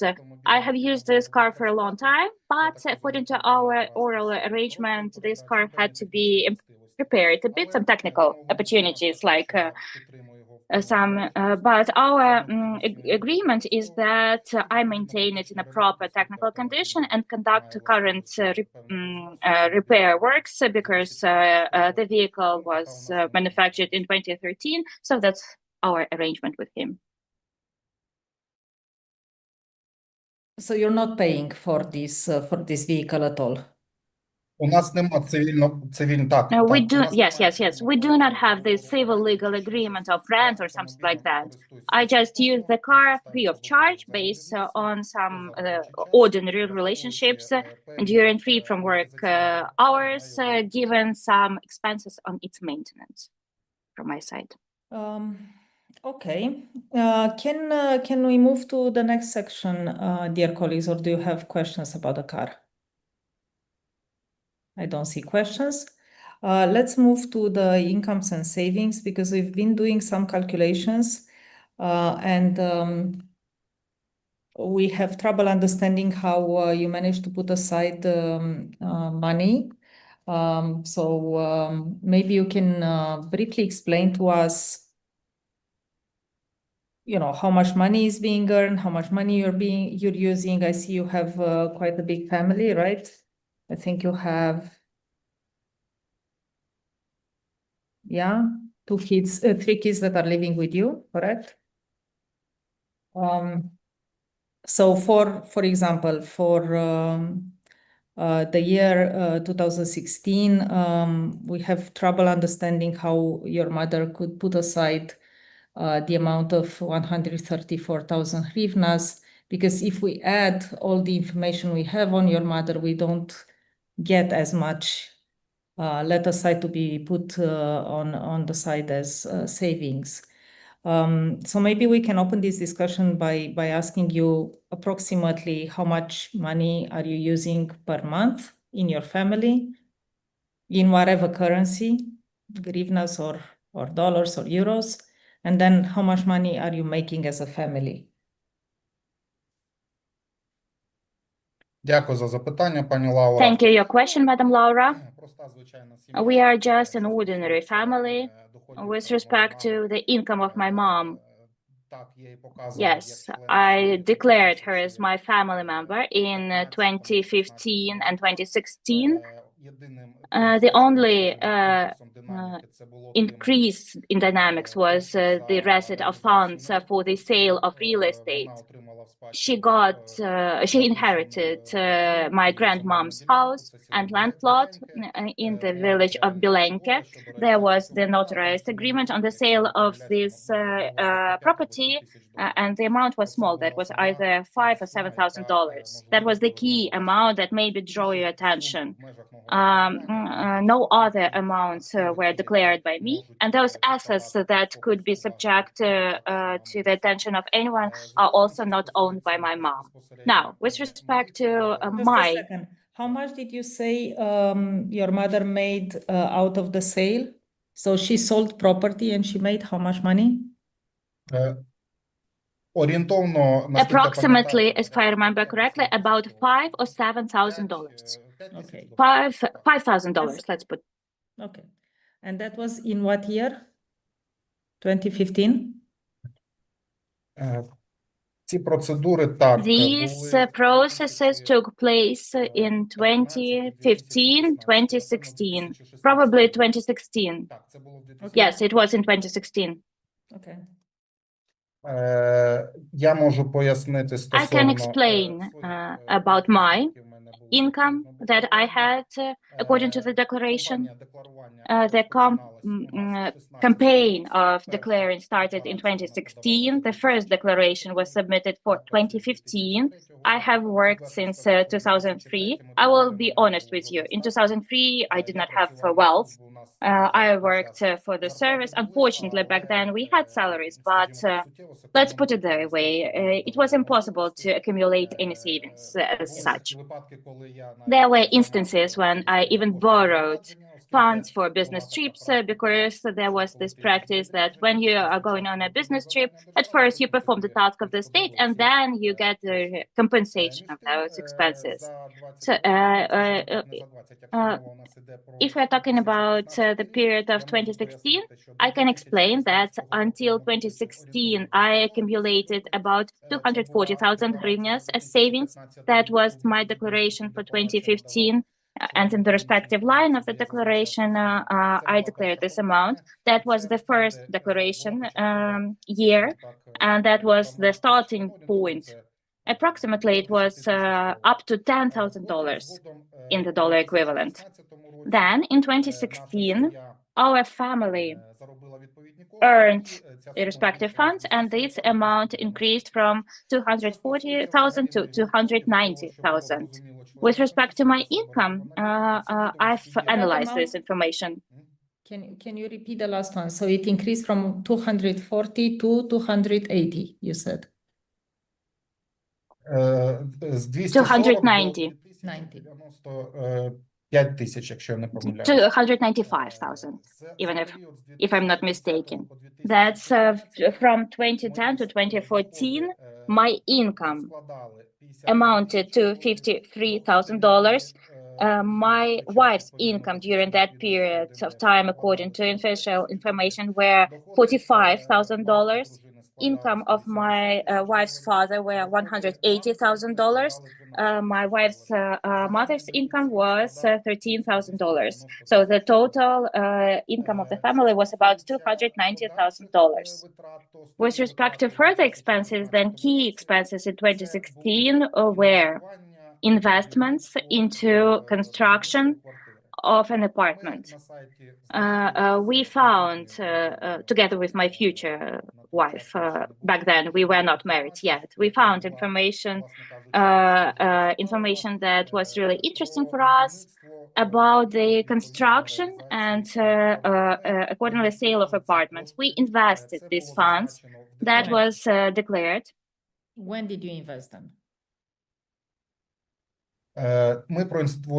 We invested on June 3 of 2016. That was the first installment. We had the agreement of booking and the agreement of a loan for the construction of the apartment at Novokuznetska Street 57. Official information was at the website of the developer. That was ZDBK, which is bankrupt now, unfortunately. According to the ad, this property was supposed to be constructed in 2016, but you know, life is life. In 2016, it was not completed. It was not completed in 2017, and we moved in December of 2018, luckily. These were the key expenses that our family had during the period from 2010 to 2016.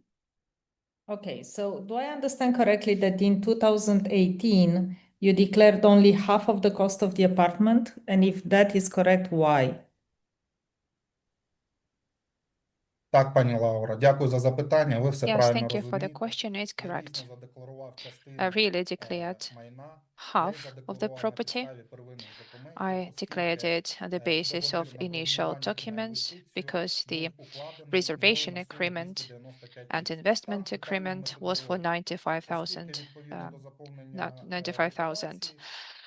When you fill in the declaration, there is a column expenditures of a declarant. I'm a subject of declaration and I had to indicate this amount, section 3, property assets. I had to indicate general amount, but this amount was split into respective parts. One part belonged to my wife, one to me. Why we actually registered everything? Why didn't we register everything on my name? We have concluded the agreement in summer, and we married a little bit later. That actually explains why we decided to conclude the agreement between each other. We are the parts to the agreement. So you basically bought the apartment before you got married, legally.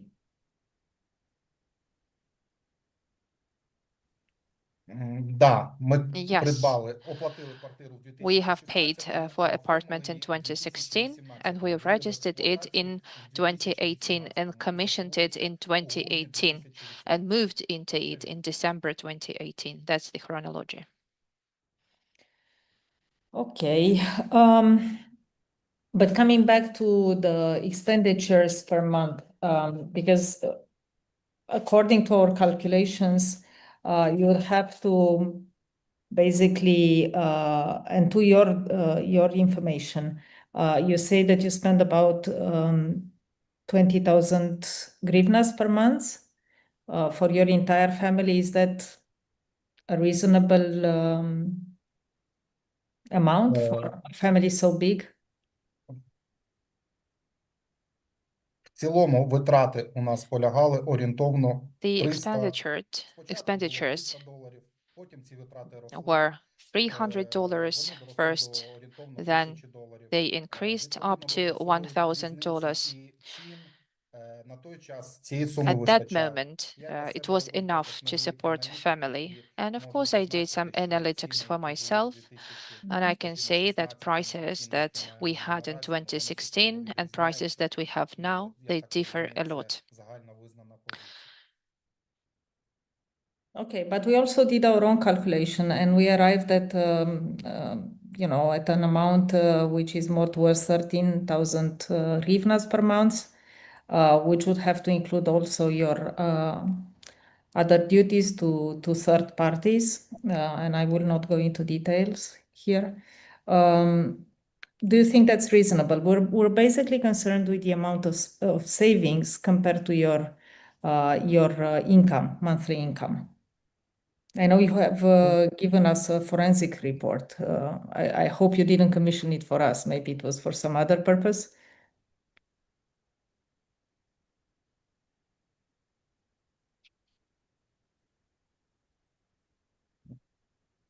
Так, дякую за запитання. Thank you for your question.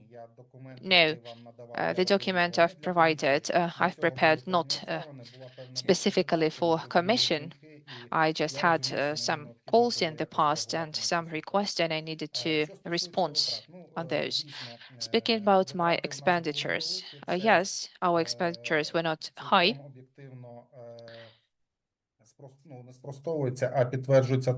I can confirm that my wife's parents and my mother supported us a lot. They lived in one city, we are in a different one, and they supported us a lot. They allowed us to save some money. But these expenditures never exceeded the income. Like an average family before the war, plus minus, we had savings up to 30% from our incomes. When the war started, unfortunately, the circumstances happened. My wife had to move abroad to other country, and I started to save money. And of course, there were some additional social benefits for the family, and our income increased a little bit. And they collected this additional aid funds, your family. Could you please repeat once again the question? So the family, when they lived abroad, they did collect the financial aid that was offered to Ukrainian refugees, no? Да, все вірно. Yes, you're right. Okay, we are now in 2024 when you, together with the family of your wife, buy a second property. Can you tell us about this second property? Так, в своєму житті ми одне майно придбали в 16-му році. Yes, the first property was bought in 2016. The second one was in 2024. You're right. It happened so that we had to change the city where we lived. I was invited to work in Kyiv in 2023 in September. In September, I tried to find the best property. I find the place which I could rent. Our priority were the kindergartens next to this property. We found the necessary location, rented it, and in parallel, we also took advice from our parents and tried to find property to buy. In our house, in the house where we lived, in the entrance in the same building, we found a very attractive option, and after taking advice from our parents, we bought it, and we currently live in it. Our children started to attend kindergarten, schools, and we didn't want to change location. So we took advice from our parents, and my parents allocated 30 kilometers from the area which is occupied. And you all know that situation is hardly controlled. That's why we think that at one point, my parents may move there, and sometimes they are actually using this apartment if some force majeure takes place in their vicinity. Okay, but we looked at the declared price for the apartment, which is $90,000. We also compare it with the prices on the market, and it seems like you really managed to have a good deal because the prices are between 100,000 and 200,000 for similar apartments. We know that the prices have moved. Пані Лаура, да, дякую за запитання. Медіана Thank you ціна very much. взагалі вражала. Yes, we were impressed by the price. To compare prices in Zaporizhia, the prices are even 4 times higher. But we were not manipulating with prices. I provided you with information that can be checked. Ми власників до цього не This знали. advertisement was published openly online. Yes, we have it. Mm. We have it. Also, you said you put half of the money, and half of the money came from the parents of your wife. But according to our calculation, it seems like they would have had to put all their money since 2018 in this apartment. How do you explain that? Так, дякую за запитання, пані Yes, thank you Лаура. for the question. Що стосується квартири, я хотів ще доповнити, там була Speaking експертиза. about the apartment, we did the expertise, and the value was even 200,000 hryvnias less. Thank you for your question. Again, this question was highlighted in media, and there were some rumors published. Let me dispel these rumors. Why did I take the aforementioned measures? I needed to prove the fact that I was honest. According to the sales and purchase agreement concluded last year, I, as an owner, parents of my wife, bought equal shares in this apartment. We bought this apartment from 4 previous owners. The general price was $90,000. So we had $35,000 with my wife, and other shares were given by my parents, by her parents, and that is $60,000. Now speaking about my wife's dad. Her father is a very respected person. He used to work in internal affairs borders. Відповідно до відомостей ДНДФ, сума складала понад $560,000. Це не рахуючи інформації, яку я не The total amount was about 565,000 hryvnias. This is the value that we received under assessment. When my wife's father retired, he continued to work. Together with that, he had the pension that he received because he worked with internal affairs. So actually, this price can be confirmed by different sources, and as I've already said, I have received calls from different activists, from journalists who require this explanation. That's why I decided to do the expertise. And you understand that this is important. The transparency part is very important in this selection process. That's why we're asking these questions also to you publicly, because it's not enough that we have correspondence between ourselves. It's important that Ukrainians understand what is going on. So I guess my last question on this is not related to the price of the apartment, but actually the financial elements of your the parents of your wife. You say he was retired, but did they have enough money? Because we're looking at numbers and they don't seem to add up. So you say that they had $45,000, which to us is as if they would have put all their income into this new house starting with 2018.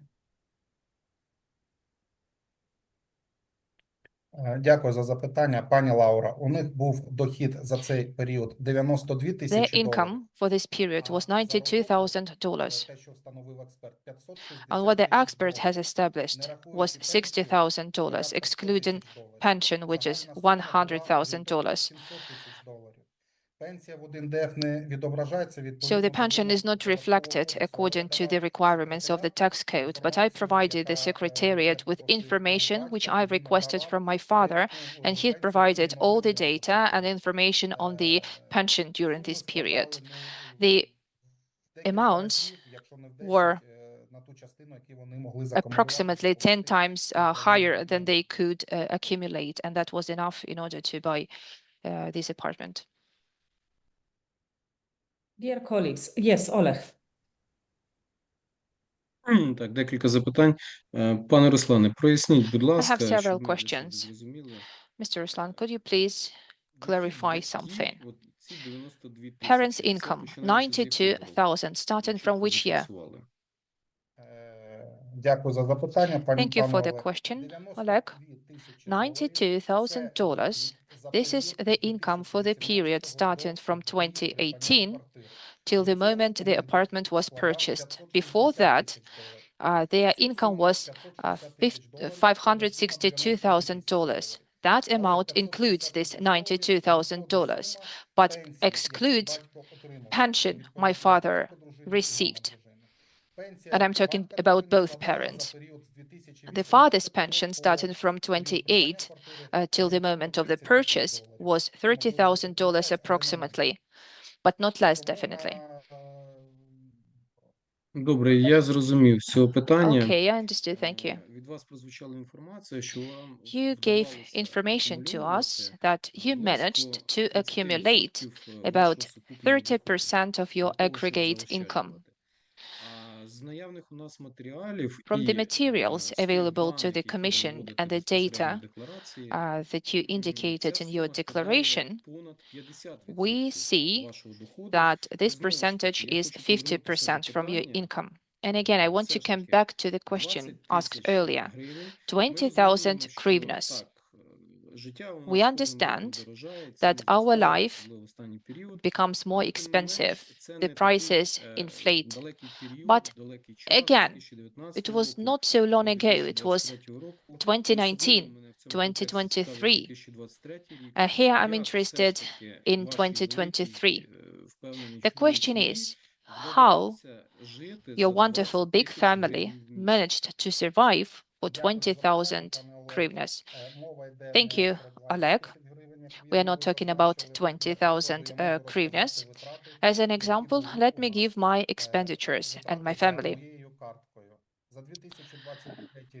For 2023, the expenditures were 30,000 hryvnias,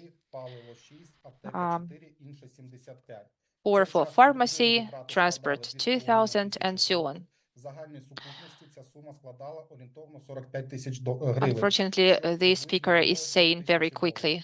So, of course, for 20,000... Sorry, I have to stop you. Can you repeat and speak slower so that we can get a translation? Thank you. Да, я вибачаюсь, я буду... Yes, sorry for speeding up. Let me start from the beginning. For 2022, my expenditures were 30,000 hryvnias. My wife's expenditures were 2,500 zlotys, which is 30,000 hryvnias in equivalent. So the total expenditures were about 40,000 hryvnias, again, depending on the month. Besides these amounts, we survived on this because our parents supported us. Now our parents help our children. This helps us to save some money, to make some savings, and to use them to make any purchases and so on. Mr. Ruslan, this is not my assumption. This is not my analysis. I'm just guided by the document that you provided to the Commission. That was the conclusion of the Economic Expert Commission that you sent to us. I'm just quoting this document now, and here I read that from 2019 to 2023, you did not have major expenditures. In this document, you indicated that you have spent up to 20,000 hryvnias per month. I'm just quoting the document. The expertise provided information about expenses and withdrawal of cash. And information about up to 20,000 hryvnias, Mr. Oleg, was given in my explanations because I was approximately calculating those amounts with a breakdown by years. I have prospective analysis, and I can provide you an example. 2019, my income, if we are talking about figures, amounted to 416,168 hryvnias. Savings were 119,487, and the rest was the expenses. Expenses were approximately $148 per month. Savings 2020.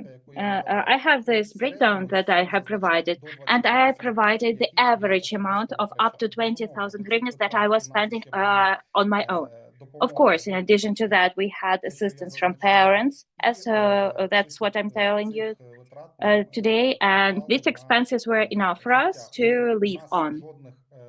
We did not have any real estate objects purchased, and we did not buy any expensive, valuable property from the period from 2016, when we spent on apartment, until 2023. Mr. Ruslan, I would like to repeat again that the document that you provided about these 20,000 hryvnias per month, and now you are saying that it was about cash withdrawal. But here the document says nutrition, clothes, fuel, utilities, and all of that was in the amount of 20,000. Why do I have this question? Because the Commission, together with analysts, based on the analysis of your declarations, made calculations that if, after all, the amount of monthly expenses of your family was more than 20,000 hryvnias, then accordingly, you significantly exceeded the accumulated savings and income that you declared. That's the context of my question. If you are now confirming the fact that the amounts were much higher than 20,000 hryvnias, then we will logically have a question.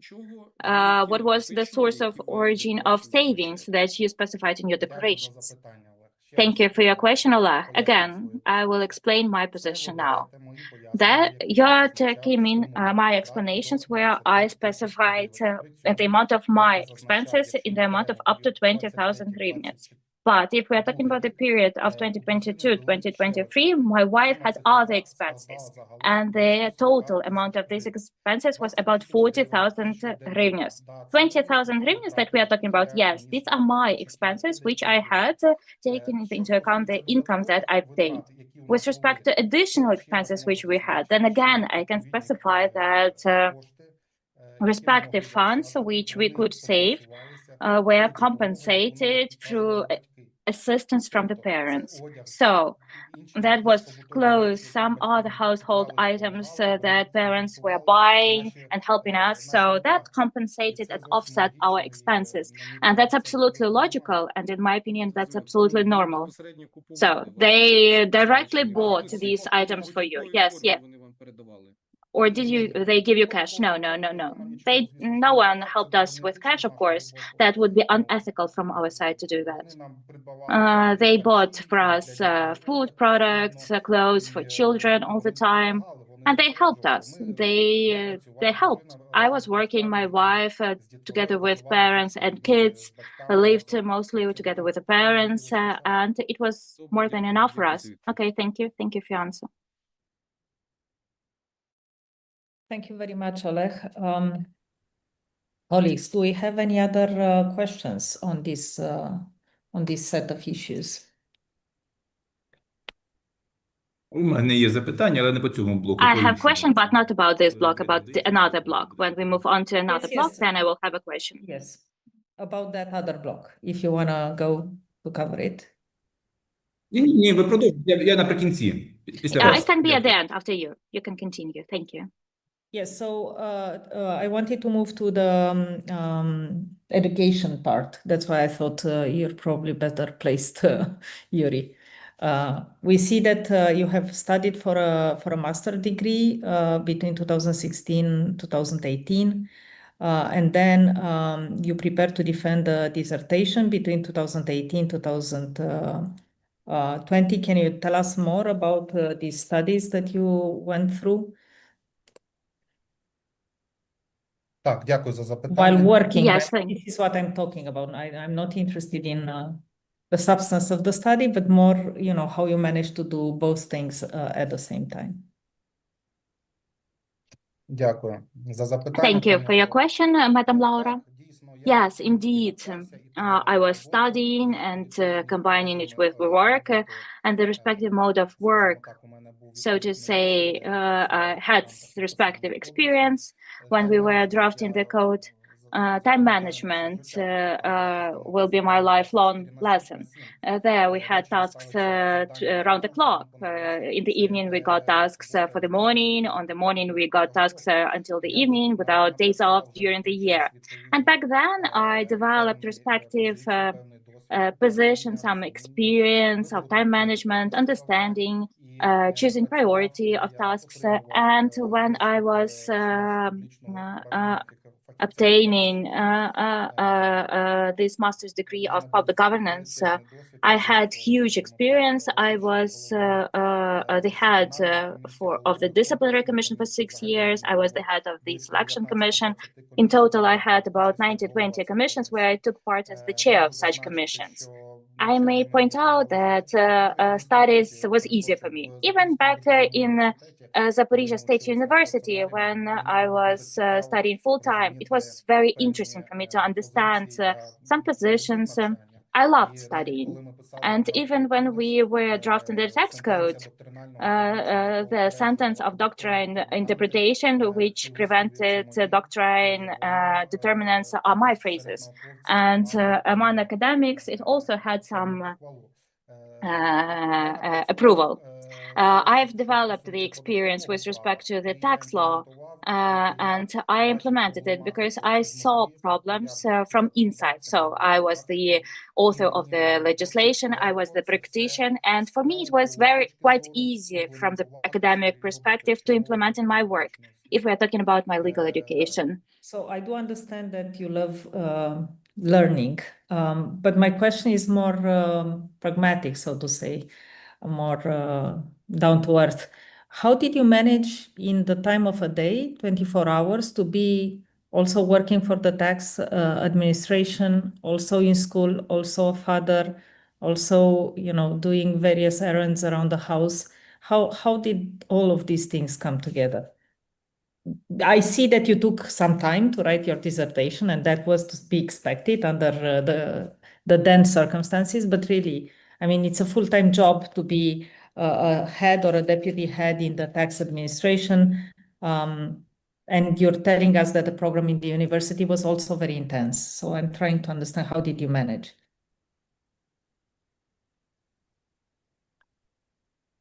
Дякую за запитання. Thank you for your question. It was not, yes, it caused some difficulties, of course, but it worked. I was at work and I was in the institute and I was in commissions and I took part in conferences. I raised those issues that really were topical from inside from my practical work. Children, yes. That was that battery that recharged me for the next day. All of these problematic situations, some exhaustion disappeared because they recharged me, and then I could move on. I envy you. I also have two, and they don't recharge me. They actually use all the leftover power I have. Yuri.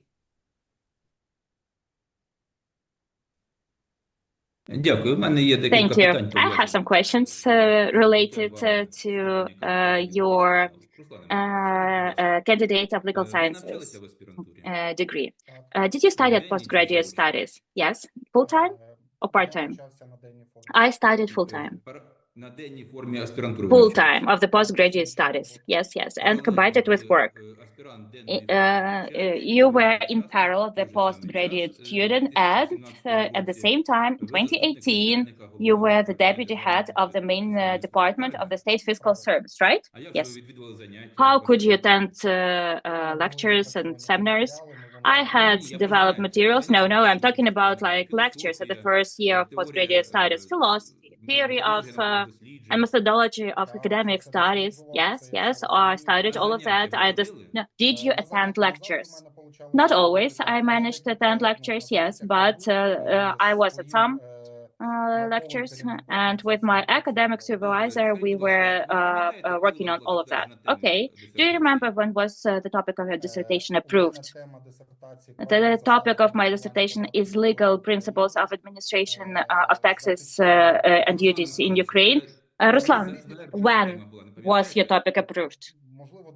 Maybe 2016, maybe 2017. So before you became a postgraduate student. No, I studied, yes. I was studying the master's program from 2016 to 2018. And yes, in 2018, I started studying at postgraduate level, and then I approved the topic and I defended it in 2020. Sorry, wait, don't hurry that much. So in 2018, you entered postgraduate studies. The academic year starts on October the 1st, right? Yes. So approximately in October or November or December of 2018, the topic of your dissertation was approved.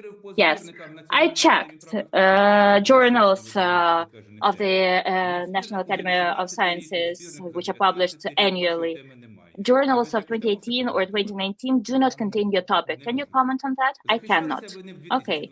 You defended it not in 2020, but in 2019, according to information that published on the front page of your dissertation. You had your defense on December 19 of 2019. I was defending my dissertation in classic private university in 2019, and in 2020 I was defending it in Kiev. How is that? Can you explain that in more detail? I remember that defense took place with opponents. Then there was the procedure of defense in Kiev. Also in front of the academic council, I defended my dissertation. What's defense in Kiev? In which university of Kiev? I cannot tell that right now. Well, there were many defenses, many postgraduate students who were defending their dissertations. Maybe you mean the fact that you were summoned to the dissertation panel of the Ministry of Education and Science? Maybe yes, but that was not defense.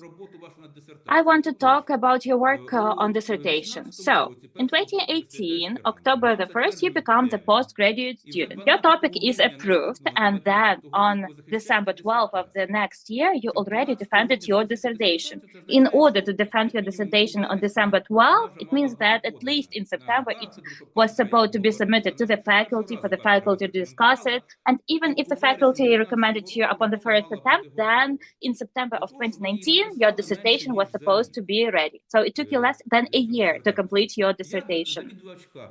I am the head of the faculty. I have almost 30 postgraduate students. None of them can write the dissertation in a year. Can you please share your experience, how you managed while being the deputy head of the main department of the state fiscal service in the region to write your dissertation in less than a year? Thank you for your question. Very simply, Mr. Yuri. This dissertation was with me since 2010. I started working on that. Those issues of administration of duties and taxes. Before this dissertation in 2017, I took part in conferences when I made speeches on the topic of administrative arrest, where everyone liked it, and a part of dissertation was also dedicated to this issue.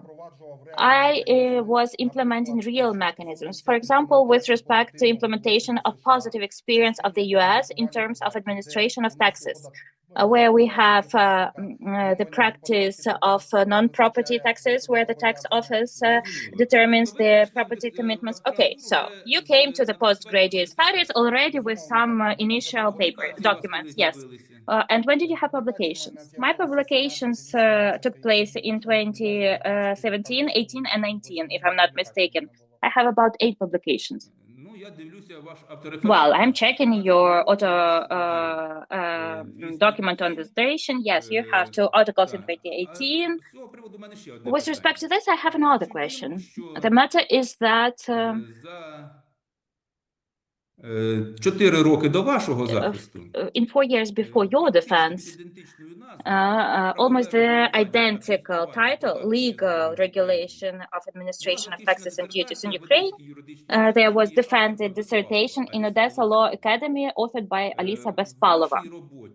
In your book paper, there is no reference, at least in your abstract. I did not have time to read your dissertation, but in the abstract where you describe other academics working on this topic, you did not mention this paper, which was defended 4 years before you. How can you comment on that?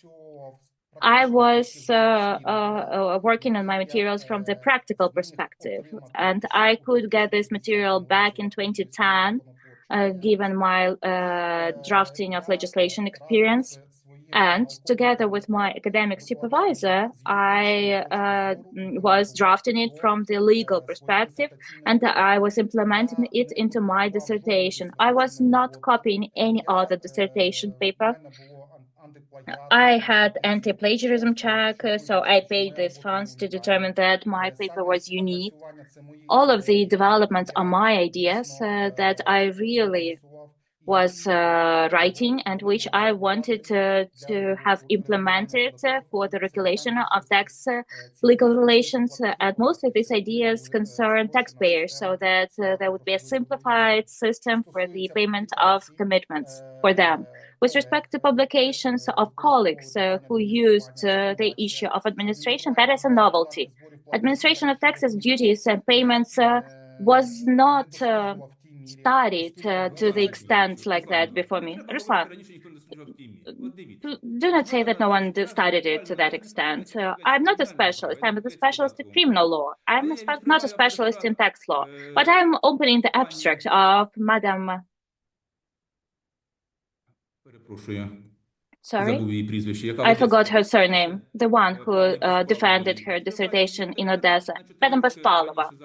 I am opening her abstract dated 4 years before you.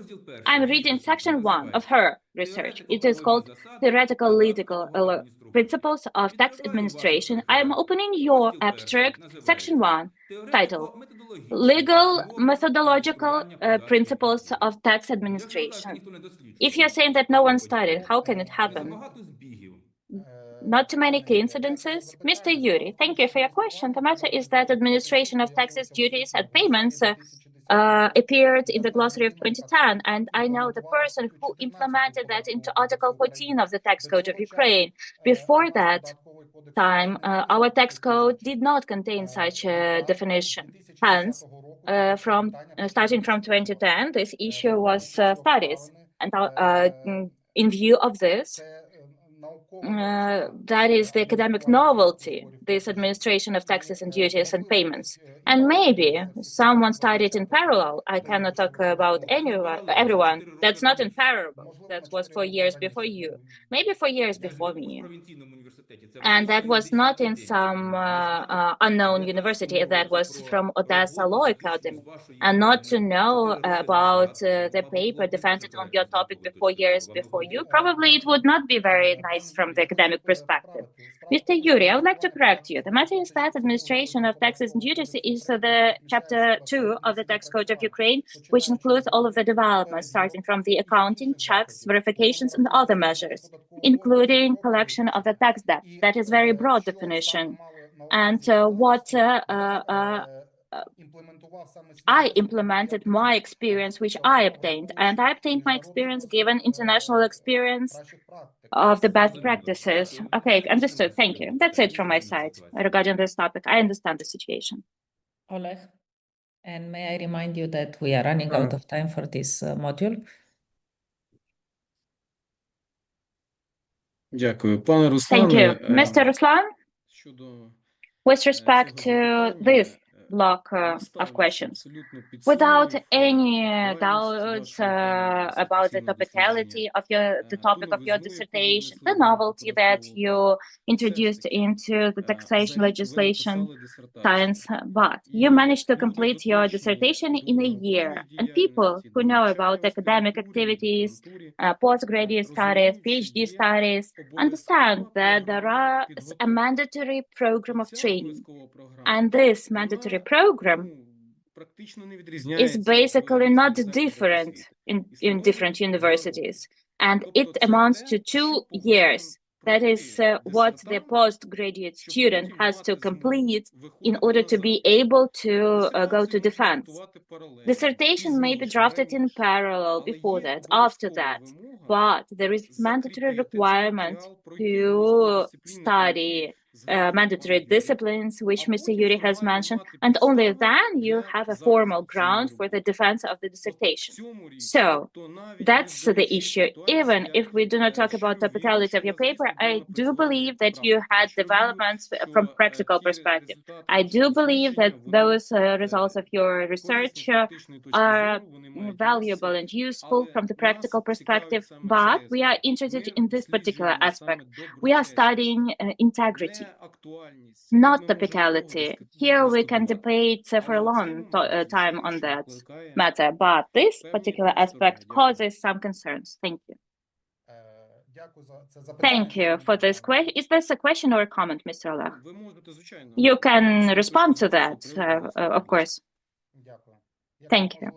If possible, I would like to point out that in 2016 and in 2018, I attended lectures. I was studying. From 2018 to 2020, I took part in conferences. I took part in academic. Mr. Ruslan, master's level and postgraduate studies are different things. I attended the university and I defended together with my opponents this dissertation that I prepared. Okay, thank you. Dear colleagues, I see that one of the most heated discussions in our interviews relate to the academic component, which I think is very good because it is important for the future of the country. Maybe unless you have other pressing questions right now for our candidate, maybe we can move to the second part, if you agree. I don't see any raised hands. Let's go to the second part. So I would like to invite you to make a short presentation of your strategy or strategic directions of reforming the Bureau for Economic Security, and also to tell us what are the most important qualities you have that would recommend you for the position of the head of BES. Дякую, пані Лауро. Thank you, Madam Laura. Dear members of the Commission, what can I say about the second block? We, as intelligent, competent people, understand that the institution of the Bureau of Economic Security is really important. But what is economic security? I'm sure that each of us, if we write that down, each of us will have different views. And probably the bad thing is that the specialized law on the Bureau of Economic Security does not contain the definition of what economic security is. The glossary also does not give the definition of shadow economy. But the issue of shadow economy is quite topical. According to the recent estimates of the shadow economy, according to the study by Ernst & Young, I can point out that the first place in terms of shadow economy, we have Sierra Leone. Ukraine has 60th place in this list. Romania has 78th place, Lithuania 102, USA 124, and the first place is the United Arab Emirates. So, according to the official information of the Ministry of Economy, we have the definition of the level of shadow economy, which currently has 32%. These are data dated of 2021, then that information was classified. So we have 32% from the GDP. The GDP volume is about 7.7 trillion. Firstly, at the head of the BES, I want to improve the legislative framework. It is necessary to define proper glossary in the law. It is necessary to define clear mechanisms that will be the platform that will give the further impetus for movement. Let's talk specifically what I can offer. The current structure of the BES envisions 22 structural units, including 12 departments and only 4 units that actively fight against economy. Firstly, I suggest to create the respective structure. Are there risks? No. Article 14 of the law on the BES envisions the right of the director of the BES to take decisions regarding structure and staffing structure. According to my structure of the central apparatus, I want to significantly enhance the roles of analysts, to create the Department of Criminal Analysis and Financial Investigations, to create the Department of Special Operations. So basically, that is the structure that the NABU has now. I would introduce specialization under the sectors of economy, for sure. Those clusters that are currently not covered should be introduced through control by the respective structural unit.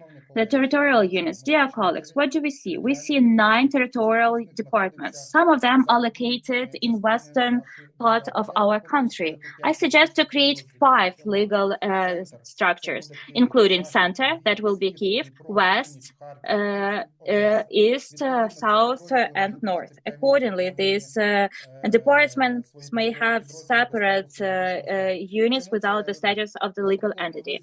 So what am I talking about? Let's talk about the city of Dnipro, for example. There, the economic effect is 53.4 billion hryvnias. That's the official indicator of the state fiscal service regarding revenues. So, 53.4 billion of revenues, but they do not have the BES there. But we have the BES in Chernivtsi, 5.6 billion of economic effect, Ternopil, 7.3 billion, Ivano-Frankivsk, 12.6, Rivne, and etc. So we're talking about the balance, about the coverage of the entire territory of Ukraine by this service. Once the work with the structure is over, I will be dealing with the staffing structure and HR policy. Of course, I will support my colleagues who mentioned conduct of attestation, lie detectors, tests, etc. I want to set up the transparent competition to fill in all the vacant positions. I understand problems regarding financing. During the period of working in the fiscal service, I have gained experience. For example, we may take the specialist law 2171 that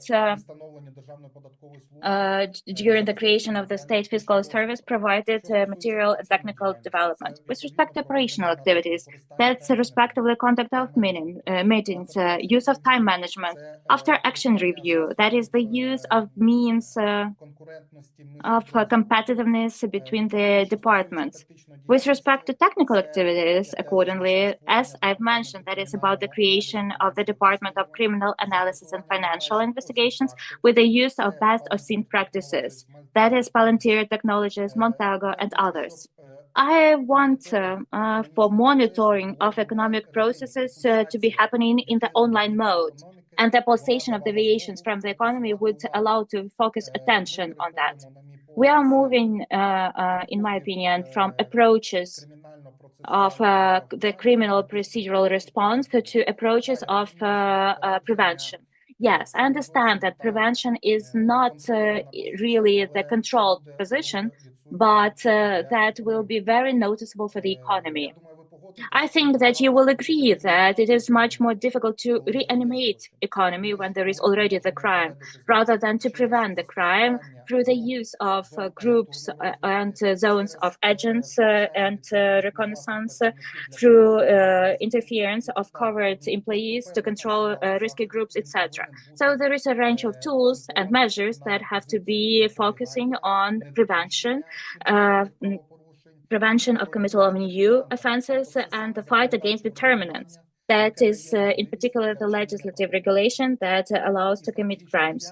And the strategic activity is the last block, that is respectively cooperation with the analysts.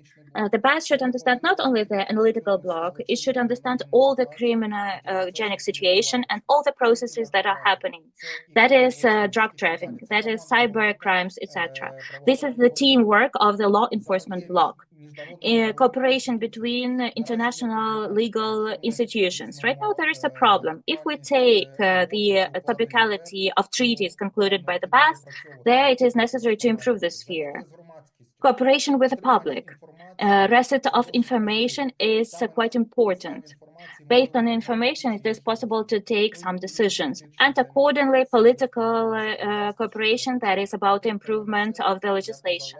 That's briefly it from my side. Thank you for your attention, and I'm ready to listen to your criticism and your questions. Thank you very much. Donatas, do you want to start? Yes, thank you so much, Madam Chair. You spoke a lot about, you presented very briefly about lots of new things and lots of innovations you are about to introduce if you would become a head of BES. And my question is, during last 3 years, you've been working in a tax service. So what kind of innovations have you introduced during last 3 years in your working place? Thank you. Дякую за запитання, пан Донатас. Thank you for your question. Новації у нас запроваджує, як правило, центральний апарат. The innovations are introduced by the central administration. When the Magnus Hortice, this is the president program, president project that was implemented, and the Zaporizhia tax office, they have developed a very good software, and the central administration was delighted to have it. We took the map and also inserted information about business processes where the activity takes place, in which zone it is located, the benefit of this business, and so on, and it gave positive results. Of course, the operation Kurort and Urajai that we conducted, they also have their own software. The operation Kurort or resort, we ensured the supervision and checking of resort cities like Berdansk. For that reason, we used the software, online maps, and again, we used information from the tax office, trying to check where the taxes are being paid, where not, try to predict the risks in order to focus our attention and to provide the timely response according to legislation. Mr. Roshinsky, when you say we, what exactly you did in those projects? Let's say, take the first one with software. So what exactly was your role?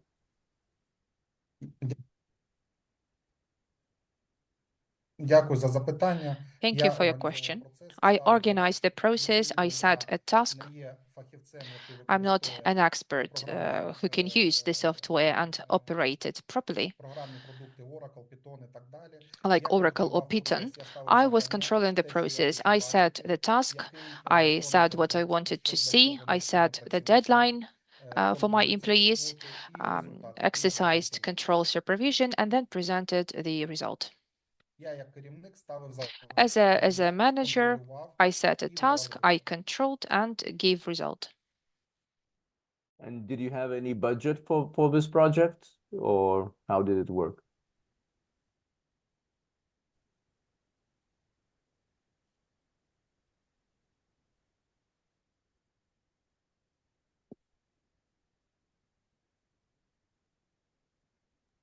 Sorry, did you hear me? Hello? Перепрошую, зв'язок щось переривався. I'm sorry, Можете I повторити? was disconnected for some time. So the question was about the budget for this project. Was there any budget? Was a local budget?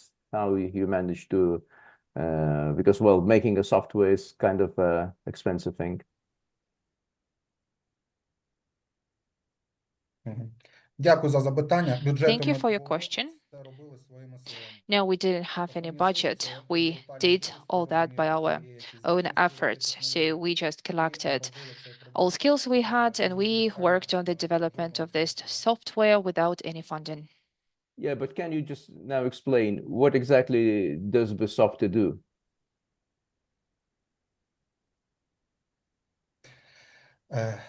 Програмне забезпечення This стосовно software, магнітів Хортиці, as for Хортиця magnets, defines online a map of island Хортиця.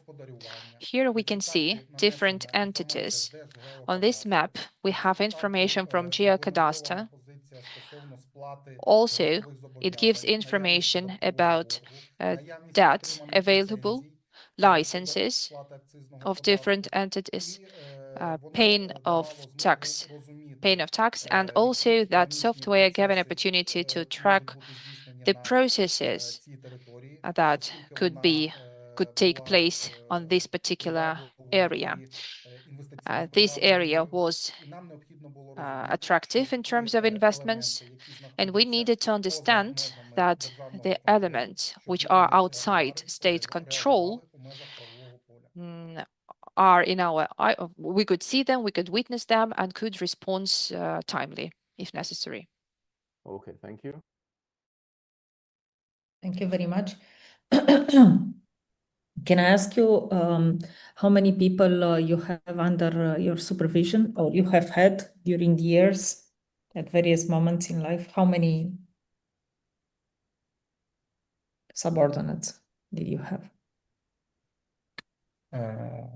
Якщо я не помиляюсь, останні цифри штатного розпису, це коли я керував ГУДП Запорізької області, 973. It was in Zaporizhia Oblast. До війни ця 90th. цифра була у 2020. Особовий склад ГУДП Запорізької області складав близько 970. The staff was about 970 employees in 2020. This figure before the war was 1,000 and more. I can't give the exact number. I just don't remember it. Okay. Have you been in a position to fire people? Так, я приймав управлінські I рішення. took such managerial decisions. Коли був заступником, я був When I was a deputy head, I was also the head of disciplinary commission, and I took a managerial decision as to dismissing and recruiting people. Okay. And in terms of improving the rate of asset recovery, so basically getting back the money to the state budget, what would you do to improve the performance of BES?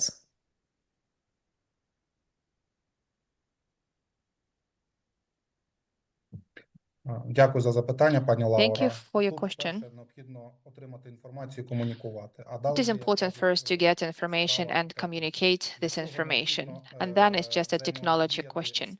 For that reason, it is important to cooperate with the colleagues to do monitoring of the available information, taking into account innovations, AI, and I think using AI is important, especially when we have cryptocurrency now. A lot of assets is being hidden, and innovations are very important here. And I think that teamwork together with our international partners can be very useful and bring us to success. This work has to be regulated by concluding different memorandums or operational exchange of information, and in general, given response to the circumstances, will be receiving the required information on time. If we have information, we can react. Donatas? Can you name 3 main corruption risks in tax police? This is where you work, tax service. Yes, state tax service. And what measures you have implemented to counter each of those risks? Very briefly, 3 risks, and what did you do to counter them? Дякую за запитання. Thank you for the question. First risk includes discretion, any form of discretion. The legislation gives an opportunity to take this or that decision, and that can make space for the offense. Everything depends on the person, of course. Second risk is the conduct of people. Given response to the conduct is important. For that reason, it is important to work with people to oversee the risks coming. It is important to highlight its issues during the meetings, to talk about the consequences, and the person may hurt not only himself but the life of other people. Another risk is corruption.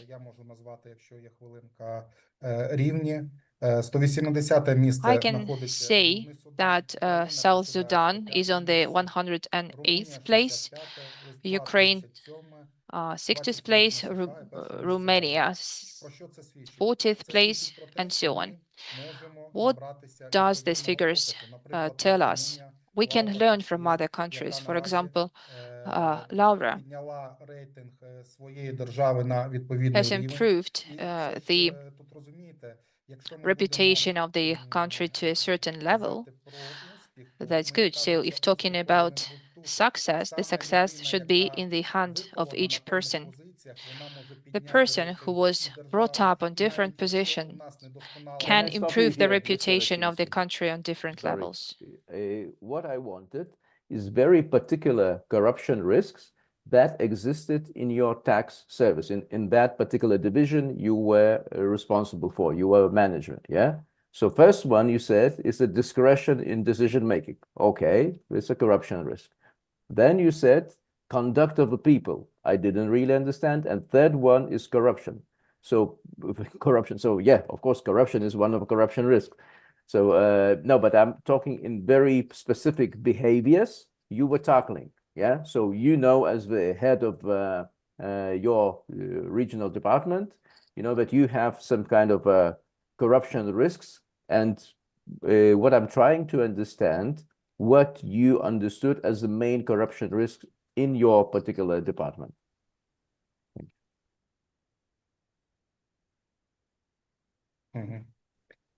Ну, корупційні ризики, вони є, напевно, в кожній державній інституції. Corruption risks exist in every state institution. Speaking about tax service, this is the supervisory work and many other things. The only risk, in my opinion, this is the form of discretion where you can take a decision which will contradict the service and just hiding by legislation and trying to benefit from it. Yes, there are bribes, of course, abuse of power and so on, but they are not so harmful. They cannot be called corruption as it is. Yes, we can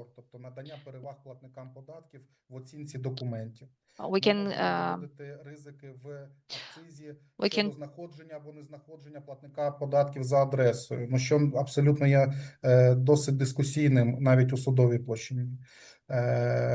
Корупційні ризики можуть бути за напрямком контрольно-перевірочної роботи, де... Sorry, we lost the translation. Maybe you need to slow down a bit because we haven't got any translation, sorry. Can the interpret...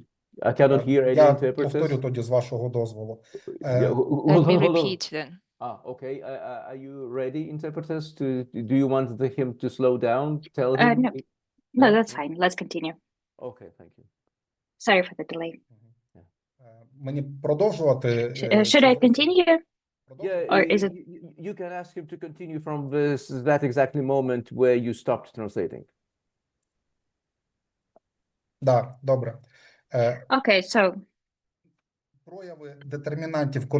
the manifestation of determinants of corruption risks may basically exist in any unit where there is the right to take decisions. In particular, in the classic manifestation, in my opinion, of corruption, that is about discretion boundaries. Another is about excise checks, collection of debt, accounting, reimbursement of the VAT.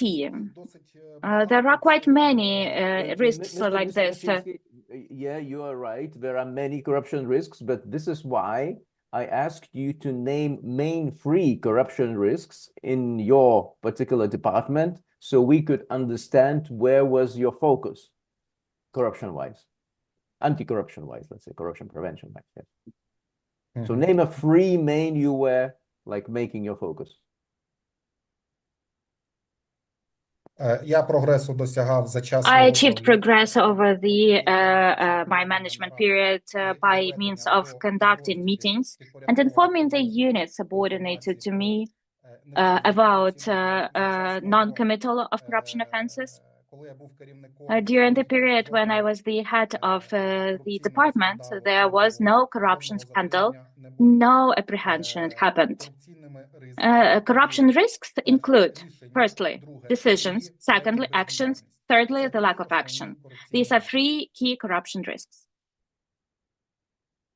Okay, with all due respect, I do not know how meetings can influence corrupt officers, you know, by saying like from today, you know, you don't need to do, you cannot do any more corruption, because usually corrupt officers, they very well know that what they are doing. But okay, so what were the main measures you implemented? So you said you had the meetings, you said that corruption is bad. What else you did in order to reduce the corruption risks? Well, no, thank you for your question, Mr. Donatas. Of course, I controlled absolutely the entire procedure through law enforcement bodies, through obtaining information, through the security service of Ukraine, through the SBI, through the national police. I had absolutely all information about risks. While checking employees, I manipulated, I gave them some sort of the information and looked at their algorithm of actions.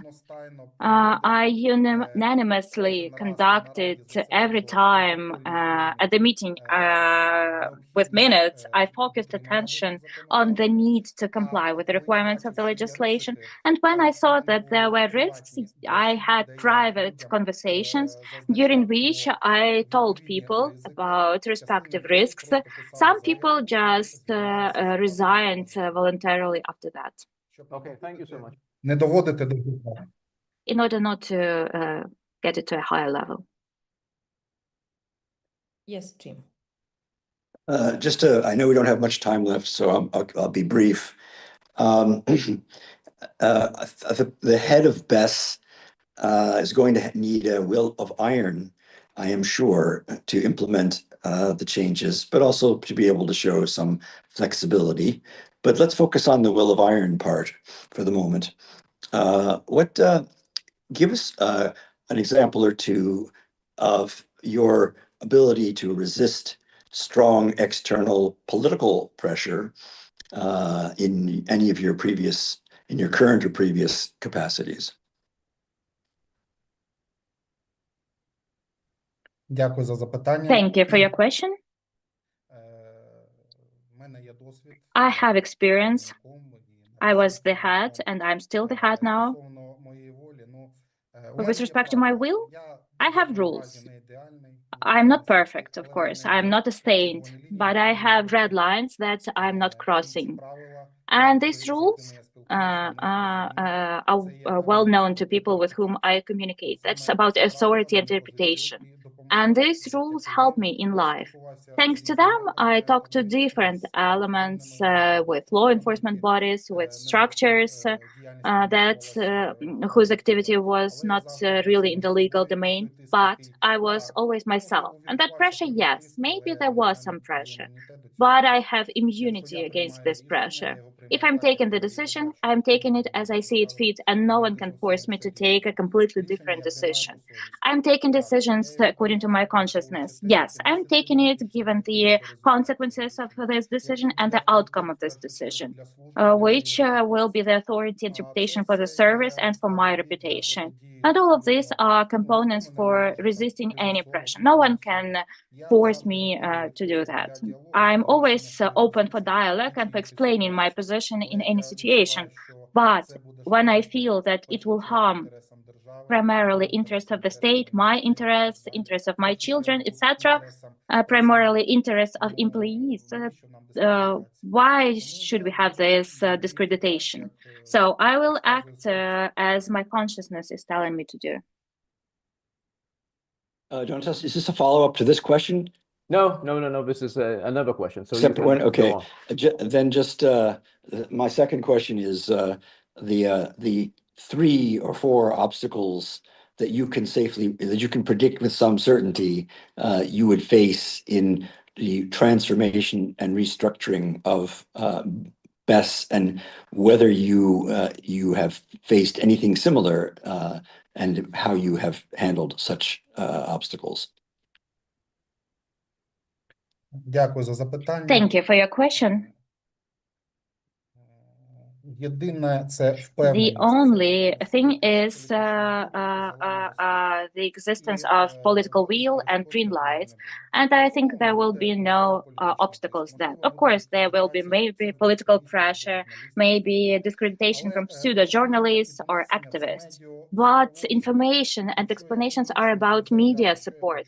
If I publicly say what I want to do, what is my vision, what outcome I expect, and it will be absolutely logical and clear for everyone, I think then no pressure will be justified. And if there will be pressure from criminal elements, then there will be other legal measures. Yes, I'm asking about obstacles to the implementation of your program. Yes, let's put it that way. What I've mentioned, structure, staffing structure. What are the risks? The manager is hiring. If the manager is hiring, that we have the structure, the staffing structure, then it will regulate and then will have consequences. After that, that will be about identification of competent, single-minded people, explanation of my position during the meetings, explanation and informing during communication with the society, with members of the parliament, interaction with law enforcement bodies that will pressure will be undermined and accordingly results will be achieved. I understand, and I had experience with pressure, with involvement of media attacks and law enforcement bodies. But right now, I'm at this competition with you. I have achieved my results and I'm moving forward. I have authority and reputation. And my position is that, we are all temporary people in view of the fact that the time will come and someone from above will assess our lively deeds. So you have to act as you believe it's right to do. If I have to communicate with someone, I will go out and communicate to those people. If I will need to go to the tribune or stage and explain my position, I will do that. But I will do that from the perspective of reputation, from the perspective of the reputation of the service, my reputation, and when I'm no longer the director or some other position, I want my work to bring positive contribution to the history of Ukraine. Thank you. Can you recall very particular situation in your professional career when you regretted your words or actions? Of course, I'm a human being. I had mistakes, of course. Sometimes I regret about my actions and deeds. With respect to civil service, then respectively, it might be the issue of the HR policy. That may be some things regarding organization of work. But can you please recall very particular example? Very particular example. Do you mean? Well, probably, let's say, my life from the perspective of regulatory work, probably I would have done it much better what I drafted. From the perspective of human relationships, if I could go back in the past, probably, on the contrary, I would have done everything. But we are living in real-time mode. With respect to violations or some external factors, then yes. I have no disciplinary proceedings, nothing like that. Internal things, yes. I understand where I made some mistakes in ordinary daily life and during my service. Yes, for me, that's not really pleasant, but I'm admitting that. I'm raising back my head and move on in order to correct that and not to commit that anymore. With respect to violations or as during the conduct of checks, where there are things where I regret, I corrected it. When I was the head of the disciplinary commission and I supported decisions on bringing the person to responsibility, then I amended these decisions from the perspective of my subjective attitude. They were lawful de jure, but de facto, I realized that it was not really right and that punishment was not appropriate. And I regret that I could not have studied this issue in more depth before that. It's always necessary to look at things that are about people, that are about their rights and duties, and which can have consequences. Yeah, but Mr. Rachinsky, I still haven't heard any particular situation. So you would describe, so that was the situation. I took that decision and I still regret it. Can you be very particular? Okay. In 2017, 2018, as the chair of the disciplinary commission, I took a decision with respect to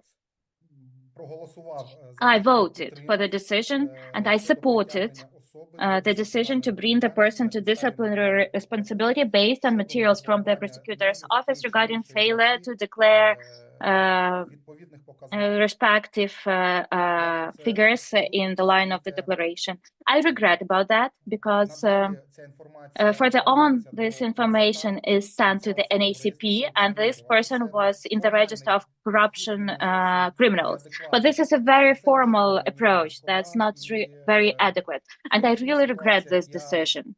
And in similar situations, given my experience in law, I did what my consciousness told me to do. The person had cancer. Okay, so that person had cancer, but what would you do right now in that situation? В тій же ситуації, я як голова комісії In the виносив same situation as the chair of the commission, I informed members of the commission about my vision. Yes, it was manipulation. It was up for the discussion. Maybe it was also some sort of pressure from my side, but I did that sincerely. I mentioned what the person is, what was the situation, what the result would be, and I used my skills in law, where I could use the role of the competitiveness of legal provisions and the respective legal technique, and I saw no legal grounds to bring the person to disciplinary liability. And still, you know, disciplinary liability is the measure of response. Yes, it is needed when there is the obvious situation, when it has some formal signs. But the level of control, in my opinion, should be completely different. And in my opinion, right now, the law and civil service in this respect probably needs some improvement. Thank you. Dear colleagues, do we have any more questions? Because we are, well, we exceeded a little bit the time allocated for the interview. So unless we have additional questions, I would like to thank very much Mr. Raczynski for his presence today and for the answers that he offered to the Commission. And I would like to invite you now for 1 minute to 2 minutes to present your last remarks, after which we will conclude the meeting today, and we will resume later on according to the announcement made for the deliberations. Please, Mr. Raczynski. Дякую, пані Лауро. Thank you, Madam Laura, dear members of the Commission, dear Secretariat, everyone who took part in the competition. Thank you so much. For me, it's new experience, new practice. I would like to express my gratitude. Indeed, this is really important work. I see the mode in which you worked. I hope that the decision will be taken correctly. I'm not saying that I'm better or worse. I am as I am. I want to believe that the head of the BES will be a decent person who will take decisions according to consciousness. I want to mention that all the colleagues who were candidates in the competition, even the ones who also were subject to some media attacks, because criticism is the indicator of success. We all understand that. But they were not so far experts. They displayed themselves and they showed that they can be useful for the state, even when we compare the competent experts. I would like to express my gratitude for having the honor to be here. And I would like to say that, yes, I'm the tax specialist, but I do not believe that all tax specialists are bad or something like that. I can assure you that the team of Zaporizhia region and Kyiv region are decent people with integrity. They are committed to their work. It is necessary to judge not by position, but by people. And in view of this, I will finish my speech. Thank you again, and till new meetings. Thank you very much, Thank Mr. you. Raczynski. You please feel free to disconnect. Colleagues, please stay connected for another minute.